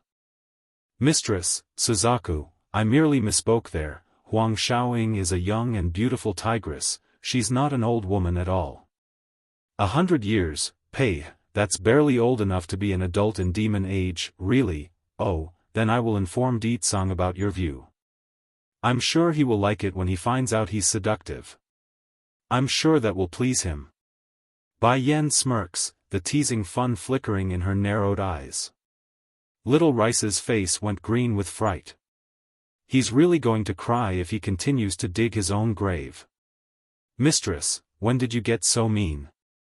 Mother, Bai Xiaochen giggles and tugged at her sleeve, let's stop teasing him, look at how much he's shivering. I'm afraid he might really faint at this rate. It's not like you don't know how jumpy he is when frightened. That didn't help at all for the tiger boy's heart. The remark only made him all teary inside at being called a scaredy cat. Oh little Rice, you need to stop being so scared all the time, mother won't force you to marry anyone. Unless you are willing, that is. Now some would wonder why they would kidnap state teacher. Unlike with other people, that man truly loves the demon princess. He might not remember the past life, but he will, and once he does, a little kidnapping means nothing and would be of no consequence. Suzaku, 3. Suzaku's expression got quieter after their little play. Queen, now that they have returned, we can also carry out the contracting ceremony with me. Afterwards, we need to go to a specific place. Okay, let's being then. With a serious face, Bai Yan nods in agreement. This time the bonding went as smoothly as things like this could go. Bai Yan herself still didn't unlock the past memories through this ritual, but Suzaku on the other hand got a total makeover in her whole appearance. Before she was like a waning beauty at the end of her ropes, but now she's glorious and shining, truly a scourge to all men alike since she could practically enslave those whom she deem a prey. The contract is completed, mistress, please come with me now. The rest of you need to come too, I will need your help in what's to come. With a charming smile, she transforms into a bright red light and flew towards the peak of the mountain. She has been waiting here for them over a span of a millennium, it's time she brought this long journey to an end now that her 3 peers have returned. Nobody likes being stuck on a single spot and unable to leave. At the peak of this sacred mountain, there lied a strange altar-like gate. From above high nobody would be able to see this since it's covered in a shielding barrier, but once up close, those who come would be welcomed with a grand arrangement with 4 giant statues representing the 4 sacred beasts, white tiger, azure dragon, black turtle, and vermilion bird. Mother, Bai Xiaochen found this setup to be a bit discomforting, so he anxiously grasped onto the demon queen's hand, his eyes vigilant and alarmed towards area. Bai Yan on the other hand didn't feel any danger or unease, rather her heart inwardly trembled once she laid her gaze on the construct. Without effort, her feet began to walk towards the giant bronze door in front. The reason I guarded this place for so long is for this very gate. To open it, us 4 sacred beasts must stand at the specific spot indicated by the statues. After saying that, Suzaku's body gradually enlarged and took on the form of a giant flaming bird to whisk through the air in a circling arc. Little Rice became ecstatic at the thought of taking his tiger form. He lost the bet with Black Turtle, so he had to keep being a boy, but now he's free. With a roar, his mighty form returns to stand guard at this mountain like an invincible war god. At the same time, Azure Dragon and Black Turtle also transformed, but unlike the majestic and searing heat of the bird and tiger, their bodies exuded a big puff of mist and watery droplets across the ground. All are equally majestic and mystique in their own right, just unique in regards to their own elements. However, in comparison to their individual might, the following disturbance after they took their respective spots were astronomically loud. The sky burned red, it's been lit aflame, a crimson blood color that boomed and rocked the ground like never before seen. It's as if someone or something powerful has been born into this world as a result of their actions.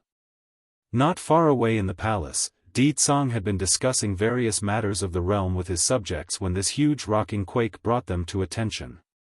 Majesty, said First Elder who was the closest to the throne, I remember State Teacher mentioning Suzaku and the others are not ordinary demons, that they've existed since the beginning of our world.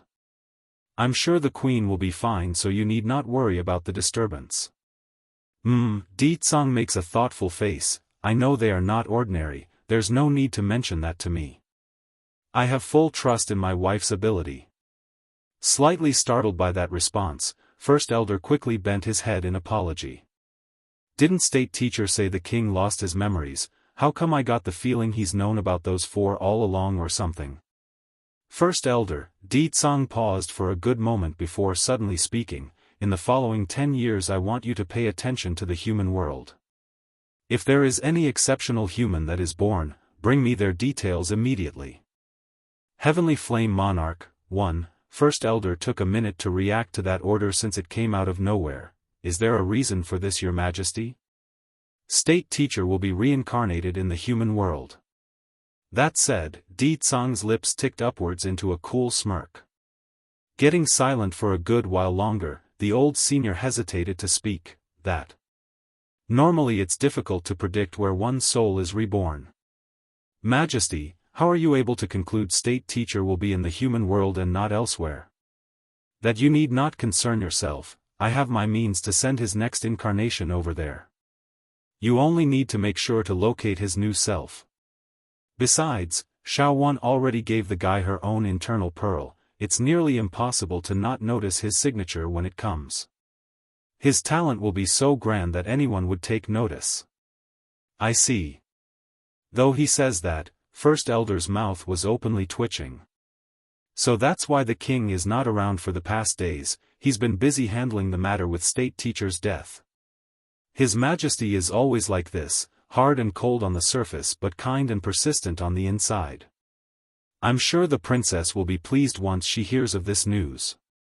However, once the thought of the kind and gentle State Teacher not being around anymore brought the mood back down again in the elder's eye.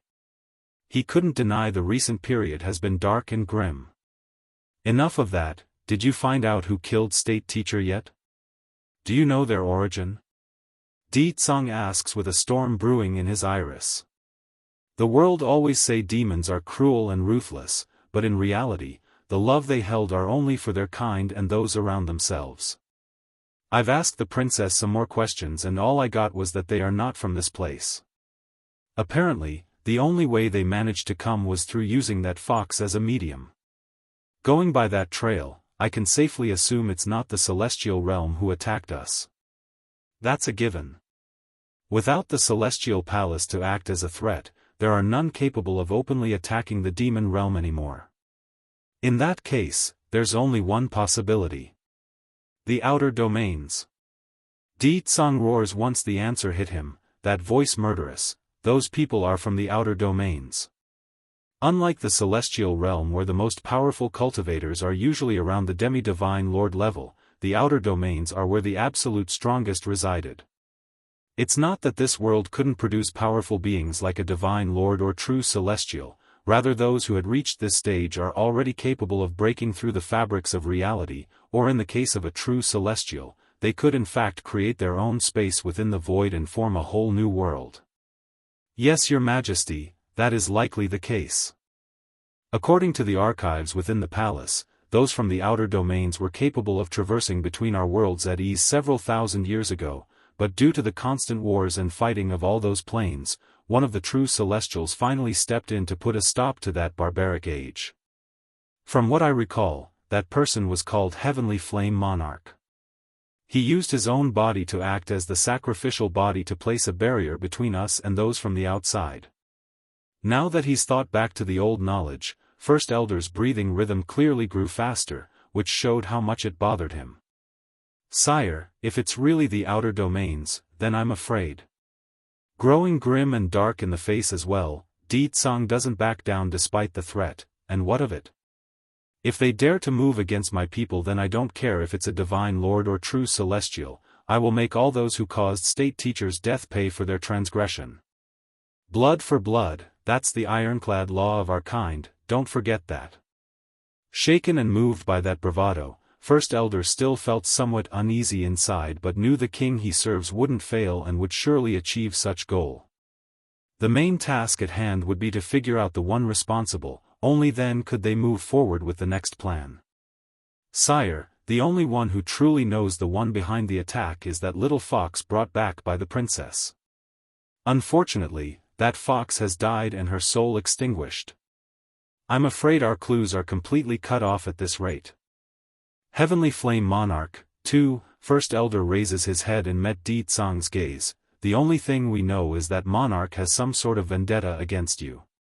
Your Majesty, can you think of some enemy in the outer domains that would do this? Furrowing his brow, the Demon King appears displeased. If I can think of a name, then you think I would be here asking you? Stammering for a proper reply to that rebuke, the old senior quickly bowed his head in apology for saying something so stupid. Nevertheless, it doesn't change the fact that they had no way to investigate the matter. Unless they could head out to the outside domains, what other means do they have? The Demon Mountain. Inside the Bronze Gate, Bai Yan had just finished adjusting her eyes to the bright light with her boy in tow when she noticed the walls around herself. This place she came into was a long corridor painted with murals depicting a series of demons bowing their heads toward a single entity sitting atop of a throne. She's seen this setup before, specifically the room where she saw those statues and the secret alchemic manual she got. Bai Yan naturally wanted to figure out who this individual was since the person would likely be the one responsible for all this.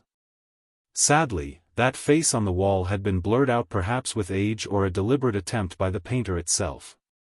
She leaned more towards the latter since everything else in here appears pristine on the surface. Mother, what is all this? Bai Xiaofan asks as he bit his thumb. Bai Yan smiled and explained what she knew. I am not certain either, but I've seen this arrangement before. The first time we're all in the form of statues that's neatly arranged like those in these wall paintings, but it didn't have the portrait of that woman at the end. I do remember the fox statue though. You see, son? That silver fox at the forefront is sprawled in a kneeling pose, yet its expression doesn't look submissive at all, does it? I can tell the lady who made this has a fantasy-prone personality. Mother, what is a fantasy-prone personality? The steambun asks with a confused face. Patting her son's head to answer, it's when a person has an overactive imagination. Sometimes they are so deep into their fantasies that they can't distinguish between reality of imagination anymore. Enlightened, the steambun heavily nods. I see. I feel so sad for that lady then. Why must she fantasize about all this? Isn't it better to live life as it is? I don't know. She's likely sick or something. Caressing her chin, Bai Yan suggests, let's go further inside. I want to see the sort of treasure in here that could make Suzaku willingly safeguard it for a millennium. Before long, the pair had come to the end where a table sat in the middle, its surface covered in dust and cracks like it would shatter with a single pat. Mother, do you know what that table is for? Bai Xiaofan hurriedly ran over to check up on this, where he found a small booklet at the top. Naturally, the boy wasted no time to offer it up to win some points.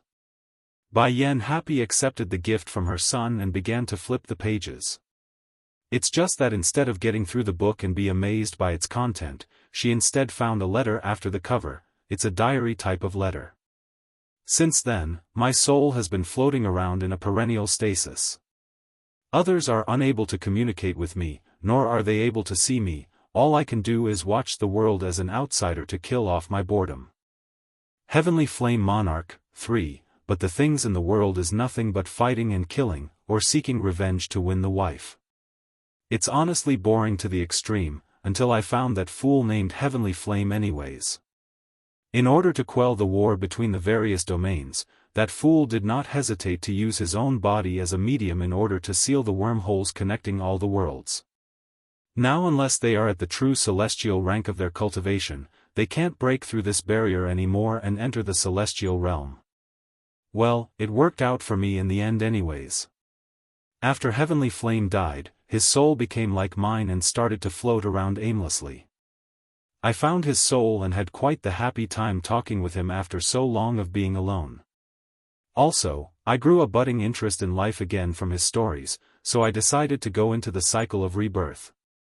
I don't know when I will be able to come back here, to this place, and perhaps it will take generations of my new self until then.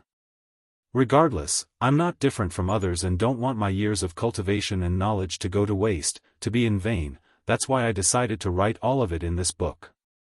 If one is fated or just dumb lucky enough to come here, take it and use the knowledge to the best of your ability. Oh right, I have one request for this though. In order to inherit my knowledge, you must conquer the group of demons here. If not able to, one shall be incinerated until their very soul is destroyed. If you, the one who reads this, is willing to accept my inheritance, the conditions that comes with it, turn to the second page of this book. Bai Xiaofan also saw the letter since he kept poking his head up from the side. Mother, the lady said only those who conquered the demon realm can inherit her knowledge or be burned to death. Humming a brief pause, son, do you think I qualify? The bit about conquering the demons, that is. I guess so, mother. Bai Xiaofan scratches the back of his head. You already conquered Baddie Father, the current king of the demons. And the next king is also your son. In my eye that's as good as it comes when it came to conquering a place. I doubt the curse will work on you, mother. Isn't that right? Bai Yan didn't dwell on the issue and decisively turned to the second page. At the same time, the ancient book beamed a stream of light out from its content, instantly enshrouding her head in it. In that moment, countless images shot into Bai Yan's mind. First it was the disputes between humanity and demons alike, then came the woman in red brandishing a long gleaming sword to slice out at her foes, each strike capable of slashing out the fabrics of reality. Bai Yan tried to get a glimpse of that face while the glimpses flashed along, yet the long hair and insanely fast movement squashed any hope for that achievement. Next that came were the adventures and hurdles this lady faced. She saw untold numbers of demons and humans unlike, all very different compared to the current world. It's almost certain to Bai Yan this world depicted an age so old into the past that it's been long forgotten to the swirls of time. So the owner of this book is from an age beyond history? Why would her inheritance be on the demon mountain then? What sort of relationship does she have with the demon realm? The scenes eventually disappeared, yet the demon queen took much longer to digest its content with those closed eyes.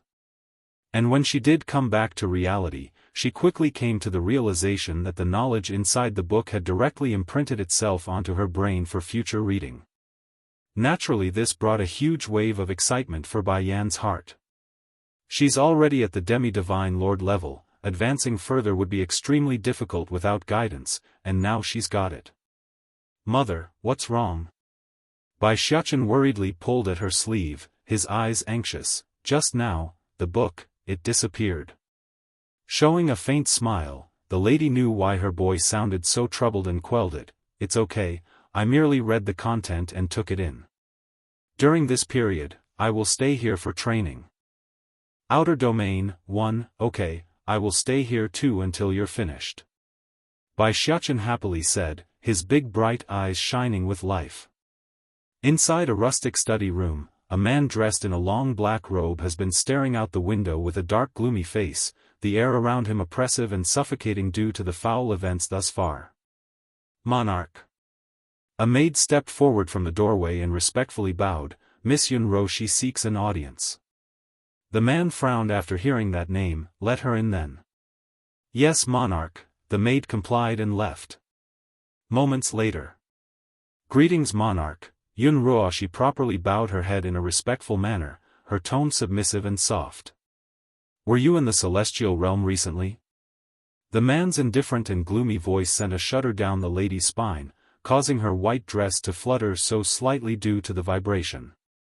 Not dumb enough to think she could hide the fact, Yunro, she decides to spill the truth.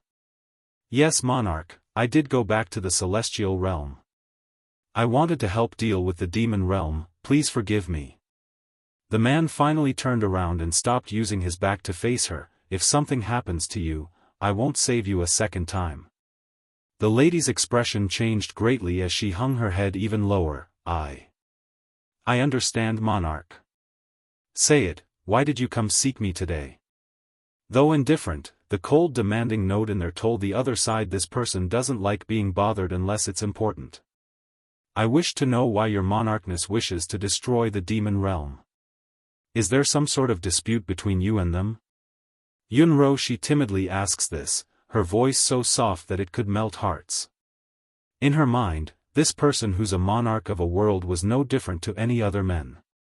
As long as she uses her seductive charms, then she would be able to get anything out of him. It's just that the trickery has backfired. In this moment, only a disgustful light flickered within the individual's eye. It is no secret that Ditsang killed my entire family, so I don't mind telling you this. I will have his head one day, and so will the demon realm be destroyed for being his. In that instant, a vicious poison burned within Yunroashi's heart. He's lying to me. Ditsang nearly died when confronting the celestial realm a millennium ago. How can someone like that kill this man's family? It doesn't make sense. No matter though, as long as they're at odds with each other, then I can use it to my advantage. Bai Yen, you will die one day by my hands, and it will be me who's laughing till the end. Inhaling deeply to gather her composure, Yunroashi slowly got back up from her bowing posture. That is unforgivable, monarch, how dare they hurt your family? Rest assured, Ditsang and all those who follow him will pay the price. I will do my utmost in seeing that through. The man in black didn't say much to that oath, rather he seems amused as he smirked. Yes indeed, I will definitely need your help in the future. If this woman wasn't still of use, I would have long killed her. She thinks she can tempt me with that level of beauty? Ha! I've seen countless more at a scale far beyond her own in the past. She's nothing but average in comparison to those. Outer domain, too, if there's nothing else, you can go back now. Also, have Elder Cloudless come see me on your way out.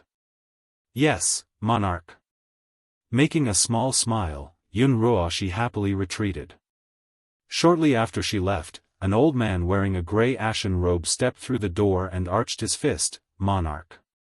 When the man saw who has come, his expression finally lifted so slightly despite the gloom remaining on the surface. Elder Cloudless, I called you because I wanted to ask you something. That Yunroashi, you are certain she's the only one who can deal with Ditsang? Tens of thousands of years ago, the demon realm was thriving and overwhelmed humanity in its all, only that single woman could stand up and resist him. Even though she ultimately failed to conquer the demons, she's nevertheless made Ditsang show respect towards his foe. I need her power, otherwise it will be impossible to compete with that bastard after he grows big enough. Monarch, I've calculated using my best capabilities already, there should be no mistake. I do not understand either on why such a magnificent woman like that would devolve into the way she is now. Elder Cloudless also frowns, his voice breathing a helpless air since he didn't understand either. If it's not a mistake, then I want you to keep a close watch on that Yunroashi. I can't have her dying on me until I make full use of her. If she gets caught in the celestial realm, not even I can snatch her back from Ditsang's watch. He only managed to break through all the watches of the demon realm thanks to Ditsang's disappearance on Earth. There won't be another chance like that again unless he personally go for the rescue, and that's impossible since he couldn't leave his own domain. I understand, monarch, I'll see to it that Yunroashi doesn't leave our watch again. Nothing will happen while under my protection. Elder Cloudless slightly bowed to show he understood. Another thing, the woman I sent to the demon realm failed. She not only couldn't steal the item I instructed, she also failed to kill Ditsang's sister. The man huffs a grunt in displeasure. Naturally the woman he's referring to would be the white fox saved by the demon princess. Just thinking of the failure and betrayal would leave a bad taste in this monarch's mouth. Fortunately not all was lost. Xiaofan didn't die, but that state teacher guy did. Without a right arm to help Ditsang meant there's less people around to investigate themselves. Elder Cloudless only made a bittersweet smile at his lord's report. He was against the idea of sending that stupid fox for the mission in the very beginning, and now it's given the demon realm a warning as a wake-up call, meaning it wouldn't be as easy from now on if they wished to attack. However displeased he might be inwardly, the old man knew he couldn't say that aloud. Monarch, that won't be an issue. The demon realm won't be able to turn waves the way they are right now, nor would they be able to attack us here in this domain. Bang! Without indication, the man swiped everything off the table and shattered the cups near himself, that voice raging, "Elder Cloudless, what do you mean by that? Are you implying I'm afraid of Deetsang? If he comes then I will make sure he never leaves my domain alive." The mouth of the elder twitched at that outburst but didn't say more. He's been with the guy for a very long time, he knows all too well about the man's temper and how easily irritated he could get. Of course, Monarch, the demon realm is not your opponent. Deetsang will always be a loser before yourself. Outer Domain 3. This remark actually made the man feel much better inside, causing that expression to lighten up. That's right, he will always be the loser before myself. If there's nothing else you need to report then you can go back down. I want your full attention on that Yun Ruoshi, nothing is to happen to her. First assessing the monarch's mood some more, Elder Cloudless grew hesitant but decided to speak his mind anyways. Monarch, there's actually one more thing on my mind, I'm just uncertain if I should say. What's the matter? It's about that Yun Ruoshi. Cloudless treaded carefully since he knows his following words would be dangerous. There's been rumors floating about with the ladies in your harem. They've already heard about your order of saving her. Everyone believes you are interested and wants to make her your concubine. This includes Yun Ruoshi herself with the way she acts before the others. Hearing this, the man not only didn't get angry and actually laughed. If she is her former self then I would perhaps be interested, but she's so self-centric that it disgusts me with the current iteration. In fact, I would have killed her myself if she didn't have some use remaining. Pausing after realizing he's gone a bit too far in that canted remark, but, if she really wants to be my woman then I won't mind taking her into my harem, that's only if she could help me deal with Deetsang, that is. Enough, let her be. As long as she's within the domain then she could do whatever she likes. Yes, Monarch. Elder Cloudless cusps his fist in compliance and retreated. He did not want to continue disturbing his liege now that he's got his questions answered. After the door closed, the man slowly closed his eyes and inhaled a deep breath. If I can break into the true celestial rank then this domain will no longer be able to trap me. Unfortunately the goal continues to escape my grasp yet again. Ever since the establishment of the main world where recorded history came into existence, only 2 individuals were known to have reached the true celestial level. The first being Deetsang, the great demon king from 1,000,000 years ago, the second being a human heroine who managed to defy all odds and overcome her oppressors. Of course, there's also Heavenly Flame Monarch who almost reached that level as well, but he perished after using his own body as a medium to seal off the various domains from the main world, thus disqualifying him from that roster. So what if none had ever broken into that level since those 2? It doesn't mean I can't. Suddenly, a faint cackle began to escape the man's mouth like some sort of great villain. The guy's not delusional or conceited though despite the confident statement. He's got a plan. Aside from making a breakthrough using one's own ability, there's also a second method to achieving true godhood and that was using a celestial heart, the essence of a true celestial. Now this would be where Yun Ruoshi comes into play with the plan. He has no way to get his hands on a true celestial heart of course, but he does have the supposed new incarnation of that lady. By using her and another item to rip the heart from her soul, he could then step into a whole new stage. At that point what couldn't he do? Destroy Deetsang? That would be a simple point of his finger by then. Of course, there's the issue with the missing item, he still doesn't have it, and that's currently in the demon realm. It's the main reason he sent the fox lady over there, it's to steal the other key item in High Grand Plan. Yun Ruoshi's beating, 1, Monarch's residence. In the back garden, Yun Ruoshi had her head down before a different woman who held exceptional beauty. Yet instead of a rosy picture here in this flowery backyard, there's only contemptuous looks shooting towards the former from the maids that's also present. Yun Ruoshi, you just walked out of the monarch's study, didn't you? Cocking her chin high, this madam sounded exasperated. I told you not to approach my husband before, did you not hear me? Resentful as she may be, the old witch bit her lip and held in that temper. Second madam, I don't know what you're talking about. Ha! The one known as second madam huffs a grunt and got into her face. What are you saying about not knowing? You think you can become the mistress of the manor just because you were brought here? I'm telling you, his monarchness will never favor an insignificant person like you. Clenching her fist at the insult, the old witch nevertheless forces a smile. Second madam, if his monarchness doesn't like me, then why did he save an insignificant person like I? With his power, he could take in any woman that he fancies, yet he chose me. Growing more confident as she speaks, since my life was saved by his monarchness, I will remain loyal to him throughout my life. You want me to leave? I fear that won't be happening.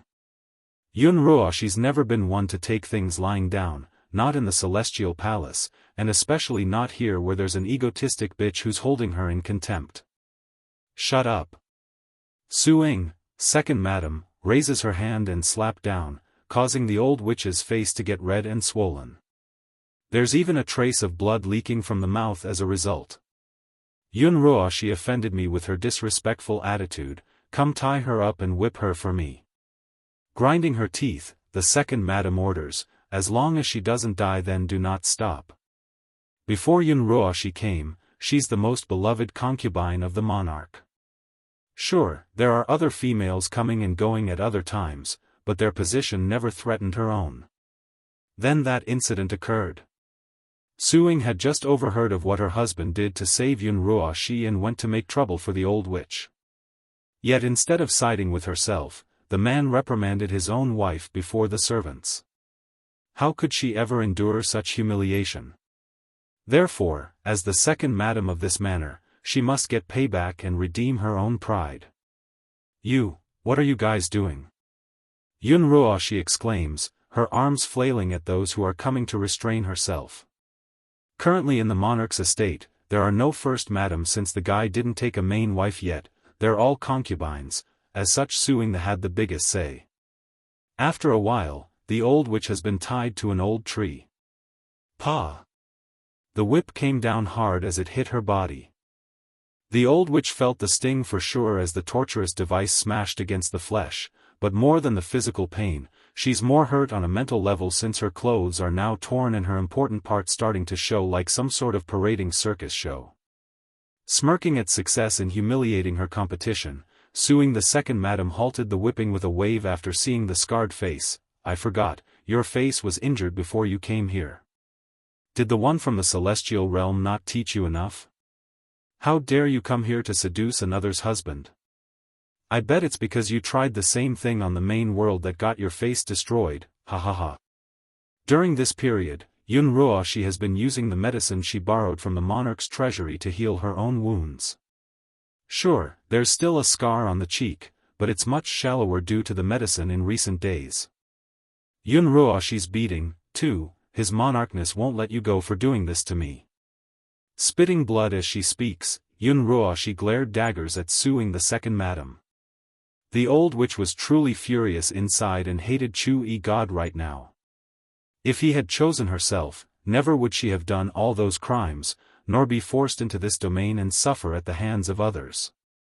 For one thing, she never liked the monarch and never asked to be his bride. Then out of nowhere the other harem ladies suddenly ganged up on herself, claiming she wants to be the mistress of this place. What the heck? If this woman couldn't secure her own husband's heart, then what right does she have to come bite at others? She has nothing to do with this, okay? Pa! Another whip lashed down, sending her clothes into a stained red and causing the old witch to shriek. I will definitely make this bitch and all these people pay. They will regret doing this to me. How dare you stare at me like that? Su-ing coldly smirks at her captive. Go, whip her more, whip her until she can't even recognize herself. The pain continued to come, and as it came so did the twisted sense of reality befalling the old witch. To say her soul was growing more like a true monster was no understatement at this point. From standing at the peak of the world to the very bottom of the hole, nobody would come out of that unscathed. It's only compounded by experiencing this sort of indignation. Give it to me. The second madam could tell the hits weren't having the added effect of what she wanted due to that hateful glare. So, she decides to do it herself by ripping the blood-soaked whip from the maid's hand. Yun Ruoshi, you better remember this, you're nothing but a pest from the celestial realm, you don't deserve my husband. Gnashing her teeth, the madam leaves nothing back from her swing. However, instead of the flesh-tearing sound of blood splattering everywhere, a powerful hand had grabbed hold of the other end of the whip in the last second. Who husband? The familiar face sent Suing stuttering, her face a total green as the panic exploded from the heart. Suing, it looks like I've been overly spoiled with you. You're so brave that you're going against my orders now. The monarch's words brought chill to all those who heard it despite there being no force in his tone. What a problematic woman. If this Yun Ruoshi wasn't still useful I wouldn't even get involved. Such a hassle. And this Suing.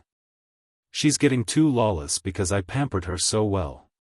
She knows full well I'm protecting this Yun Ruoshi, yet she still moved against her.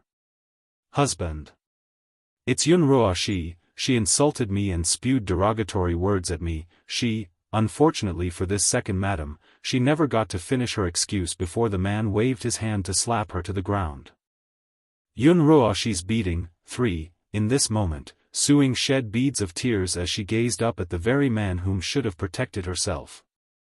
She's truly hurt by the twist of event. How can he treat me like this, and over another woman like that Yun Ruoshi too? Guards, take Suing away to a cell. She's to be executed at a later date. This order struck the second madam hard like a thunderbolt, sending her whole body shuddering as a cord snapped in her mind. In her panic-stricken haste, she clings onto the man's leg to plead, "Husband, I know I'm wrong, please, I know I'm wrong. Please don't put me in a cell, please. I won't dare do it again." In light of his own beloved concubine begging himself, this monarch ruthlessly kicked her aside like some sort of filth. Not only that, his voice now sounded cold and distant similar to that of strangers. What are you bunch still waiting around for? Drag her away and execute her immediately. When he pampers someone then he could treat them like a gemstone, however, no one was allowed to get in between his own interests. Imagine this woman actually killing Yun Ruoshi with this incident, what then? He would lose his chance at becoming a true celestial. Yes, monarch. 2 of the guards near the exit hurriedly ran over. They didn't show any mercy in the way they handled the crying madam. Mere moments later, there were no longer any more crying or pleading, only a loud snapping sound and an eerie calm hanging over the air and all the tensed souls in this garden. Bring Yun Ruoshi down from there and take her to the back wing of the manor. She can recuperate there. Also, send some of my personal attendants to oversee her recovery and safety. I do not want to see another event like this today, understand? The man roars, his voice reaching all of the estate like a booming sound box for its occupants. He's always been like this, doing as he pleased and discarding those he deemed useless or unfit. This also holds true for Yun Ruoshi in this case. Sure, he has use for her still, but his gaze never once fell upon the lady or that scarred face. Why? Because she's not worth his effort to do even that. All she's useful for was to be a sacrifice to further his own goal, nothing more and nothing less. The old witch didn't notice the lack of attention though, the lady's so tired that she could barely open her eyes due to the exhausting of the pain. I knew it, his monarchness has fallen for me. Otherwise, why else would he kill his most beloved concubine for me? Don't be mistaken though, Yun Ruoshi doesn't like the man in the slightest, not even a sliver. However, that doesn't mean she doesn't enjoy being wooed by powerful individuals. Basking in the glory has always been her thing. These guards naturally aren't aware of the vile witch's inner thoughts and dutifully carried out their order of carrying the injured woman to the back wing. They also brought a healer over to treat her wounds without delay. After everyone left, Yun Ruoshi laid atop of the bed and mindlessly stared up into the ceiling beam, her fingers slowly moving across those scars on her cheeks. The monarch's appearance can't be compared to Di Tsang and Chui God, but his strength and background is beyond theirs. Such a man is protecting me, Che. Bai Yan, I am once again able to step on your face again, you will always be the loser before myself. After murmuring that to herself, she sneered and cackled a laugh. Just you wait, it won't be long before I go back with such a man by my side. You will fall over in jealousy after seeing me, just like how I gazed at you in the past. Yun Ruo she's beating, for spring comes and go, bringing in a new year with the passage of time. During this period Bai Yan had not once stepped out of the Bronze Gate's world, spending all her time in steady training by following the knowledge of the ancient book. Bai Xiaochen wanted to stick around of course, but the boy's been sent back to the palace since she needed quietness and calm. Besides, it's not good for her son to spend so much time in this small place when he's so young. As for the 4 sacred beasts, they did their duties beautifully, quietly standing guard outside and never complaining despite keeping the same posture like their statue counterparts. Boom! Suddenly, a loud noise rocked the mountain through the Bronze Gate, followed by a monumental surge of power shaking the air and affecting all living things in the vicinity.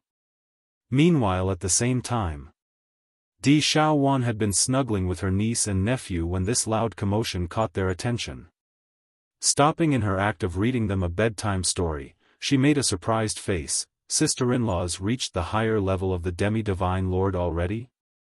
She only broke through to the middle level 7 months ago. How did sister-in-law make another breakthrough this quickly? Is it really that easy to make advances once you're that strong? Something is weird about all this. Unknown to Di Xiaowan, the reason for the rapid progress was due to the ancient book Bai Yan found inside the Bronze Gate. Her first step into the demi-divine lord level was due to her own grasping and efforts, while these new advances are through following the instructions and knowledges provided by others. What's more, the demon queen didn't only have knowledge anymore, she also has the added support of the great amulet All Heavens. She's tapped into its mysterious powers right now. It's just that. When Bai Yan sent her own consciousness into the world of All Heaven, all she found was nothing but white fog in which she stood. Thankfully this foggy substance wasn't just for show inside that dimension, it's pure energy used by cultivators. Rather than to absorb the spiritual particles from the air, the demon queen only needed to tap into the amulet from now on, thus giving her an infinite source of energy. So, knowledge and resources at hand, who wouldn't be able to make rapid breakthroughs? Auntie, what is a high demi-divine lord? Di Ling Yan the peachy baby girl asks with a smile on her face, is it something very powerful? Of course it's great. Di Xiaowan gently caresses her niece's hair as she explained, from now on your mother will be as strong as your father. Brightness shined in the baby girl's eye. Then does that mean I can be as strong as father and mother as well in the future? Chuckling at her niece's ambition, yes, our adorable and sweet Ling Yan will definitely grow up to be as beautiful and strong as your mother. But you mustn't be like your father, only follow your mother so you can protect your good auntie here too, okay? Poof! Her words had just come out of her mouth when Jean Tian the little glutton suddenly reverted back to his fox form at the other side of the bedside. He's looking all sad and pitiful as he laid sprawled on the ground. Auntie, I'm hungry, Jean Tian weakly cries, that belly grumbling in protest. Does it mean I won't have to go hungry anymore after mother comes back? Father is always busy, and auntie often forgets to feed me. I remember, Di Xiaowan immediately slaps her own head in realization, oh crap, I forgot to prepare food for Jean Tian again today. Ling Yan, why don't you go see your mother first, me and your brother will come afterwards after I get him something to eat. Okay. The peachy baby girl happily jumps off of the bed and gave her aunt a big huge hug before heading off. Atop of the mountain, the 4 sacred beasts continues their quiet work of standing station in their respective spots when their mistress slowly strode out of the Bronze Gate. Mother! It's exactly then the little figure of Di Ling Yan rushed over from the foot of the mountain and threw herself into her mother's arm. Gently embracing her tiny little daughter, Bai Yan felt very pleased to be welcomed by her eldest and youngest daughter, Xiaochen. Ling Yan, I'm so happy to see you too. Come, let's go back home. Unbeknownst to everyone, the clouds not far away had become a dark looming mass above their heads, which was not supposed to happen since everywhere else in the sky was perfectly clear this night. Ling Yan took notice when she looked up since it confused her little mind, but she didn't pay too much attention to it since Bai Yan's hands ate up most of her attention. If only this baby girl had spent just a moment longer to investigate this, then she would have surely noticed the oddity and strangeness looming from within. Mother, Ling Yan misses you so much, but you always only take Big Brother with you and not me. Speaking of the last sentence, the baby girl's voice carried the grievance of a child that's been left behind by their parent. Does mother prefer Big Brother over me? Why is it always me and Jean Tian who gets left behind every time? You're too young, Ling Yan, but once you're older then I will of course take you with me. Mother loves you always. Feeling guilty inside for not being with her daughter, Bai Yan gives the daughter a rub on the head to show she cared. Then I will hurry and grow faster, that way I can follow mother too. In her happy fit, Ling Yan went ahead to give the demon queen a big lovable kiss on the cheek. Then jumping down from those arms, she also gives her older brother a good peck on the cheek as well. I love Big Brother too.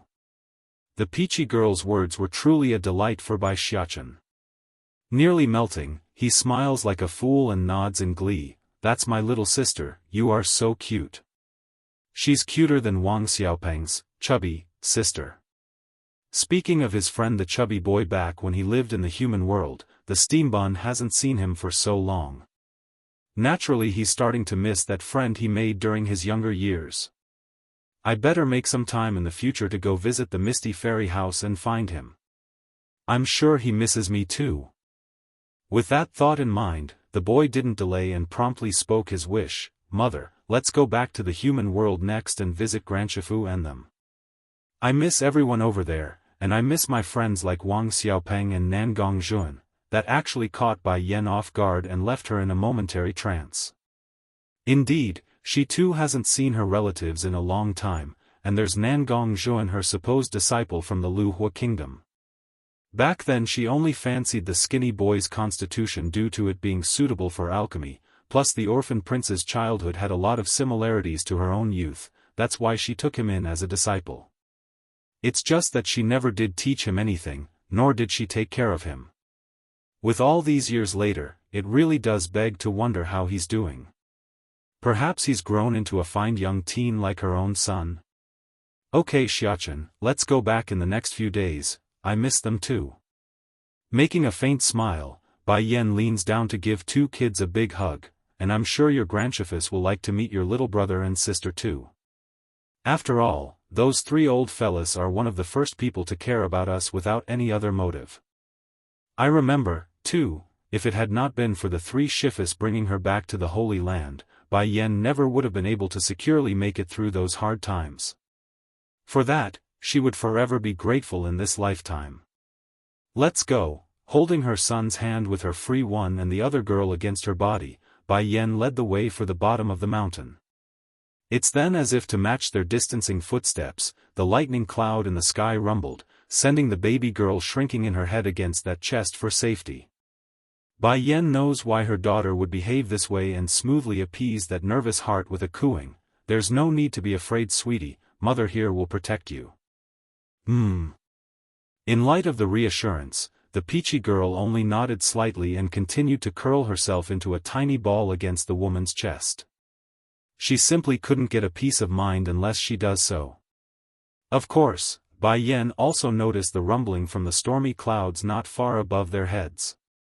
The demon queen didn't know why either, but the sensation she got from that puff of water was familiarity. As to why she would get such a sensation, that continues to escape her grasp. Perhaps the demon realm won't be peaceful for very long after this. But no matter, I will continue to do what I've done and protect those close to me like always. Ling Yan, Xiaofan, from this point don't leave the palace on your own. I believe something big will happen soon. Locking her brow into a furrow, Bai Yan's eyes showed a touch of unease which worried herself as her thoughts ran wild. Fortunately, the soft cuddly body of her own daughter brought herself back to reality soon after. Gently rapping her cheek against the child's, the demon queen grows firm in her heart. Whoever moves my kids will pay for it, I will bury whoever they are in the shadows. After walking down the demon mountain, Bai Yen soon came to attention with the handsome and demonic man waiting for herself. Likewise, Di Tsung also saw his wife and immediately disappeared and reappeared in front of her.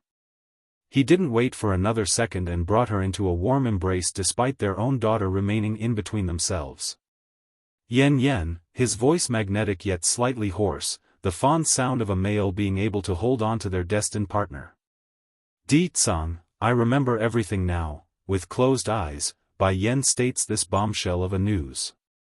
In the year of closed-door training, she's recalled a lot of things that she's forgotten. Like the price they paid due to the celestial realm's interference, and the pain caused by those who wished them harm. And most importantly, how this man sacrificed his own powers to resurrect herself into a new life. Di Tsung always appeared cold and unfazed on the surface to everyone around himself, but when he's with his wife he could be the kindest and gentlest person in this world. Imagine having said woman confess she's remembered all their fond memories, there's no way he wouldn't be moved. Whether it be 1,000 years ago, or now, you are my only wife. The Demon King firmly says this, his eyes strong and reliable. Ling Yen, let's not disturb father and mother while they talk about love. Bai Xiaochen reaches over and picked the baby sister out of their mother's arm, we can go find Auntie and Jean Tian. Okay, the baby complies despite not understanding why. Nevertheless, Di Ling Yen understood her older brother had his reasoning and only needed to listen. Just like that, the two kids were gone from the base of the mountain.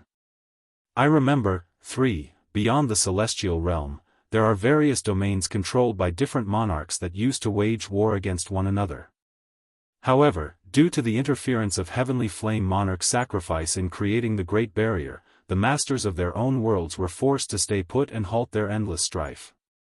Of course, this arrangement didn't sit well with the other rulers since their own world has become their own personal prison. They wanted freedom, thus began the grand plan of shattering the chains around their necks. But then something unexpected occurred not long ago which stirred the otherwise peaceful pot in their arrangement for one reason. Someone has finally broken into the monarch level after the erection of the Great Barrier, thus bringing forth a new domain into the outer void. This shouldn't have brought such a huge wave to these rulers, and it didn't at first, yet the barrier began to loosen its grip after their investigation. It should have been a good thing, who wouldn't want to get out of their prison, right? Well, the issue was that there's only one possibility for this sudden change, and that was the very creator itself has returned. That's right, the man whom caused panic and fear among these rulers are back. Therefore, it took no time at all for all the domains to send their most trusted subordinates out to further investigate. They must confirm the identity of this new arrival lest they get any peace of mind. At this time, Di Ling Yen continues to curl herself against her older brother's body for safety, her eyes blurry due to the wet tears slowly brewing in the corner. Big brother, I'm scared. Those lightning bolts outside are so similar to the ones that hit Uncle Winger, Bird Guard, that day. Will it hit us too? I'm worried about Uncle Winger since he refused to come back with us. Did something happen to him? Perhaps it's the fear doing its work, but the baby girl's complexion had grown pale after saying that. Bai Xiaochen's heart trembled at this. Patting his little sister's body to soothe her nervousness, it's okay Ling Yen, Grandpa Dragon Flame, Dragon Ancestor, said your Uncle Winger is very skilled, he will be all right. Really? She tightly bit down on her lips. Although Uncle Winger started out by working for that bad lady, he didn't listen to her in the end. I know he's good at heart. I'm not very smart, but I do know the good should be rewarded with good fortune. In the heart of the precious baby girl, that bird man wasn't just her personal escort or guard, but a friend that went through a lot together. Bai Xiaochen did not respond right away, only taking her words in as he mulled over what to say. If Ling Yen is still worried, I can go check up on him, how about it? That idea immediately brought a ray of sunshine into her eyes, but that glimmer quickly died down after realizing what that meant. Big brother doesn't know where Uncle Winger went, and, compared to Uncle Winger, I also don't want Big brother to face an accident.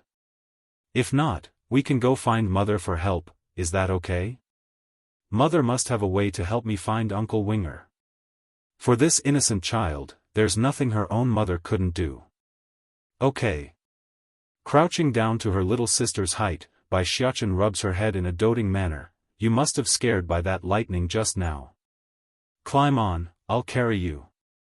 Encounter 1, okay. Climbing up from behind, Di Ling Yan the peachy baby girl didn't object to the idea of getting a piggyback ride since her older brother's figure appeared the safest. Boom! In a forest that's perennially dimmed by the dense shrubbery, lightning pounded away at a certain location where a severely injured man stood. There's hardly any color left on that face, and even more blood continued to gurgle out of that mouth. This time, am I really going to die? Closing his eyes at what's to come, the Birdman reminisces back to his first meeting with Bai Yan and her daughter Di Ling Yan. Inexplicably, despite the dire spot he's in right now with the lightning clouds ready to pound down again to finish himself off, the guy actually formed a thin arcing smile due to the ray of light in his heart. If I die, I won't be able to stay by the princess's side, nor can I repay the queen's grace again. Back then it was you who saved me from the darkness, yet I mistakenly thought of others as you. I thought I could use my life to protect your daughter as amends for your virtue, but it looks like I'm going to break my word. Another rumble from above told him then the time was near. Queen, princess. If there is a next life, I will never recognize the wrong person again. I will use my life to repay you. Boom. Following those final thoughts, Winger's stoic figure crumbled, crashing down to the ground where only scorched earth awaited his unmoving body. Demon Realm's Palace. Di Ling Yan was keeping herself tightly wrapped to her older brother's back as she was being carried around when a tense sadness gripped her little heart for no apparent reason. For this reasoning, tears oozed out of those eyes in waves. Bai Xiaochen felt the wet patches on his back of course and grew frantic. Hurrying to lie the little baby down to check up on her. Ling Yan, what's wrong? The baby girl merely shook her head. Big brother, I don't know, but I just want to cry. Don't cry Ling Yan, if you cry, I will feel very bad if you do. Finding himself useless against that weeping, he instinctively reached over to wipe some of those droplets. Unfortunately for them both, the younger sibling didn't find the gesture comforting. In fact, the unease in her heart only grew with each passing second. Eventually, that sobbing weep blew into a loud clamoring cry. Can you tell big brother here what's wrong at least? Gone white by this point due to his own inability, Bai Xiaochen flails around with fluster showing across his face. Ling Yan. Suddenly, an anxious cry came from the rear. By the time the baby girl turned her head around, a pair of hands had already reached over to pick her up to bring the child into a warm gentle hold. Her cry brought aching hurt to even Bai Yan, who overheard the noise and came running. Mother, what's happening to her? Bai Xiaochen anxiously asks with his miserable expression. She's been crying non-stop. I don't know how to comfort her like this. Do you know what's going on? By this time others were also being attracted to this location due to the constant tearing. The most notable would be Di Tsang, who stood immediately came over with his daunting aura to wrap his arms around the wife and daughter.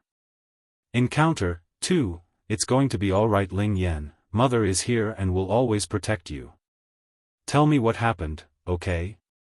Watery still in the eye, the baby girl sobs some more and starts explaining despite the hiccups. I don't know anything, I only feel very uncomfortable inside. Mother, I want hug me please. Okay, don't cry anymore, Mother here will keep holding you.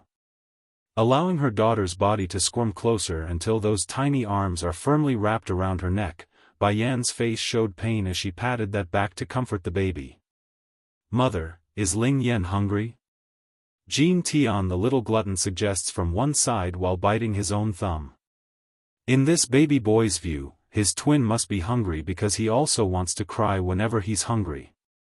It's my fault, I didn't leave any food for her. Think of this, the little glutton's head hung low in a dejected manner, those eyes full of guilt and anger at himself. Mother, Bai Xiachen seemed to recall something important then. Ling Yan told me those lightning clouds in the sky is similar to the ones that hit Uncle Winger. Could it be that he's in trouble? Winger the Birdman fought to the death in order to protect the baby girl, that's why in her heart that person was akin to family. Coupled with the fact that she used her own blood to save the poor guy, it's no wonder she's built up a connection with him. Bai Yan's expression undoubtedly showed a change after hearing that long-forgotten name. In light of herself not doing much for Winger a millennium ago, the guy went through huge obstacles like breaking out of that prison in order to find herself. Yet that hope and ordeal only got rewarded with an imposter like Yun Ruoshi using her amulet as deception. There's no denying it, she's had a hand in causing all the pain the Birdman has endured over the years. Xiachen, you stay behind and watch your sister, I'll go with your father and look. Handing the girl to her eldest, Di Tsang, let's go. Okay. Di Tsang's frown showed he didn't like the idea but complied anyways. He's never one to reject his wife's wishes after all. In another patch of land, Winger's body laid lifelessly atop of a pool of blood like he's truly gone from this world. In light of this, the thunder clouds in the sky never dissipate as if it wanted to destroy his very soul before it would recede. When Bai Yan and Di Tsang arrived in this area after following the noise, this was the dreadful picture they saw. Immediately and without hesitation, the demon queen loosened her grip around the husband's hand in order to rush over to give aid. Careful! Di Tsang grabs hold of his wife suddenly and pulled her back in the nick of time as the flash struck down and left a devastating crater in her former spot. As displeased as he might be at being disregarded due to another man, the demon king never once acts carelessly when it came to his wife. Yen, are you hurt anywhere? He nervously examines her for any signs of injury.